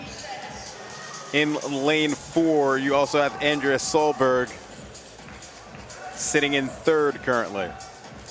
I mentioned that Karen Frey has all top 5 finishes so far this weekend, but only 1 event win, which came on the Olympic lifting total. Certainly wouldn't be upset to get a 2nd win under her belt here. One of her teammates with the Mayhem camp that's over here, also coached by Facundo, is Lazar Jukic. You mentioned he's got 3 wins, and I'm sure that Karen wouldn't be upset to kind of catch up to him a little bit there. Frey now done with her 80 meters. She will go back to the barbell. Manon Agonise also wrapping up as well. 9 more reps remaining of power cleans for Karen Frey and Agonise. Karen Frey already 2 reps in before Manon begins her set. And then the red pants there just behind Karen Frey, Andrea Solberg getting set with a few reps of touch and go there. And Andrea Solberg, I mean, those sandbags are heavy. We talked about how power athletes are supposed to do well here, and you wouldn't usually categorize her as that. She is once again continuing to impress. And of all the competitions I've ever seen her at, this is really starting to look like the best Andrea Solberg I've ever seen. Solberg now done and will get to the sandbag carry before Karen Frey. Wow, that was amazing. Really strong on the power cleans, aggressive in the transition. They do have 3 lengths to go. They got 25 seconds to do it. Remember, Rolf and Kim did not finish the 3rd length. This is going to put them, if they cross the line here, it'll put them on a tie. If they don't get back across that line, we could potentially have a 5-way tie for first. Andrea Solberg currently in the lead, followed by Karen Frey and Manon Agonise. 2, 1, time. Not sure if Solberg was able to get over the line. That would count as a rep if she did, which means she would win the heat. If she got over the line, she would win the event. But I'm looking at it there, and I think that the sandbags and the feet needed to be over the line. And if that's the case with the way the athletes are briefed, that's a 5-way tie for first. Saud El-Shamsi is going to have to sort that one out. Really impressive finish there from Andrea Solberg. And man, maybe would have liked to see another minute there for that to have a few athletes finish. Looking at the rest of the field, all the sandbags are on the other side. Norcha Bleeker coming up a foot short. And yeah, we're just going to have to let scoring do their job on that one. In the meantime, speaking of scoring, they have updated the leaderboard following event number 6. So we're going to try to pull up a graphic here and take a look at the updated standings, including the first round of cuts on the men's side as they reset the floor for event 7. No surprise that Roman Krennikov is up at the top. Lazar Jukic, as we thought, accelerated ahead of everyone else there, and sure enough, Ricky Garard did overtake Fabian Benito by just 1 point. So those are your top 3 currently. Sliding all the way down to the cut line, we see that Katulis and Kerevis had phenomenal finishes in that early heat. 3rd for Katulis, 7th for Kerevis. It has propelled them into a top 10 position with 1 event to go. On the outside looking in are Smith and Montala. Smith, 337, 6 points behind. Montala, 328, is 15 points behind. Michael Smith has moved up a little bit and keeps himself in touching distance to potentially squeeze in to that last heat. David Sharonke, the final athlete to make it through the first cut.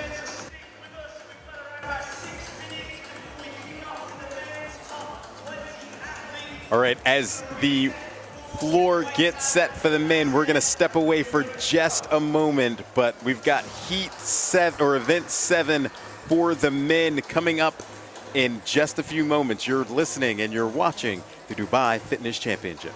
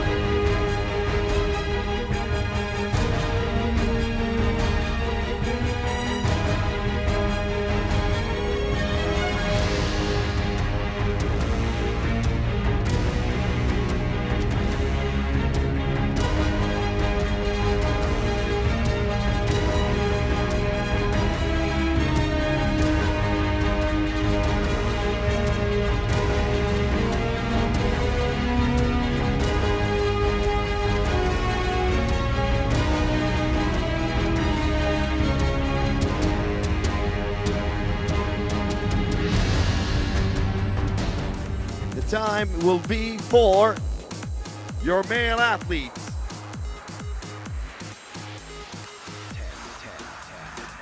Calling out now the athletes in Welcome back into the Dubai Fitness Championships here at the Dubai Duty Free Tennis Stadium. I am Derek Forrest, joined alongside Brian Friend. And we're getting set for event 7 for the men. We just saw the women take this one on, but we have our first set of cuts as we are down to our top 20 men. So we will have 2 heats of 10, and this one's gonna move pretty quickly for us. Let's take a look at the lane assignments for this one. For heat number 1 of event 7 of the men, Martin Cuervo in lane 1, Kalen Souza in lane 2, lane 3, Toby Buckland, lane 4, Michael Smith, lane 5, Chandler Smith, lane 6, Simon Mantilla, lane 7, Kaique Cervini, lane 8, Jorge Fernandez, lane 9, Griffin Raleigh, and lane 10, David Sharunki. Yeah, we talked about on that cut line, Chandler Smith, Simon Mantilla, Michael Smith, the closest touching distance to Yorgos Karovis. And on the other side of the line, Cuervo and Sharunke sneaking in here to the final with only 10 advancing to the final. And you're in this heat, I think you just got to risk it. There's still the potential to win the money if you take a top 3. We didn't see anyone finish on the women's side. I want to see these guys go hard and hopefully get someone across the line. Yeah, this one should be pretty exciting. It moves pretty fast. We just saw the women take it on. Here is your event description for event 7. It is 4-time 21-15-9 of power cleans. After each round of those, the men will have an 80-meter farmer's carry with sandbags that'll be up and down the floor 4 times, 20 meters each time they come down the floor. Yeah, we saw 5 women get close to finishing the last carry. None of them able to do it. We'll see if any of the guys are able to do so. And power clean strategies vary. I think, though, some of these guys are super, super powerful and strong. Griffin Raleigh, Toby Buckland, David Sharunke amongst them. Kaique Cervini move a barbell pretty well also, so we'll see who's willing to go for it here, probably right out the gate.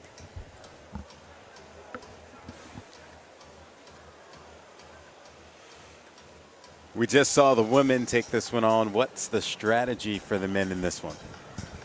I mean, Andrea Solberg seemed to have the best strategy to me, which was save a little bit for that last round. But if you let him get too far away, it's too late. So it just doesn't seem to be a lot of room for error. I don't think you need to go for massive sets in the first round. 3 to 4 sets with a calculated 1 to 2 second break is okay.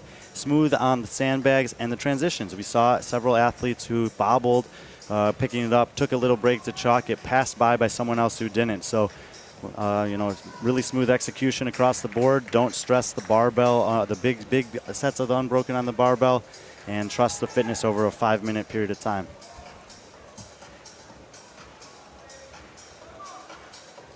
Again, we have 2 heats here in event number 7. After that, we will cut down to a top 10.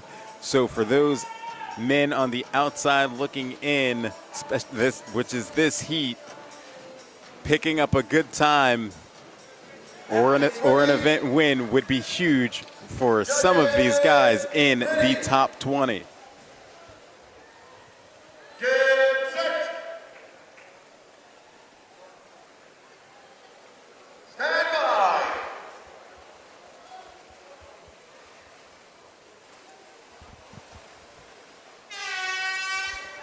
All right, and here we go. Event number 7 for the men has begun. They'll begin with 21 power cleans. A reminder of this workout, 21-15-9 power cleans. The males will be using 80 kilos. Griffin Raleigh right there in the foreground, muscle cleaning the bar at 80 kilos, flashing the elbows through, making sure to get the rep. But he will choose to take a break there, just to show how strong he is. If you haven't listened throughout the weekend, he told me he could do a 400-pound clean on any day.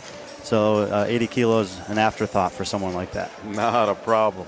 Griffin Raleigh over there in lane number 9. These men attacking 21 power cleans before they get to the sandbag for an 80-meter sandbag farmer's carry. Few hands up across the board. Toby Buckland in lane 3. Taike Cerveni in lane 7 amongst the first that we saw put the judges' hands up in the air.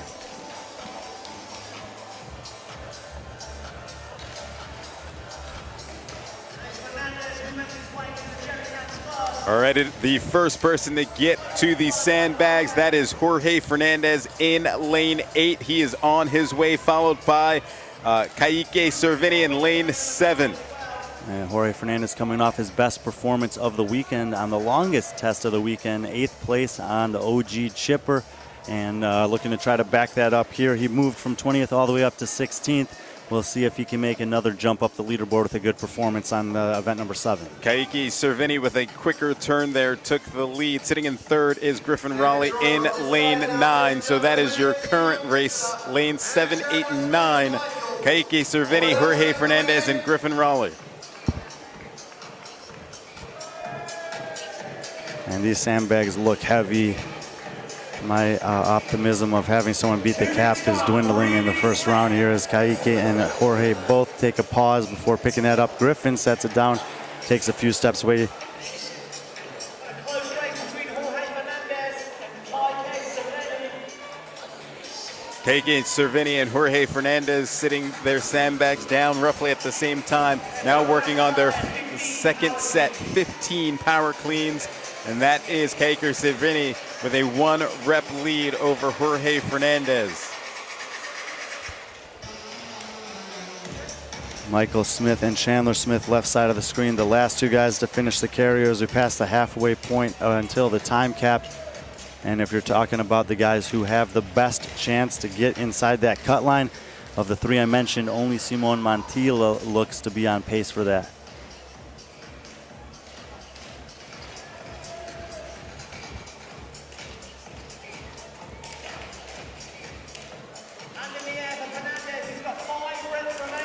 Got a hand in the air for Jorge Fernandez in lane 8. Kellyan Souza, though, tracking down the leaders in lane 2, also with a hand up in his air from his ref.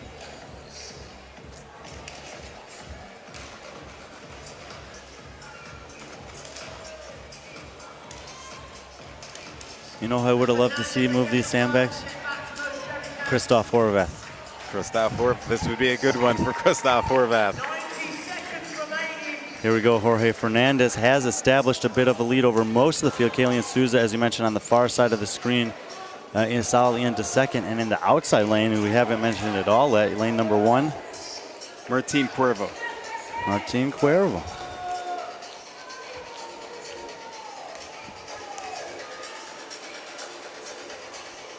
Fernandez halfway through the second round of the carry as we tick towards the 4-minute mark.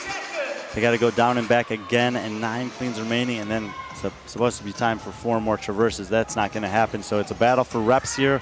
We'll try to keep count of who's going to have the lead in this one. Jorge Fernandez and Kellyan Souza making the turn almost at the same time. Souza, though, with the faster transition, he has now taken the lead over Jorge Fernandez. Lanes 2 and 8 is the race for first in this heat. Souza will be the first one to get back to the bar. And I think you got to go for a big set here and try to get all these cleans done. 9 cleans, the only 2 people who have a chance to do it, I think, are Souza and Fernandez. Sharonke with a single, Cuervo with a single on the outside lanes, Montilla, Smith, and Smith falling well back in the heat. Hand up in the air for Souza, 10 seconds left. Souza was able to complete all 9 power cleans. I think Fernandez got 8, not entirely sure, but 9 for Souza should be the leader after half of the remaining men's field take on event number 7.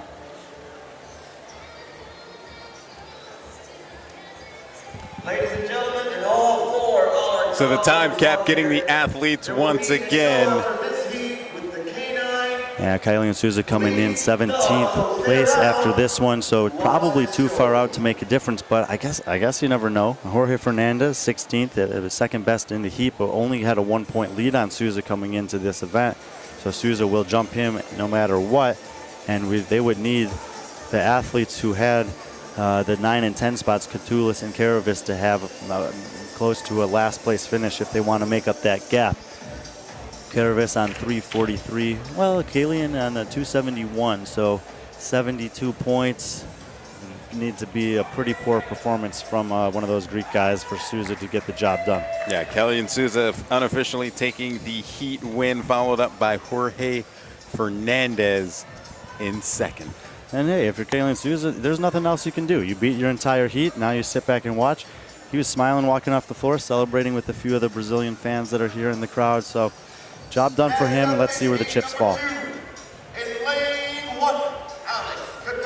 And I think for Jorge Fernandez, I mean, second in the heat, same story there. Let's see what happens. But we talked about how he's been making this attempt to get a more competitive in the elite individual field. It looks like his last day is going to be his best day, and that's usually a really good sign. The final heat of men taking the floor here for event 7. So let's take a look at those lane assignments. This is your top 10 men on the leaderboard. In lane number 1, Alex Katulis. In lane 2, Branislav Linkowitz. In lane 3, Anjoli Kai. Lane 4, Ricky Gerard. Lane 5, Roman Kritikov. Lane 6, Lazar Jukic. Lane 7, Fabian Benito Celis. Lane 8, Moritz Fiebig. Lane 9, Luka Jukic. And in lane 10, Yorgos Karavis. And I feel like I mentioned half of these names during event 6 as potentially men who could have a great performance on event 7. And none less than Branislav Alenkovic. He's already had 2 event wins this weekend on the weightlifting dominant movements. We'll see what he's able to do with the power cleans, but I think it really comes down to the sandbag carry on this one. They take a lot of time. They seemed pretty demanding. Big rest for a lot of the guys in the first heat. And Kalian Souza just kind of grit and ground his way through that en route to the event win in heat 1. Or the heat win in heat 1. One final heat remaining here in event 7. Again, the top 10 on the leaderboard in this heat. Again, there are cuts after this event, as we will cut down to a top 10 for both the men and the women for one final event to close out the competition. Ready. Get set. You want to throw a name out in the ring, Derek? Someone from the heat you think could take this down? Stand by.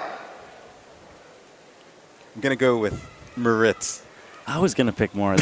But, I'll take Roman. I'll take a risky flyer. All right, and we are off here in the final heat of event 7. The men, they will start with 21 power cleans before going to the 80-meter farmer's carry. Again, event 7, here is your event description. 4-time 21:15.9 power cleans for the men, and then they'll do the 80-meter sandbag carry 4 times up and down the floor.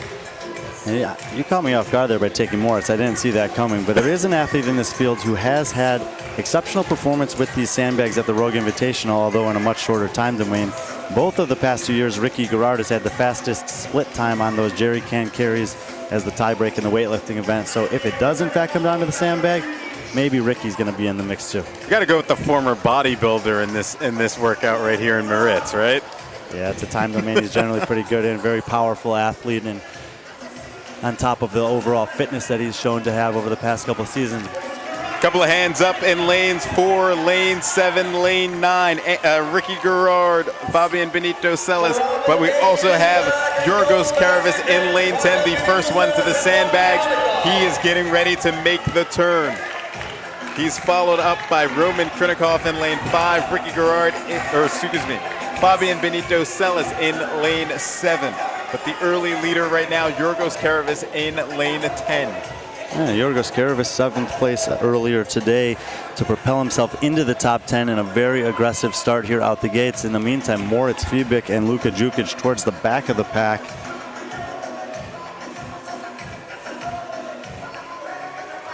Pretty tight race in the middle of the floor. Gerard, Kritikov, Jukic, and Benito all tied in the middle there. You see them with the sandbags on the ground.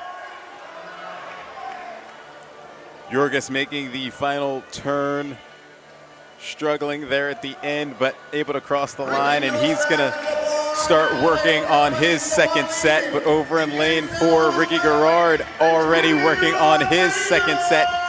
15 power cleans in this second round. Yeah, he made up a ton of distance relative to Karavis on the farmer's carry there with the jerry cans. Once again, showing to be potentially the best we've ever seen at that specific implement.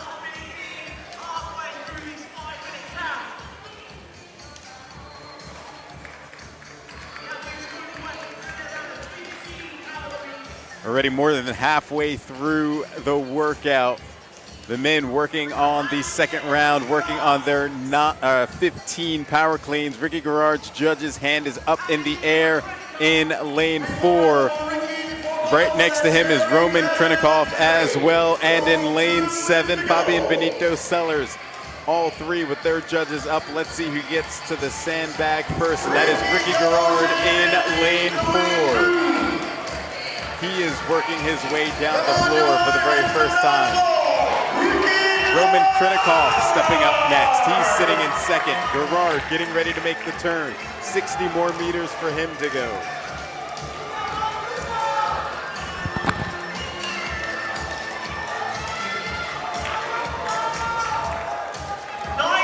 Garrard now halfway through his farmer's carries. Roman Krinikov making his way back up to finish 40 meters.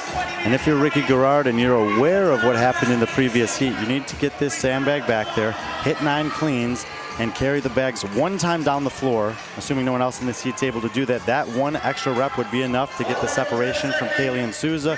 He finished 9 cleans but didn't have a chance to advance to the sandbags at all in the previous heat.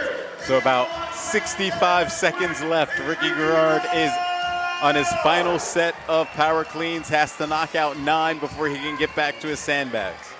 Yeah, and the scoring for these 20 men is going to be all over the place with with nobody being able to beat the time cap here. We're going to have to defer to the scoring team completely to know if there's any dramatic moves on the leaderboard with that final cut looming. 2 more reps for Ricky Garrard. 1 final rep. He is done. He has over 30 seconds to get down the floor.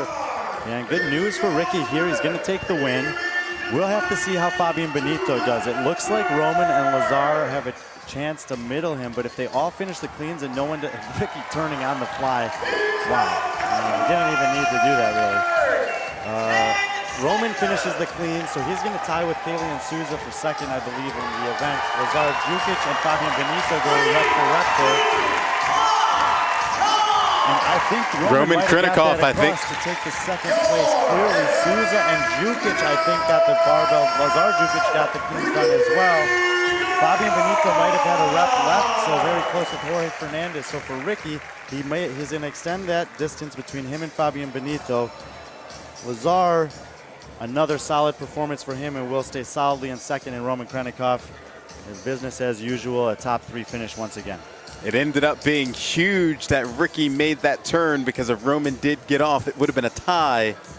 But Roman able to get back down the floor to beat Roman by 1 rep. Yeah, somehow Roman didn't win the workout, didn't finish under the time cap, and still had a highlight reel finish there.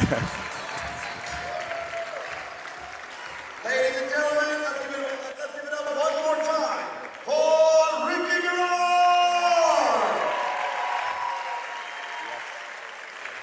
Ricky, first day, everyone saw a slow start, but what a comeback, Ricky. What a comeback. What would you like to say about that?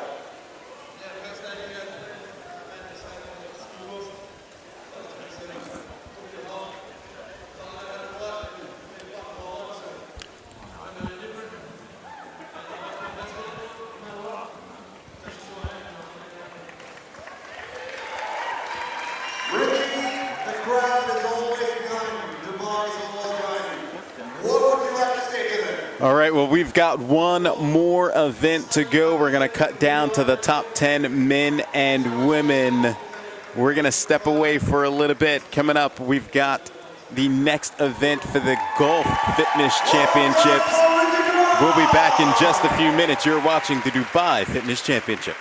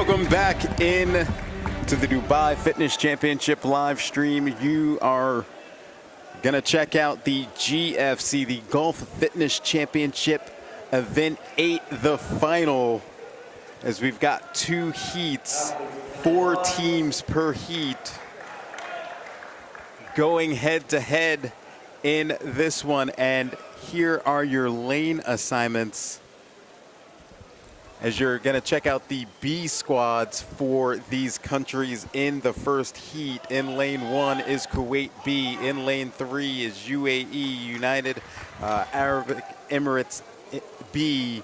Oman B in lane 5. And we've got Qatar B in lane 7. So we've been checking out the GFC alongside the DFC all weekend long, as we've been participating in similar workouts throughout the weekend. We first saw them on day 1 during the obstacle course race, as these teams took on the team portion of the race. The individuals for the Dubai Fitness Championship took on the individual portion. They skipped out on a couple of elements. We then had the weightlifting event. We had the Olympic total. The GFC had their version of it as well. And we've seen some workouts today kind of mirror each other throughout the day between the GFC and the DFC. I'm Derek Forrest. Joining me on the broadcast today is Brian Friend. We're checking out the final event 8 here at the Dubai Duty Free Tennis Stadium. Yeah, we started off the coverage today by taking a look at event number 6 on the leaderboard, event number 7 that they've done throughout the competition weekend here, and this is going to be the final. They really haven't reseeded based on the order of placement. They've maintained having the B teams for all 5 countries in the first heat and the A teams in the second heat. However, 2 of the teams in this heat are currently occupying podium positions. Kuwait B team sits in second place overall with 550 points. UAE's B team sits in third place on 510 points. They hold a 10-point lead over Kuwait's A team, who we'll see in the next heat.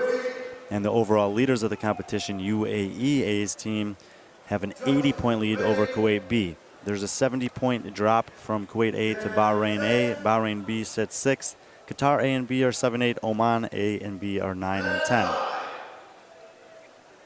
The workout for the final, these teams will do 21-15-9 of ring muscle ups, followed up by 21-15-9 of shoulder to overhead. And then they'll finish up with a 30-meter worm lunge to the finish here in event 8, the final.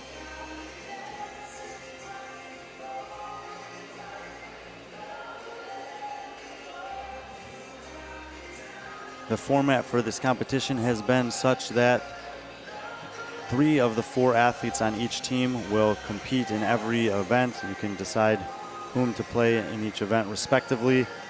Not entirely sure which athletes they've chosen, but we'll let you know the athletes that are on the teams.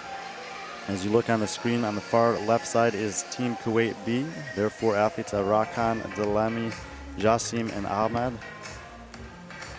Next over from them, we have the UAE B team with Ali, Abdullah, Ahmed, and Salam. In the middle of the floor is Team Oman.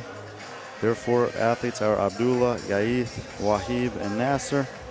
Bahrain, second from the right when we see the wide shot with Rashid, Noah, Mohammed, and Khalid. And on the far right side of the screen on the wide shot, Team Qatar with Fahad, Abdulaziz, Ahmed, and Abdullah.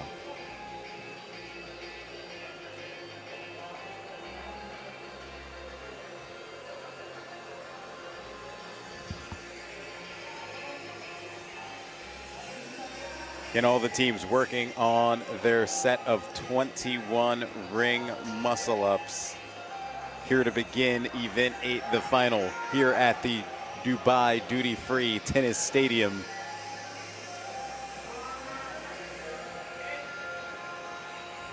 And similarly to what we saw earlier today, the athletes often have been given work that they can work through simultaneously. something we'll see at the end of this one is something that must be done all together. That's going to be the buyout once they get through the buy-in, and that's what those worms are waiting there for at the end. They'll have to lunge that to the finish line.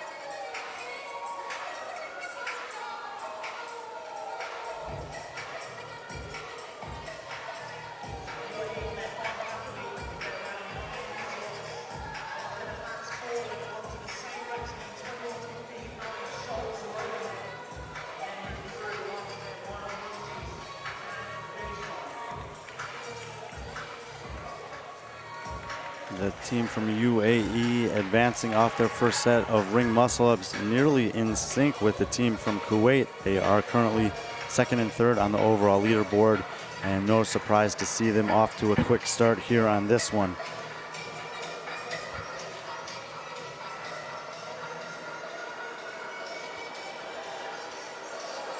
Yeah, you've got Team Kuwait B in lane 1, UAE Team B in lane 3, working on their 21 shoulder to overheads. You see they have to tag their teammate in to continue that work. Not required to do a pirouette while performing the shoulder to overheads, but have straightened the bar out there in the lane number 3. It's two second athletes working on hand up for Kuwait there on the left. I believe they're done. Oh. The second athlete is done. And the same for Team UAE.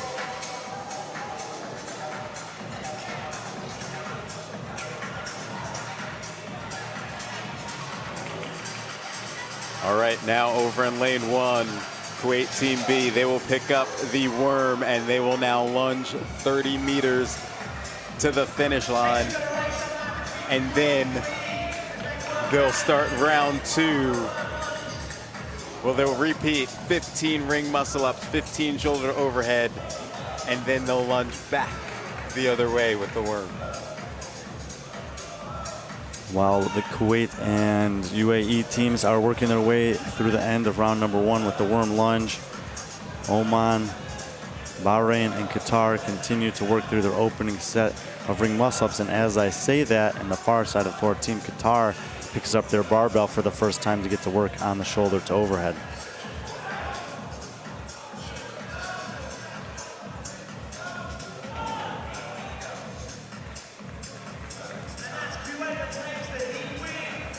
Kuwait taking that heat win now, ladies and gentlemen. UAE on the side takes the second place.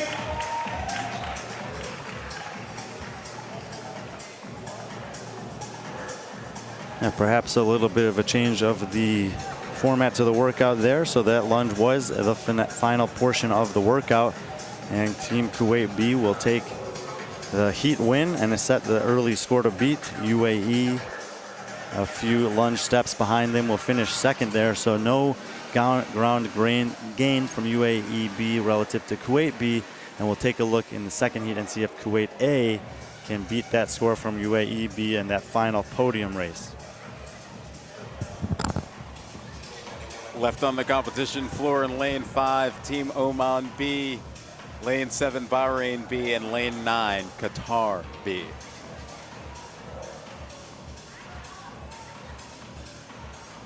Lane 7, Bahrain B, and Qatar B in lane 9 working on their shoulder to overheads. Oman still working on their ring muscle ups.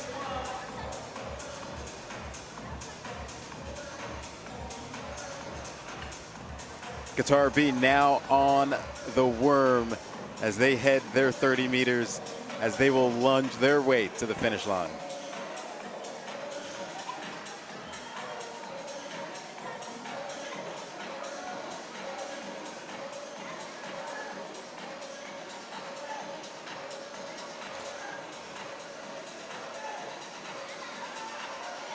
Okay, ladies and gentlemen, let's make some noise for Team Qatar getting closer to that finish line. A little more than halfway through for Qatar B.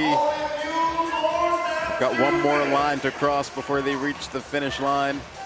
7.5 minutes into the workout, 14-minute time cap.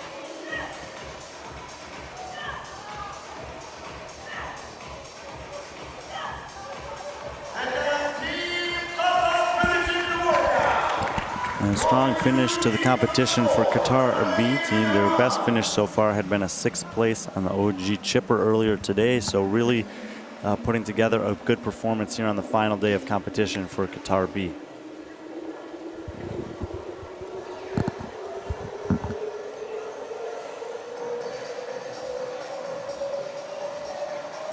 Over in lane 7, Bahrain B now on their worm as they lunge to the finish line. In lane 5, Oman still working on their ring muscle ups.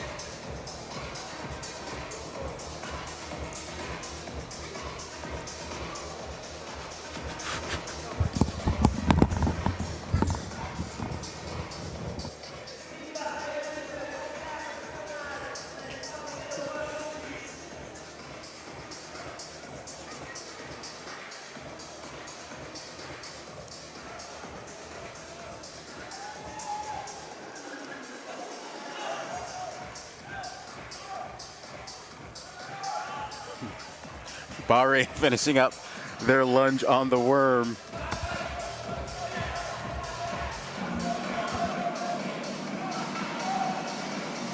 Bahrain B team will finish it up there just above the 9-minute and 10-second mark. They came in 6th place overall, and just like Qatar's B team, they had their best performance of this competition earlier today. We'll have to wait to see where this one lands them on the leaderboard, but not a bad finish on the final day.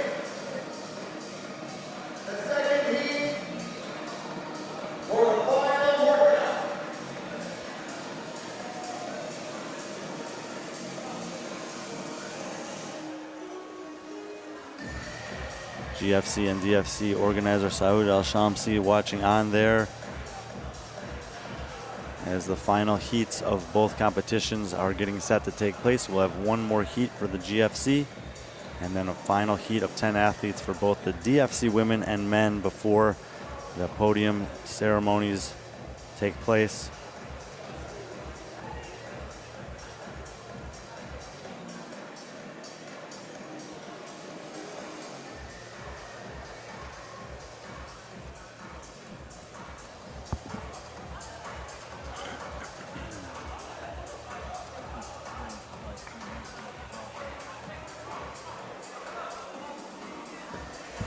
All right, as they set up the floor for the next heat, let's step away for a few minutes. Again, you're watching the Dubai Fitness Championship live stream and the finale for the Gulf Fitness Championship, Event 8, the final.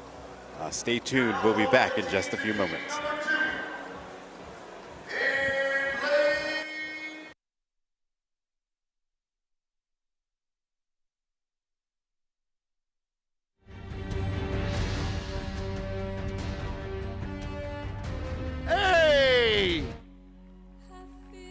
Lane 5, Team Oman A. And lane 7, Team Bahrain A.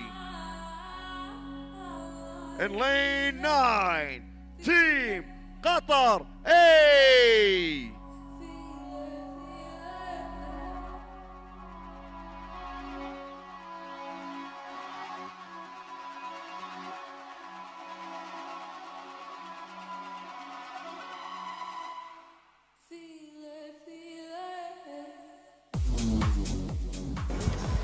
Welcome back into the Dubai Fitness Championship live stream. We are bringing you the GFC, the Golf Fitness Championship finale, event 8, the final.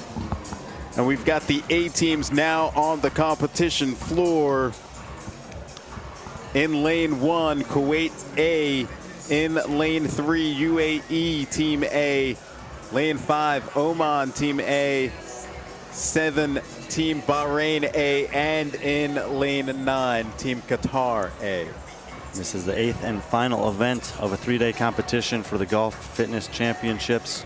There were qualifiers earlier in the year to select the members for each country. They were then able to divvy them up any way they wanted. 4 men on the A team, 4 men on the B team. You did not necessarily have to put your top 4 men on the A team. And as a result of that, we see some B teams actually occupying top spots on the leaderboard. However, the seeding has remained with the B teams going in Heat 1 and the A teams going in Heat 2. In the previous heat, Kuwait's B team, who is currently 2nd place overall, set the top score to beat.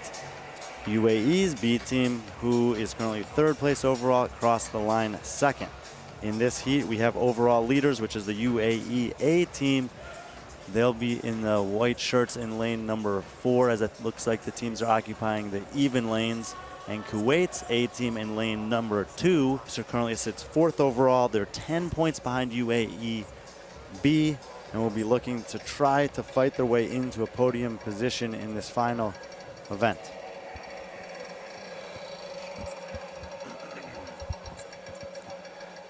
I do believe that they've shifted the format of the final here to be a 1-round workout rather than a 3-round workout.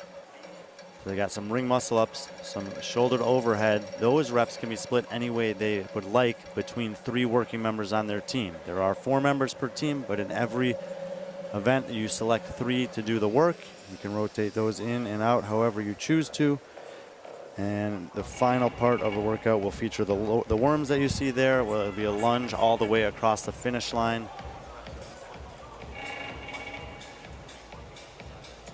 Like adjusting a few ring heights there, and then we'll be getting underway. I'll give you a rundown of the athletes on each team here as they're getting set on the floor. When you're looking at the floor from this vantage point, on the left side of the screen is Team Kuwait. The 4 members of their team are Hussein, Khaled, Ammar, and Ali. Next to them, moving to the right, is Team UAE, featuring Badr, Mahmoud, Ahmed, and Abdul Hadi. In the middle of the floor, Team Oman. They're comprised of Aslam, Nawaf, Syed, and Suhib. On the right of them is Team Bahrain, consisting of Badr, Ali, Salah, and Khaled. And finally, on the far right side of the floor is Team Qatar, Mohammed, Omar, Khalid, and Abdullah. Athletes behind the line.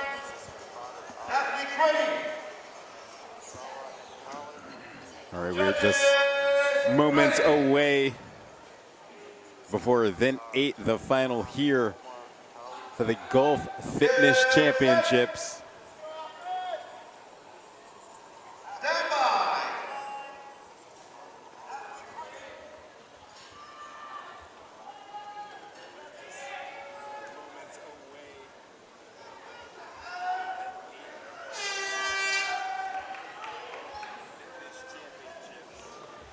The men will now race down the floor, and they'll start to work on those ring muscle ups.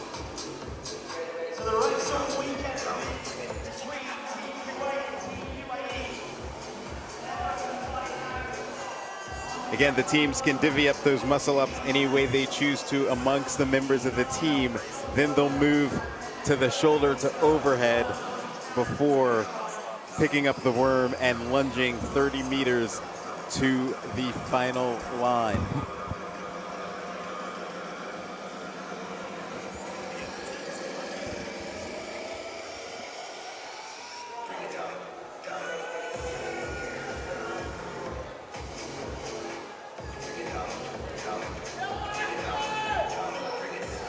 Team Qatar on the right, Team Bahrain on the left there, working their way through a set of muscle-ups. And they can change out as they want. Good shot of Ali there for Team Kuwait. Muhammad, the teammate behind him there, and Ali coming down from the rings.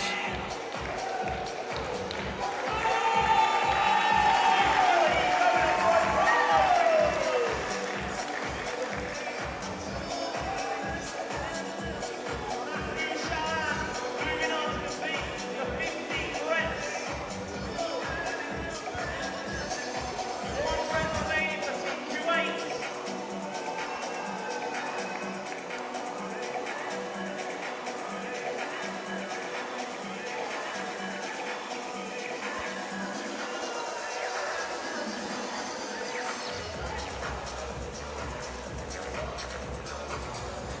Athletes for Team Kuwait and Team UAE in the blue and white respectively there, working their way through their set of muscle ups.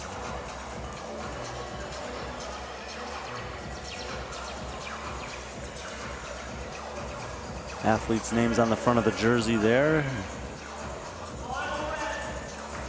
Oman in the middle of the screen, also wearing white. And on the far right side, Qatar, and to their left, Bahrain. These are the 8 teams for the 5 Gulf Coast countries in this competition.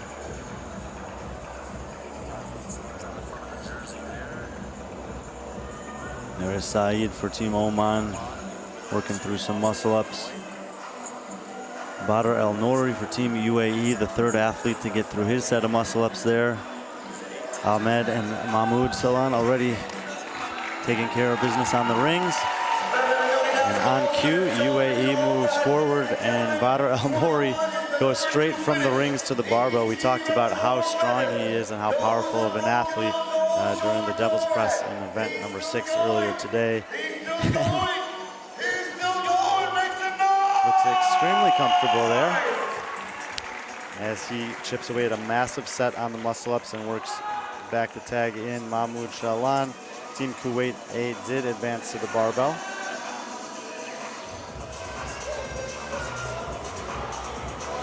There's a good shot of Mahmoud Shalan. Spoke about him being a veteran of the DFC, having competed going all the way back to 2014 here.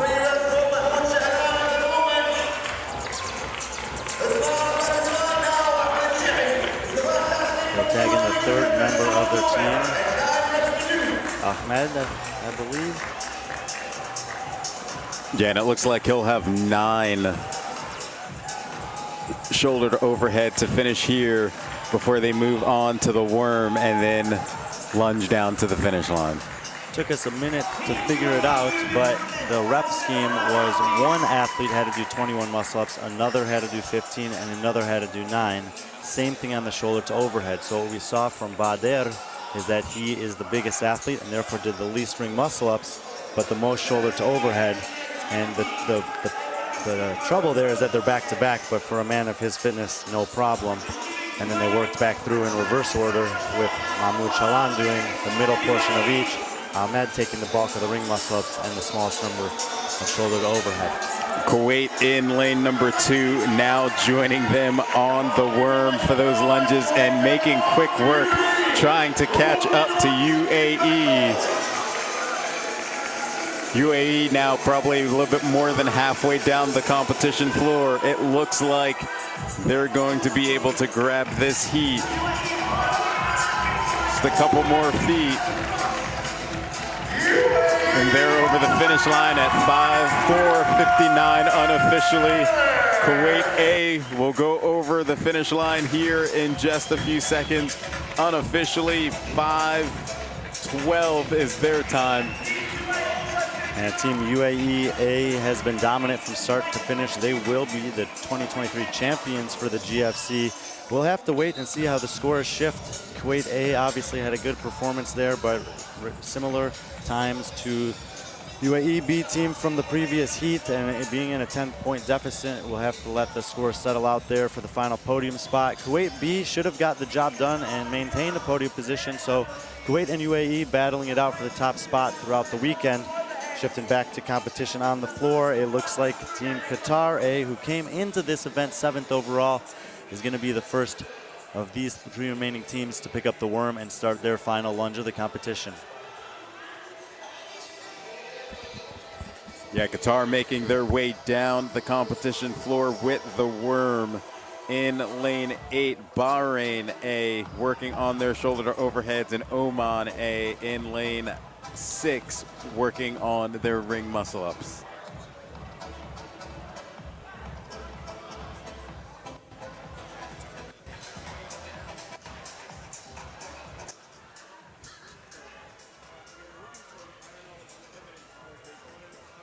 You see Qatar A on your screen there, finishing up more than halfway through now on their lunges, as they're gonna get in before the time cap. The time cap 14 minutes for this workout. Event 8, the final.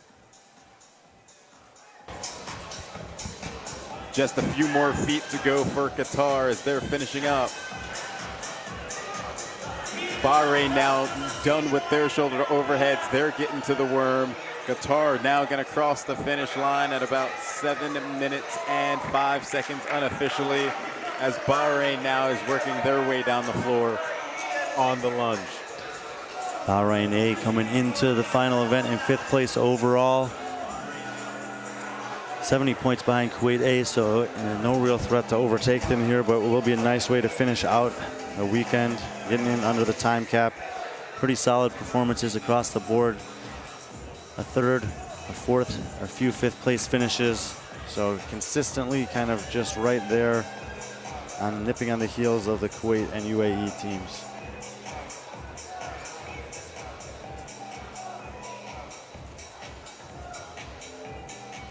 Bahrain just a few feet away from finishing up, well under the time cap of 14 minutes.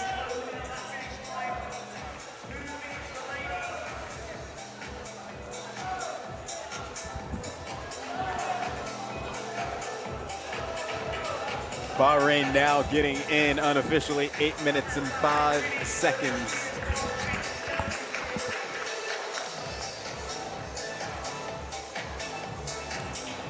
Oman left on the competition floor, working on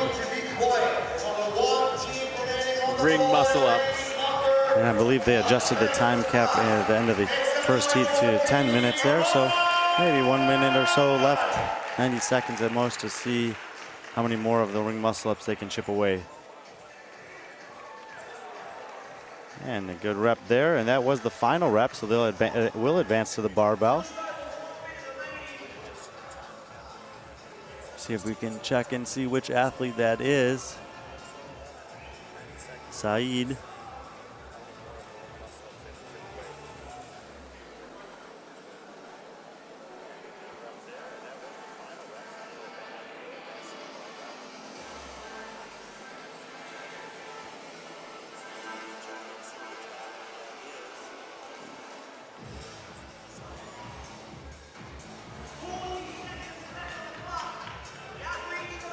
.40 seconds to the time cap. The entirety of the Bahrain team, I believe,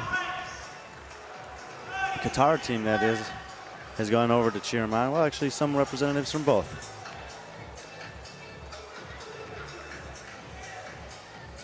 Some of the Kuwait athletes as well are out there. And on the left side, the UAE. So you got representatives from all 4 teams out there cheering Oman on. Obviously, very cool competition here, giving a chance for these 5 countries to go head-to-head on a big stage floor like this alongside a major international competition. Bennett had a chance to speak with a few of the athletes from the different teams in the Gulf Coast Championship. They've had an absolute blast, super appreciative of what Saud has created for them this year, and I would expect that we'll see some iteration of this again in the future.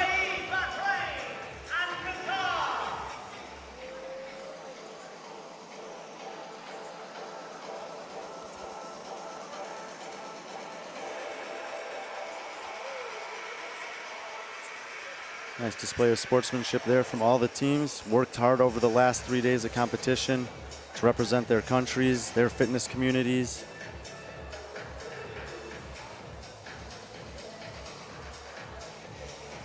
Saud out there on the floor, congratulating several of the athletes for a job well done as well.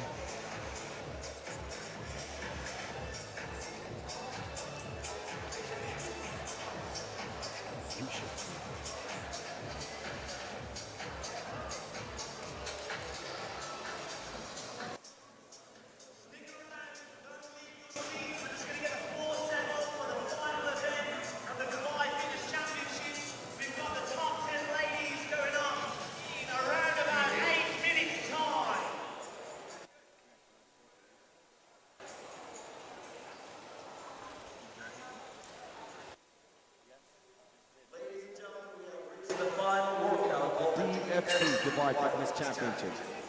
So, the final workout of Dubai Fitness Championship 2023 will be so A handstand walk. let's take a look at the women's leaderboard as we go into the final event of the Dubai Fitness Championships, event 8, the final. Here are your top 10 female athletes. Karen Frey sitting atop the leaderboard, followed by Claudia Gluck, Andrea Solberg, Monona Agonise, Elisa Fuliano, Sayar Kaya, Nurchit Blika, Mia Hesketh, Emily Rolfe, and Ingrid Hudemeyer. And it came down to 2 points between Ingrid Hodnemer and Camilla Solomon-Helman for the final spot in this heat. So Solomon-Helman will take the 11th spot. But those are the last 10 women, and on the floor right now, they're announcing the final. It's going to be a down and back chipper of a handstand walk obstacle course, a dumbbell shoulder to overhead, some overhead squats, ring muscle ups in the middle, and then work their way back down the ladder, ending with a handstand walk obstacle course to the finish. Clearly they'll have to set the floor for that. Make sure the athletes know what's going on. We believe 8 to 10 minutes from now is when they're going to have the start of the women's final. But the scoring team's done their job. We saw the women's results there, and I think the men's are also up to date. All right, let's take a look at that men's leaderboard as we head into the final event of competition. And Roman Krennikov remains atop the leaderboard, no surprise there, but glancing down at the bottom of the leaderboard, Yorgos Karovis has had a great day today. 7th place on the event this morning. 13th place was just enough. It was a tie for 13th with a few athletes to squeeze ahead of Michael Smith, who made a late charge but couldn't get into the final heat. Kalian Souza, who had won the previous heat, also just barely missing out. So Karovis and Alenkovic, the last 2 men in. Michael Smith, Kalian Souza, the last 2 out.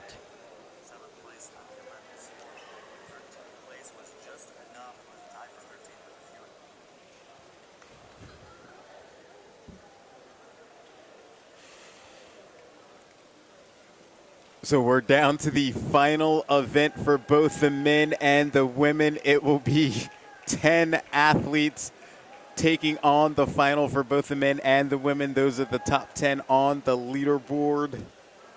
And of course, there's still a lot of movement that can happen within the top 10. Nothing is completely finalized, and a championship is not locked in for anybody, essentially. I mean, Karen Frey has the best possibility of walking away as the winner on the women's side, regardless of what happens, but still unofficial, too close to call. Yeah, she's not ahead. She's ahead by 93 points. It's been an impressive performance. She'll want to put one more good one in the bank, but we don't know what this handstand walk obstacle course looks like yet.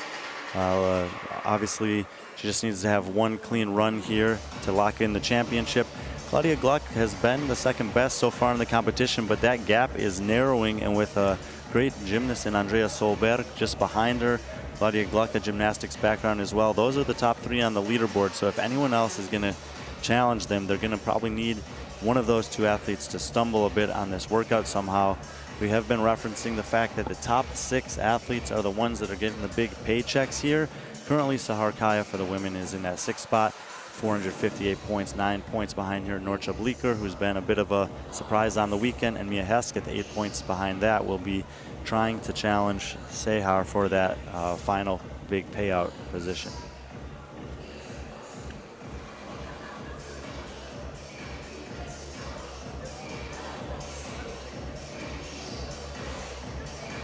All right, so we're a few minutes away before the very first heat. The women will take the floor for event 8, the final, here at the Dubai Duty Free Tennis Stadium. So we're going to step away for a few minutes. We'll come back. You're watching the Dubai Fitness Championship.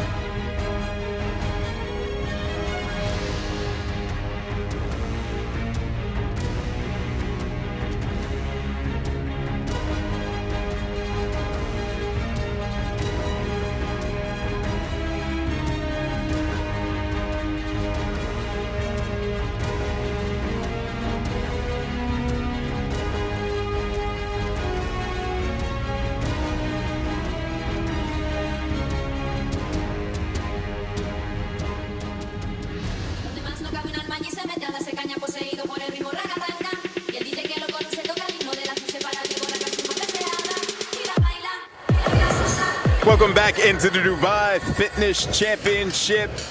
We have reached the finale, event 8, the final.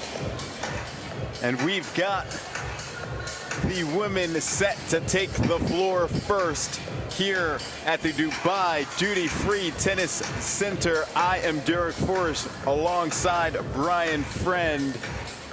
We've got our top 10 women getting set to take the floor. Brian, what are your thoughts on this one?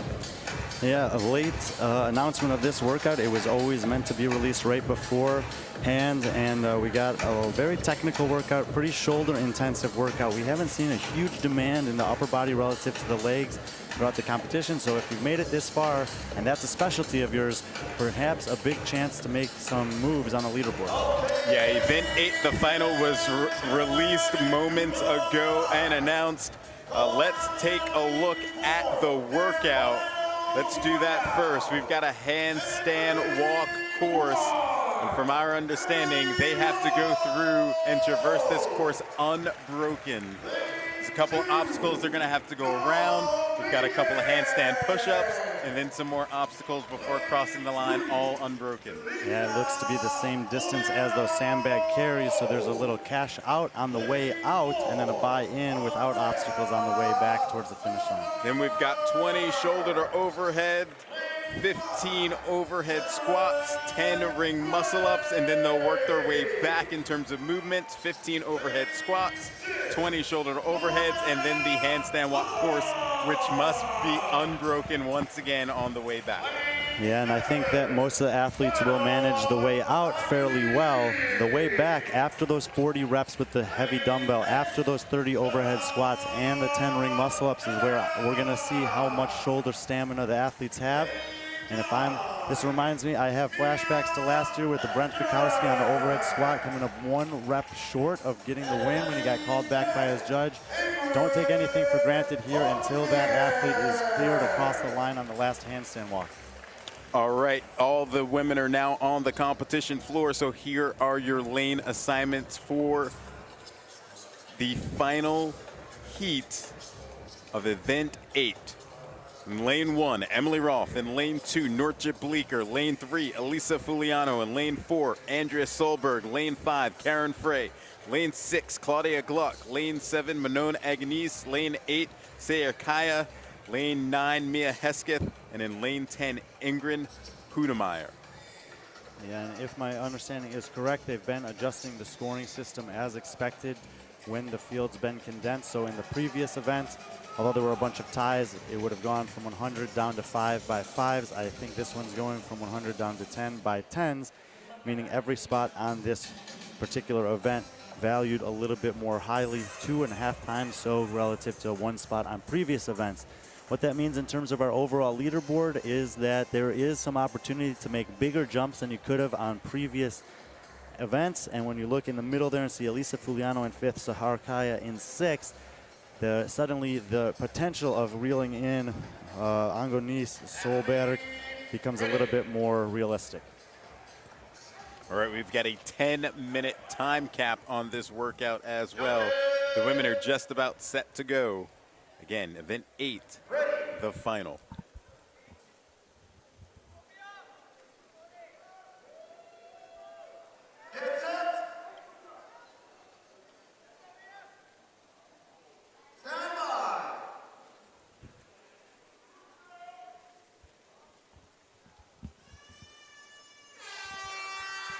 And they are off. They will get to the line, and then they will zigzag around these cones before they get to the ab mats here. They'll perform 2 handstand push-ups.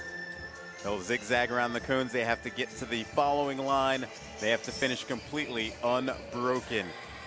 And the red pants there, Andrea Solberger, as you mentioned, tremendous gymnast out to the lead. The first athlete to break was Nortje Bleeker. Ingrid Hudemeyer also down in lane number 10. So Andrea Solberg is out front. But we've got a couple of athletes struggling in lane 2. That's Nortje Bleeker. And in lane 5, that's Karen Frey. And Karen Frey down again on the second freestanding handstand push-up.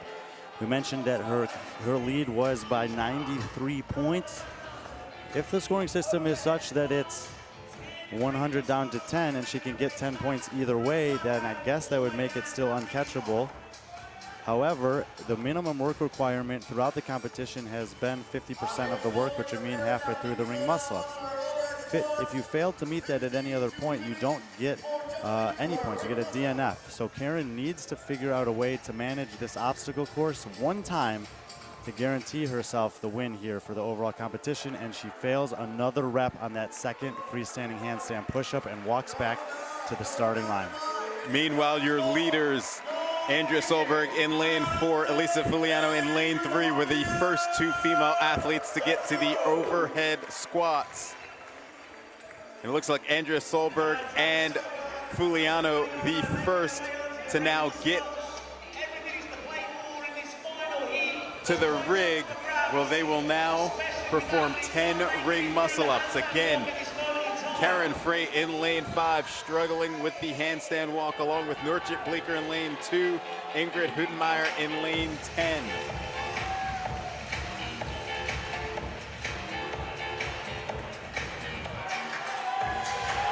Bleeker now making it around the final obstacle and now making her way towards that final line. Same thing for Karen Frey in lane 5. And huge demand required for Karen Frey here to make sure that she gets across that line. It's her 4th attempt, but she is able to do it, and it has to be a huge sigh of relief.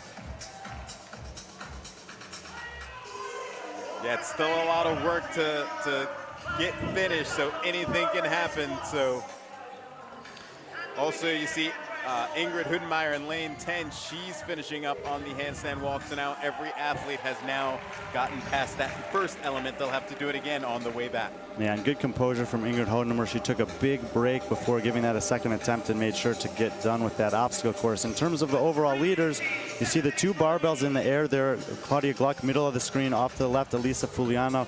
We mentioned them as being two of the proficient gymnasts in the field.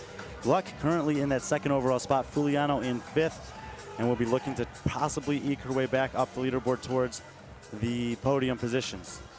Yeah, both with the judges' hands up in the air. It is Elisa Fuliano who is done first. She's gonna make her way back down the floor as she's now working on her shoulder to overheads along with Claudia Gluck in lane 6. Got a cool shot there of Emily Rolfe squatting in the second half of the overhead squats as Bleeker was facing the other way at the first half. Manon Angonis on screen there. We've been talking about the climb back up the leaderboard for her all weekend. Nothing as convincing as a tie for first she had in the workout earlier, or event previous to this. She currently has 502 points. She's 31 points behind Solberg for that overall spot, and she's about 23 points ahead of Fuliano, so a lot of room to play with in terms of 10 points per place for those three women in the 3, 4, and 5 position. Lisa Fuliano now done with her shoulder to overhead. Same goes for Claudia Gluck. She's got to make her way back to the line. Yeah, and this is really got to be a calculated decision. That's 20 meters, including some side-to-side, including those two freestanding handstand push-ups. And, you know, you might watch a competitor go, get most of the way done and fail, and prove to be more strategic in terms of taking that rest. Fuliano did not hesitate at all and kicked up quickly. She has one more freestanding handstand push-up to go, and then the zigzag. See her resting there on the ground, maybe just committing to this last little implement. Gluck has already failed twice, and she's back at the starting line. And Fuliano comes down. This is what we were nervous about, is that the shoulder fatigue in this workout is real. This has opened up an opportunity for Emily Rolfe. Far top side of the screen in the red pants, and Gluck are basically step by step here, now the current leaders in the heat. Gluck now finishing her first handstand push-up, but she comes down, so she's got to start again. So that opens up the door for Emily Rolfe, but she just fell as well. She'll go back down to the line. So now that could potentially open it up for Andrea Solberg, who's now making her way down the floor with the handstand walk. She's getting to her first handstand push-up. That is good, not a problem. Here's her second. She's up and good. She's got 2 more obstacles to go. In order to finish this, she gets past the final obstacle, gets over the line, and she is clear. She's gonna come in. She is going to win the event. Andrea Solberg done with 5:46 unofficially. We also have Emily Rolfe. She's on her second and final handstand push-up. That is good to go. Behind her, Lisa Fuliano. This is a race for second place. Fuliano goes I feel down like that again. deja vu. That was literally the exact same step that she failed on the first time. Emily Rolfe, tremendous composure. We talked about her as being an athlete who is climbing the leaderboard. That's a second place finish for her. I think that's Manon Agonise goes down on the final cone. She's got to restart again. Sahar Kaya takes a tumble on the freestanding handstand push-up as well, and this is just wide open with 3.5 minutes till the time cap. So now we have Claudia Gluck in lane 6, now trying to hold on to this second place position on her second and final handstand push-up if she can get through the rest of the obstacles. And this would be massive for Gluck if she is able to lock this. Oh my goodness. Oh, one final turn, she goes down. She's got to go back to the line and start again. So now we're looking in lane 9. That's Mia Hesketh trying to grab second place. Yeah, and you talk about having some veteran experience. Emily Rolfe and Mia Hesketh amongst the two most seasoned athletes that we have out here. And they didn't rush. They probably thought the same thing that I talked about on the onset, is that this is all about that last handstand walk obstacles. It doesn't matter how fast you get there, because you can make it most of the way down and miss, and all of that work is for nothing. Mia Hesketh takes second place. Now we're paying attention to Saya Kaya in lane 8. We've been referencing that 6th place spot. There are big payouts for the top 6. Hesketh, by that result there, is going to keep herself in contention for potentially bumping up a couple spots into that realm. Saya Kaya, she goes down. So now all the women are now back on the previous line. So we've got several women just trying to manage shoulder fatigue before they head back down the floor.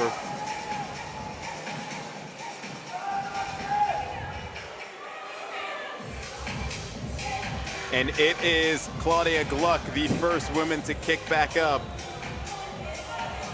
This is for 3rd place in the event. She's passed the second obstacle and goes down on the first handstand push-up. Come on, Dubai, make some noise for your athlete. Make some noise for your athlete. We've got 80 seconds to go before the time cap. Next woman to kick up, that's Nortje Bleeker in lane 2. In lane 7, that's Manon Agonise, also making her way down. Bleeker goes down before the first handstand push-up. 60 seconds remaining, athletes.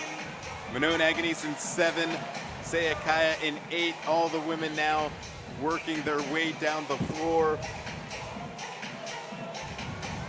Saya Kaya currently with the lead here. This is for 3rd in lane 8. But out of lane 3, that's Elisa Fuliano trying to track her down. I have just She's got 2 more obstacles to go. Gluck and Fuliano, Fuliano. both one obstacle to go. And Gluck's Gluck, across, Fuliano's across. It's a race to the finish. Fuliano slides in. I think she'll take the win over Gluck. We'll have to check the chip timers. Either way, getting across the line there should be enough for Claudia Gluck to maintain the 2nd position on the overall leaderboard. Fuliano will finish ahead of Manon Agonise. We'll have to defer to the scoring team to see what the tie break is. And obviously there's 5 athletes out there that got to the same point and didn't finish that. But for as far as the podium goes, I believe Karen Frey did enough work to lock it in. Solberg and Gluck both finishing should remain on the podium, but if Solberg has done enough to overtake Gluck for the 2nd bot, we'll have to see. If Gluck did get passed by there by Fuliano, that would mean she's the 5th place finisher. Assuming that the 190, 80, 70, 60 point scoring, that would put Gluck at 619 points. If Solberg got 100, that's to be 633. So it's possible that we're looking at Andrea Solberg doing enough to overtake Gluck for the 2nd position for the entire competition. it ended up being the handstand walk obstacle that ended up being the tricky portion of this workout for the women. Let's see if it'll end up being the same thing for the men in just a few moments.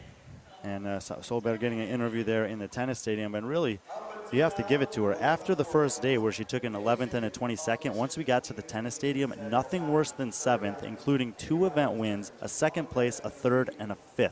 That's a good enough performance for me on the last 2 days of competition to justify a 2nd place finish on the podium. All the stands were with you, one by one. Yeah, Andrea Solberg with a strong performance here, strong performance in event 7. Surprised with those sandbag carries for her as well. Dominant performance. Here is your men's leaderboard and your top 10. These are the top 10 men, or the 10 men going at it in the final in just a few moments. Roman Krinikov is the overall leader. Right, but as we saw in the women's heat, nothing is guaranteed here, and Roman having even a smaller lead than Karen Frey. So if Lazar Jukic is able to take the win and Roman doesn't navigate this course with a lot of precision, we could still have a change on the top. Keeping all of that in mind as we scroll down the leaderboard, the points gaps get narrower and narrower. The gap between Ricky and Fabian Benito, only 21 points. Another 18 points down to Anjol Akai, 16 points, excuse me. And then a pretty big gap to Katulis. So we'll see how it shakes out, but certainly a lot to play for on this last event. As we saw, execution is the key. You don't need to be fast. You just need to be accurate. Let's step away for a few moments as they organize the floor. The men coming up next in event 8, the final here at the Dubai Duty Free Tennis Stadium. You're watching the Dubai Fitness Championship.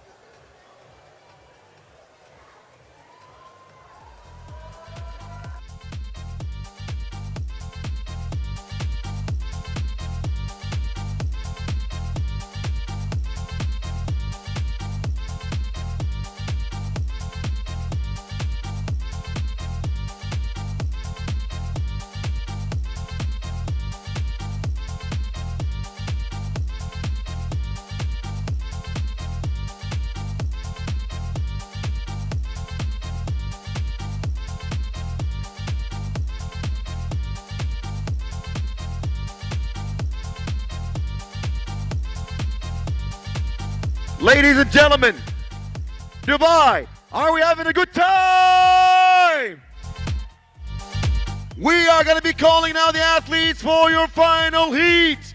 The man athletes from the DFC. Lane 1, Bronislav Olinkovic.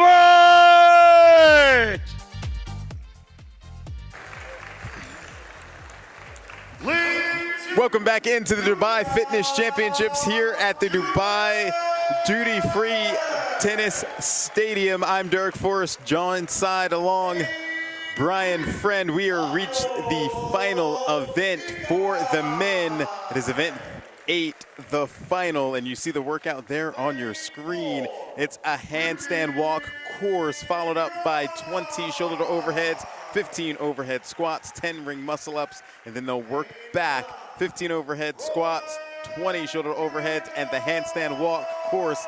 But the thing about the course is it has to be done unbroken both ways, and we just saw that that was the curveball for the women. Particularly on the way back, as we projected could be the case, with a high density of shoulder intensive reps in the middle portion there, the 10 muscle ups, 30 overhead squats, and the 40 dumbbell shoulder to overhead. Basically what we saw from Emily Rolfe and Mia Hesketh, even Andrea Solberg, is don't stress the middle part. Get to that last handstand walk in a condition, shoulder fatigue-wise, maybe core stability-wise, to give yourself the best chance to get that done in one shot. We did see athletes like Elisa Fuliano and Claudia Gauck fail multiple times and still get a chance to get in under the cap, but they gave away minutes and points to athletes who were able to do it the first time through. Yeah, the thing I think you kind of underestimate is how much work you're putting on your shoulders before you get back to that handstand walk. Ring muscle ups, the overhead squats, the overhead, the athletes can get through them quickly, but that builds up, especially when you've got to make that handstand walk unbroken on the way back. I love that shot there. Roman Krinikov walking the handstand course, stalking the handstand course, maybe plotting his path there. He's been the class of the field as Karen Frey has been from start to finish, but this is a very technical, precise demand, at the end of the long 2-3 days of competition. And so he needs to buckle down and have one more good performance if he wants to walk away as the champion here, which he also did 2 years ago. Your top 10 men are on the floor for this final heat, event 8, the final. Once again, let's take a look at those lane assignments. In lane 1 is Branislav Alenkowicz. In lane 2, Luka Jukic. In lane 3, Anjoli Kai. Lane 4, Ricky Gerard. Lane 5, Roman Krinikov. Lazar Jukic in lane 6, Fabian Benito Celis in lane 7, Alex Catoulis in lane 8. Lane 9 is Moritz Fiebig, and in lane 10, Yorgos Karavis. Yeah, Yorgos Karavis and Alex Catoulis both making a big push today to get into this heat. Karavis, the last man in with the 7th and a 13th earlier. Catoulis has been on fire with a 3rd and a 5th. And Ricky Gerard, 2nd and 1st so far today to finally put himself back in a podium position after starting the competition weekend with a bottom 3 on the obstacle course.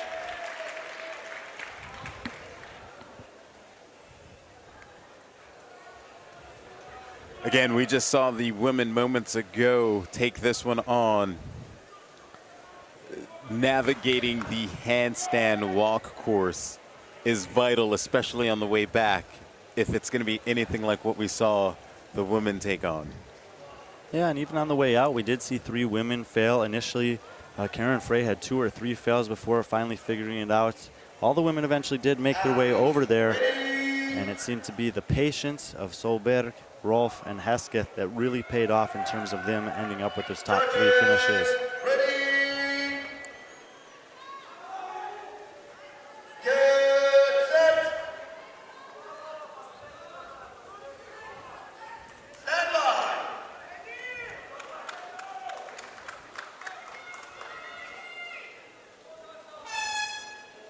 And we are off here at the Dubai Tennis Stadium. Event 8, the final, and you see all 10 men. They're going to have to go unbroken on this handstand walk course. And the first one to come down is Fabian Benito Celis in lane 7. Yeah, and besides the technical component of it, on the way out, there are people upside down with legs flailing and the hands moving. You just got to really maintain focus and discipline on what you're doing.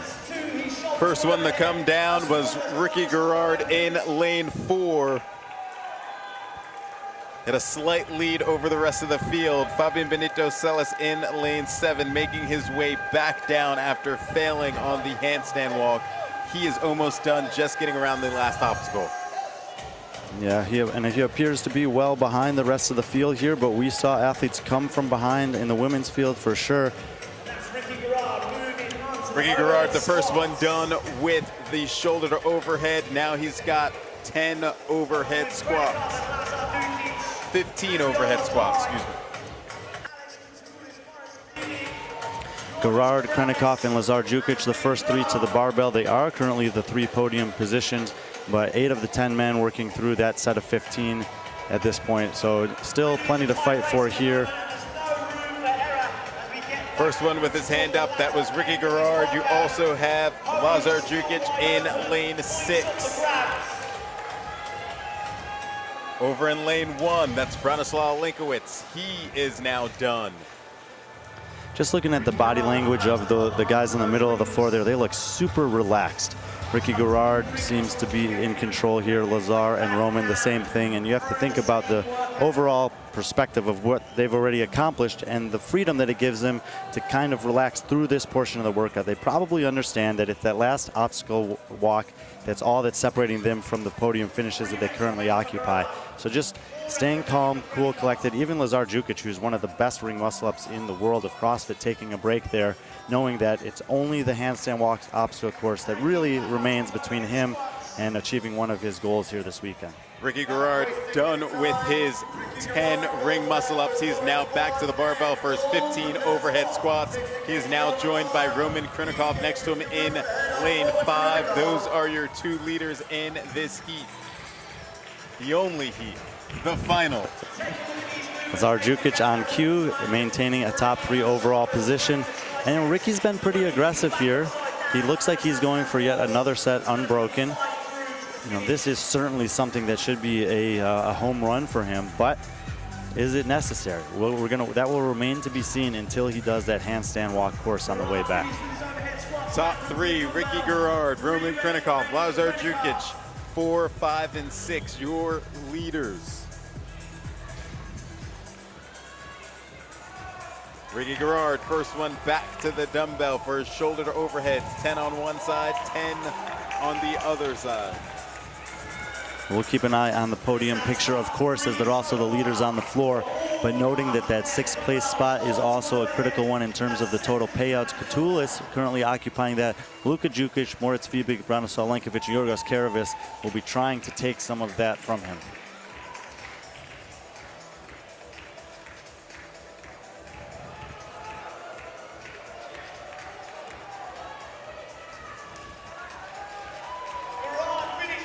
Your leaders in the middle of the floor: Ricky Garrard, Roman Krenikov, Lazar Jukic.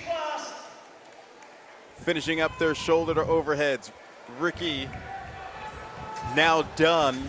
He's shaking out his shoulders before getting on his hands and taking on this obstacle. Yeah, it took a 25 or 30 second rest there. Took a look at some of his competitors, shook out the arms, as you said, a few deep breaths, and he's going to give it a go.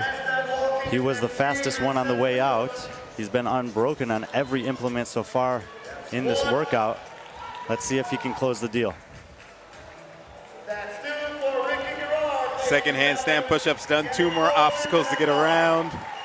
And you guys can't see it, but Roman in the background just kind of watching and waiting. But Ricky, no mistakes there. He's going to take another event win. That's going to be a 2nd and a 1st and a 1st. And he's done everything he can, basically just coming up 1 implement short on the obstacle course. Other than that, he's been as good as anyone this weekend. Roman now kicks up to attempt his handstand walk, followed by Lazar Jukic in lane 6. In the outside lane there, you see Yorgos Karavis. He's had a great day. Alex Katulis now kicking up as well. We'll see if the Greeks can close out this competition in the same fashion they started Sunday, which is very, very good. Karavis coming down. Lazar coming down. Roman still up on his hands, and he's only got a few feet to go from backing up his performance from 2021. And Roman gets across the line. Calm, cool, collected. Roman Krenikov is going to be a 2-time Dubai Fitness Champion, 2021 and 2023. Lane 8, you see Alex Katulis. He is now done. He is going to get in. Now you have over in lane 1, that's Branislav Lenkovic. In lane 3, Annual Ikai. In lane 7, Fabian Benito Celis.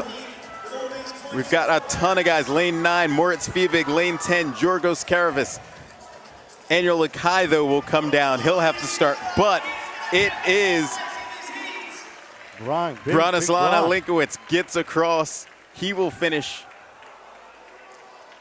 Now we have Moritz Fiebig in lane 9. He is done with his handstand walk. He'll get across the finish line. We have 5 men left on the competition floor with just about 3.5 minutes left. Annual Ikai in lane 3. Lazar Jukic in lane 6. Fabian Benito Celis in lane 7. He just kicked back up on his way back down the floor. And Yorgos Karavis in lane 10. The points still need to sort themselves out. We're looking at Katulis earning 3rd place points. He's now at a 3rd, a 5th, and a 3rd today. He is catapulting up the leaderboard. Branislav Lenkovic beating Moritz Fiebig. He only came in 2 points behind him, assuming 10 points per position here. That means he's going to jump him on the leaderboard. Lazar Jukic and Fabian Benito, Annual Ikai, all still out on the competition floor. Lazar, oh my goodness, with Lazar unable to save it. Fabian, who was the last man on the way out, is able to pass 5 men on the way back. And I believe we're locking 50 points there. Annual Ikai making his way around the final obstacle. He gets across the line and will be able to get across the finish line as well. Next coming down the line, lane 2, that's Luka Jukic. Over in lane 10, Yorgos Karavis. And we have Lazar Jukic making his way down the middle of the competition floor. Let's start behind. Yeah, and I think that second place has evaded Lazar Djukic here. We'll have to wait and see, but 100 points for Ricky Garard absolutely puts him on 628. Jorgis goes down, Luka goes down, Lazar goes down. I think there's only 30 points left, so even if you were the next man to finish, he would not have enough points to overtake Ricky. 2 minutes to go. We spoke about this earlier in the weekend, that if Ricky was going to overtake some of the big dogs out there, Lazar Djukic, Roman Krinikov, he would need to have one of them take a stumble. Shot of Luka Djukic there, looking over the floor at his brother and realizing that some opportunities are slipping both of them by in this very technical last portion of the final event. I think Lazar Djukic is in a different lane now. He is. Well, let's see how that goes. I don't know if that's something that you're allowed to do or not, but he's going to give it a shot. And what does he have to lose at this point? Completes his first handstand push-up. And that is further than he made it in the previous lane. And obviously the shoulders have to be fatigued at this point. I'll be curious to talk to him about why he decided to do this. And he gets across. And this is going to be interesting to talk to him and see what he's thinking right now. That if my math is correct, I think he came up 3 points short of Ricky there. But don't take it from me. We have to wait and see what the competition scoring is. Yeah, Yorgos Karavis goes down again over in lane 10. 40 seconds left before the time cap. So Luka Djukic now kicks up for what will be his final attempt here on the handstand walk obstacle. Not able to complete his first handstand push-up. He'll head back to the line, but with 20 seconds remaining, it looks like Luka Djukic and Yorgos Karavis are gonna hit the cap. Yeah, and just like kind of double checking the math in my head, if Ricky comes in 100 points, 628. And if Lazar only gets 30, it's 605, so it's not even as close as I thought. Fabian Benito, off to a slow start, I think ends up with 557. And just glancing up and down, I think that will still hold off Anil Akai and Alex Katulis for the 4, 5, 6 spots. We'll have to see. One thing we know for sure, Roman Krinikov took care of business from the start to end of the weekend.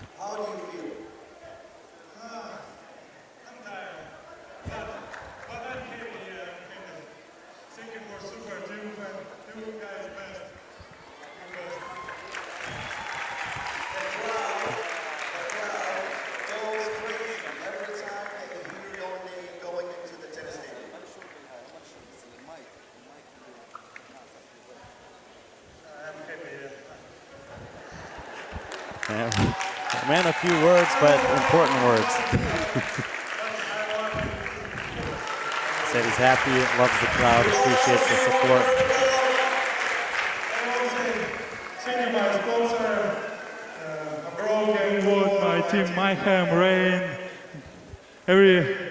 everybody, my sponsor, and I won't say I miss my wife, my son. Yeah. Thank you so much. One last thing. Saud workouts, very hard? Yeah, very hard, very crazy. And today, first workout, cheaper. Oh, I didn't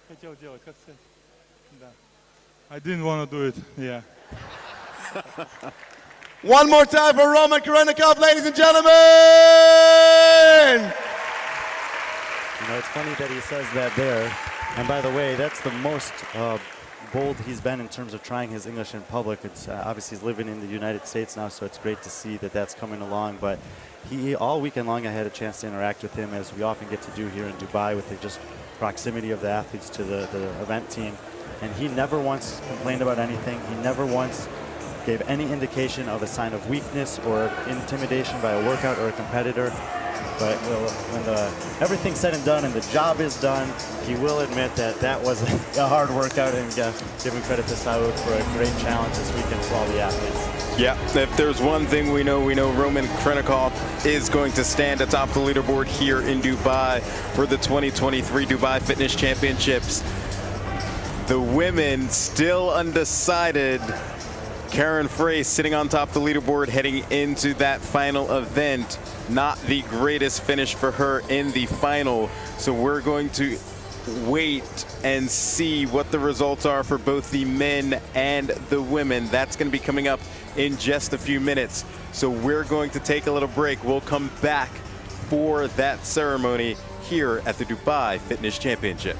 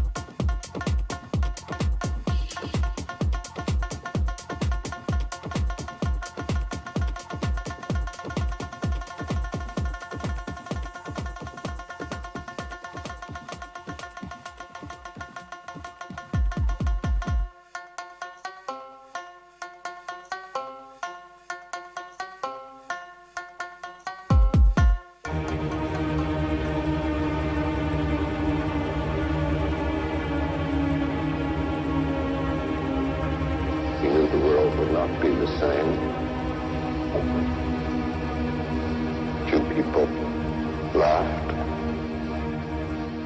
Few people cried. Most people were silent. Vishnu takes on its multi-armed form and says, "Now I am become death, the destroyer of worlds."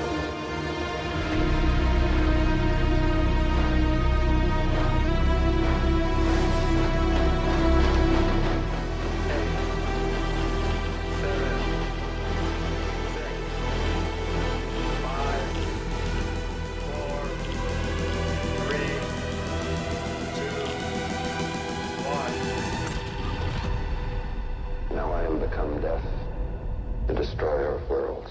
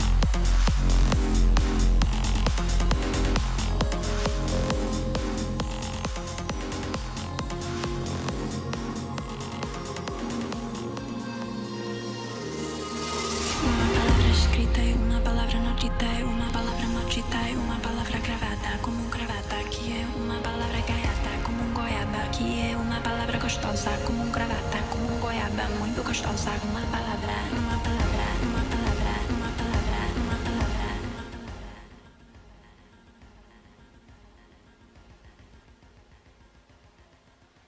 Okay, athletes, can we please clear the floor? Can we go on the sides, please?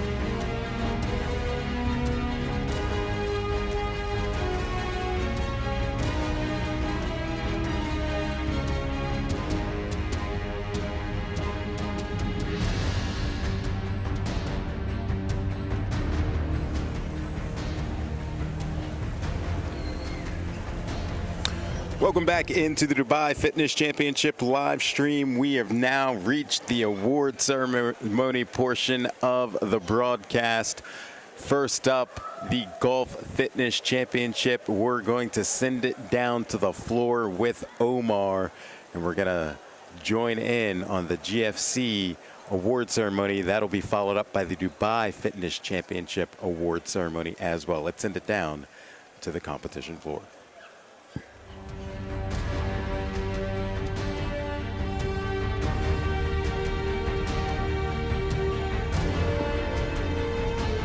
Assalamu alaikum.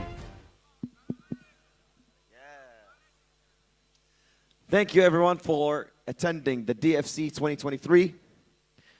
تحية توصل لي الفرق الخليجية، الكويت، البحرين، قطر، عمان والإمارات. And a thank you for all the athletes of the DFC for attending Dubai Fitness Championship 2023 and killing it on the floor. First of all, we are going to be awarding the athletes from the Golf Championship, Fitness Championship, and the top three. First of all, we'd like to call the teams. أولاً راح نكرم الفرق حالياً من Gulf Fitness Championship بالترتيب. فريق عمان.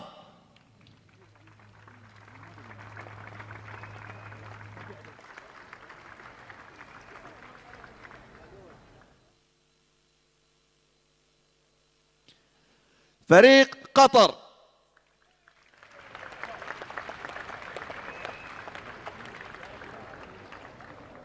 والآن مع التوب 3 في المركز الثالث من بطولة Gulf Fitness Championship منتخب البحرين.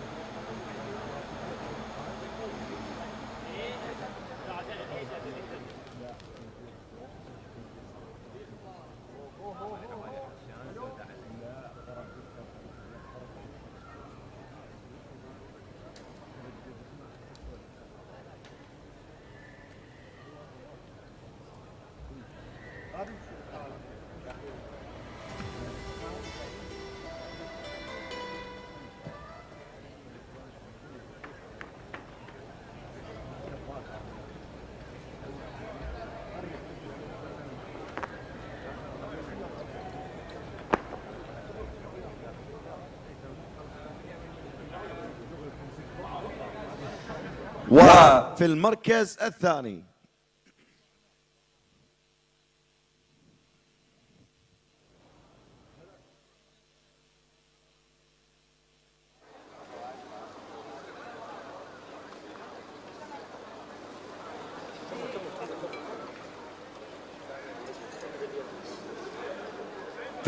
الثاني من بطولة Gulf Fitness Championship منتخب الكويت.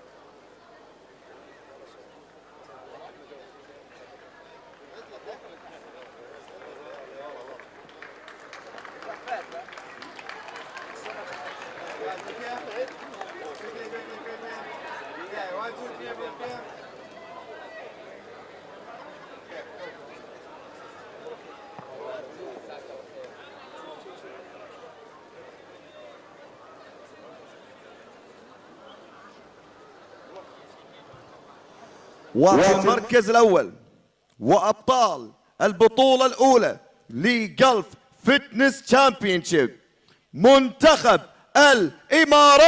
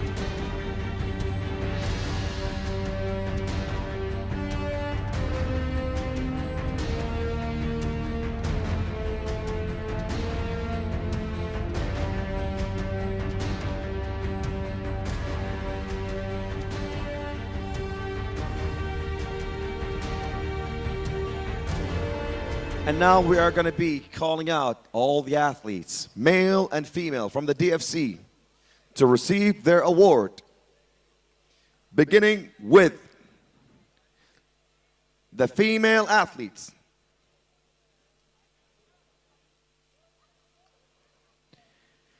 Dana Paran, Emma Tall,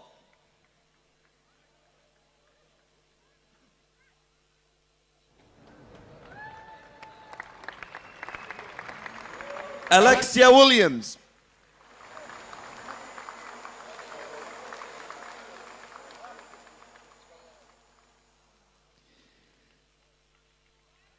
Taylor Howe,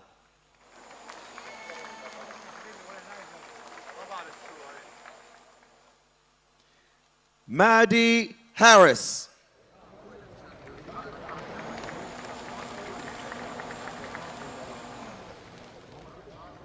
Luisa Marquez,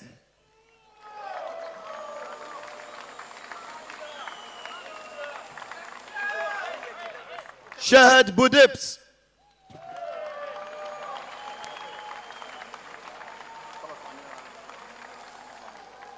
Evie Hollis.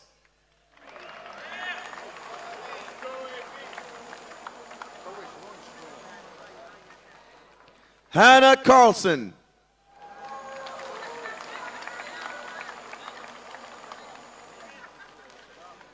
Allison Gwen.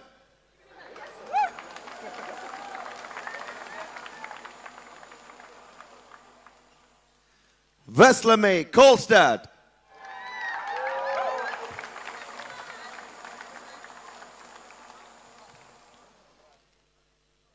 Elena Calatella.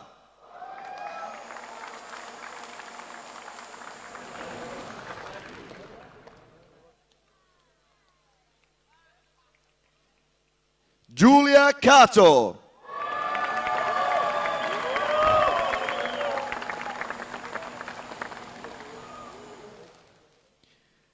Brittany Weiss.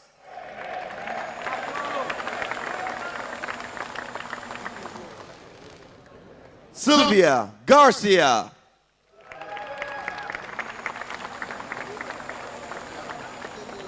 Lauren Fisher. Jacqueline Dahlstrom.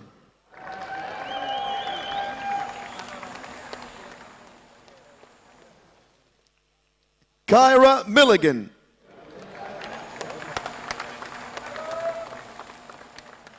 Devin Kim.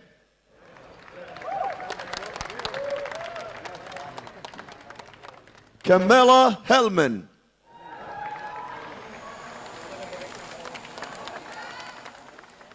Ingrid Hodnemer.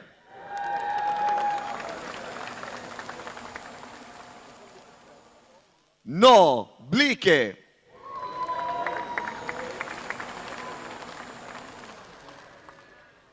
Sahar Kaya.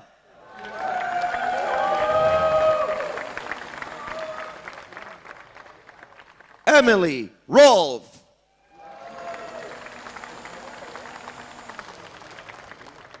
Mia Hesketh.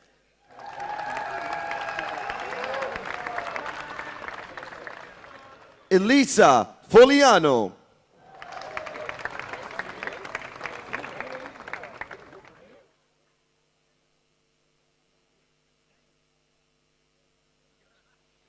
Manon Angunis.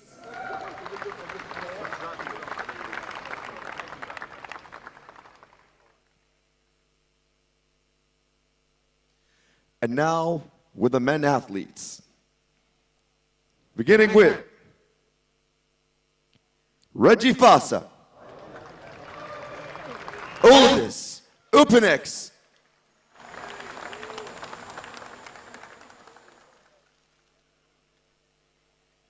Ant Haynes, Javier Gonzalez,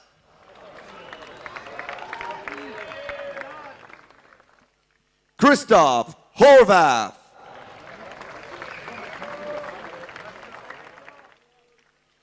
Bryant Guillem, Elliot Simmons,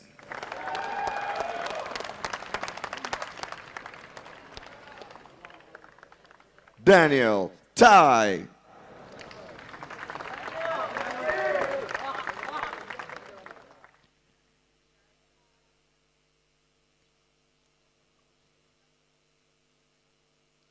Toby Buckland,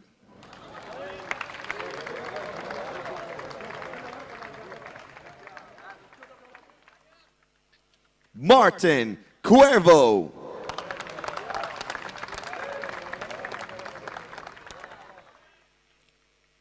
David Sharonki,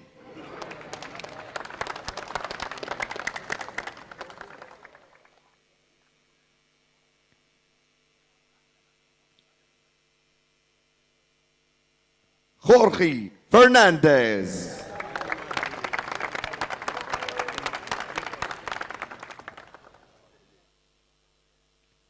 Chandler Smith,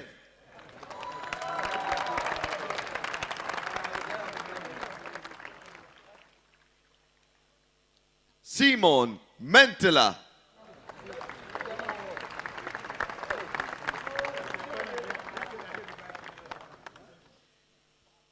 Kaique Servene.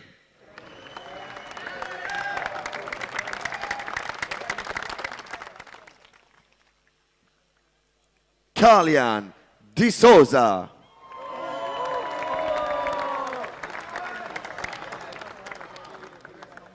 Michael Smith.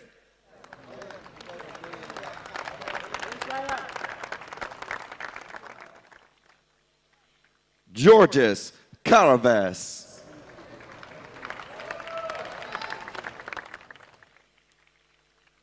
Luka Jukic.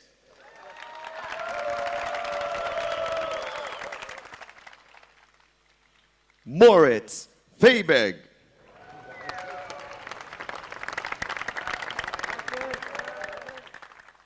Bronislav Olenkovic.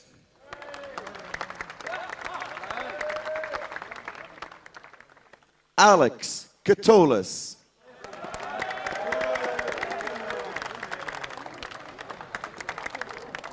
Anil Ikai.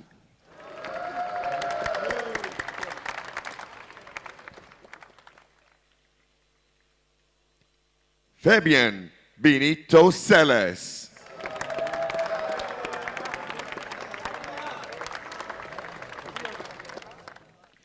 And now, awarding your top 3 and standing on that podium of the Dubai Fitness Championship.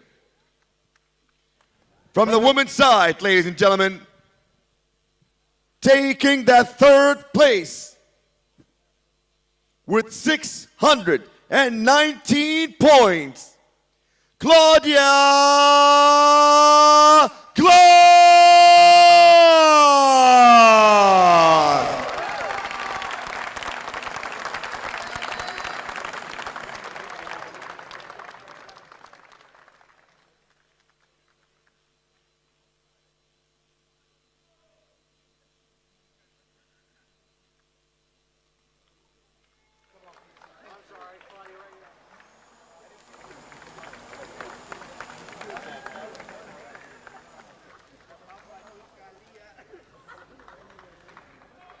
And in the 2nd place, after an amazing weekend and an amazing performance with 633 points, Andrea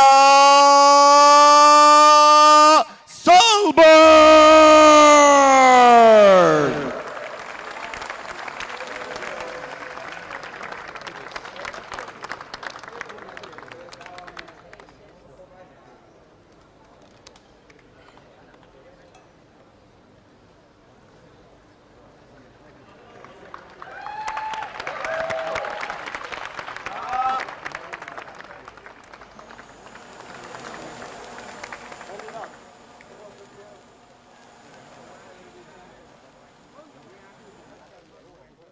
And your 1st place and champion, keeping that title in hands after last year with 702 points, 2 times in a row champion. Let's make some noise for Karen Frey!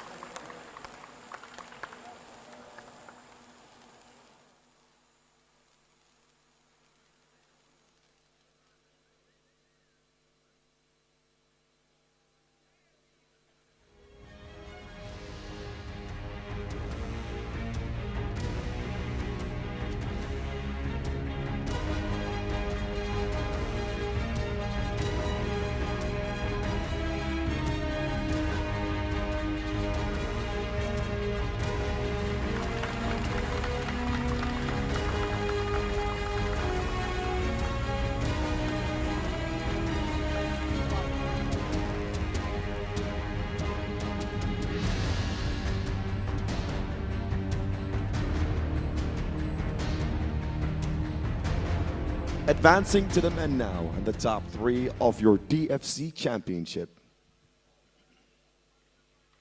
In 3rd place with 605 points,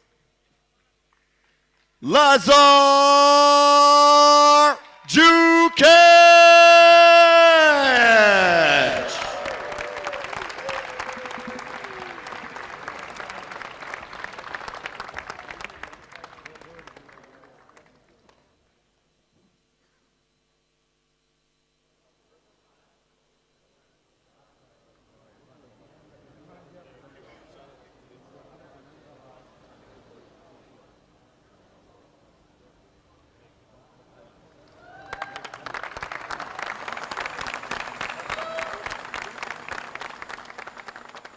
And in 2nd place, making a comeback with his competition and a tough weekend with athletes with 628 points, Ricky Gerard.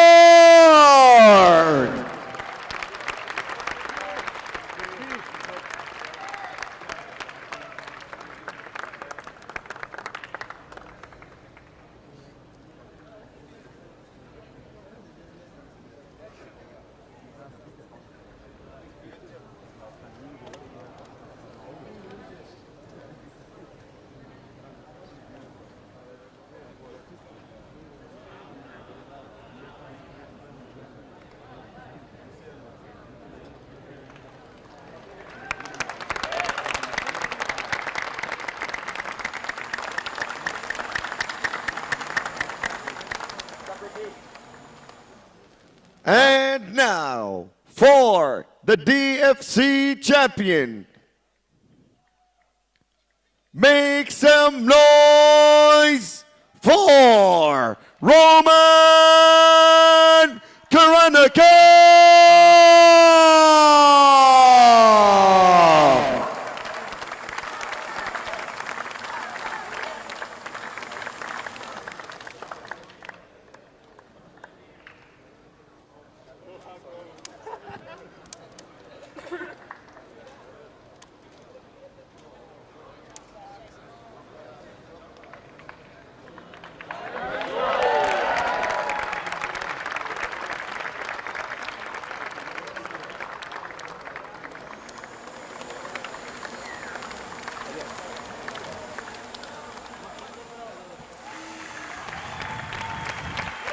And there you have it, your 2-time now Dubai Fitness Champ.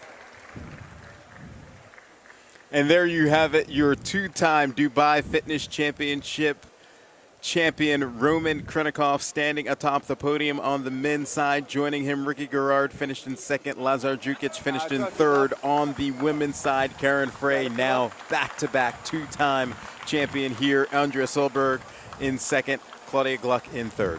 Yeah, 3 full days of competition. 2 repeat champions, Karen Frey, Roman Krenikov, both winning the last 2 times they've shown up here. For the men's side, it was a repeat podium in terms of the people from 2021, and a couple of breakthrough performances from Solberg and Claudia Gluck, throwing their names in the mix in terms of top competitors in the Europeans women's field. Brian, before we wrap up, just your final thoughts of the competition this weekend. Yeah, 11th edition of the DFC. We went off-site, got a chance to visit the SWAT and police academies, came back to the tennis stadium last year after a visit at the Coca-Cola Arena last season, and I think the athletes had a phenomenal time. Programming always unique and special here in Dubai. Saud taking a big interest in challenging the athletes. They certainly were. You even heard it from the man himself, Roman, that the workout this morning, he didn't want to do it because he knew how hard it was going to be. But when the dust settled, the favorites coming in are the ones that stand on top. Congratulations to both Karen Frey and Roman Krenikov on taking home their 2nd DFC championship. All right, well, that's going to do it here for the 2023 Dubai Fitness Championships here in the Dubai Duty-Free Tennis Stadium. For the entire production crew and for Brian Friend, I am Derek Forrest. Thanks for watching. We'll see you next year.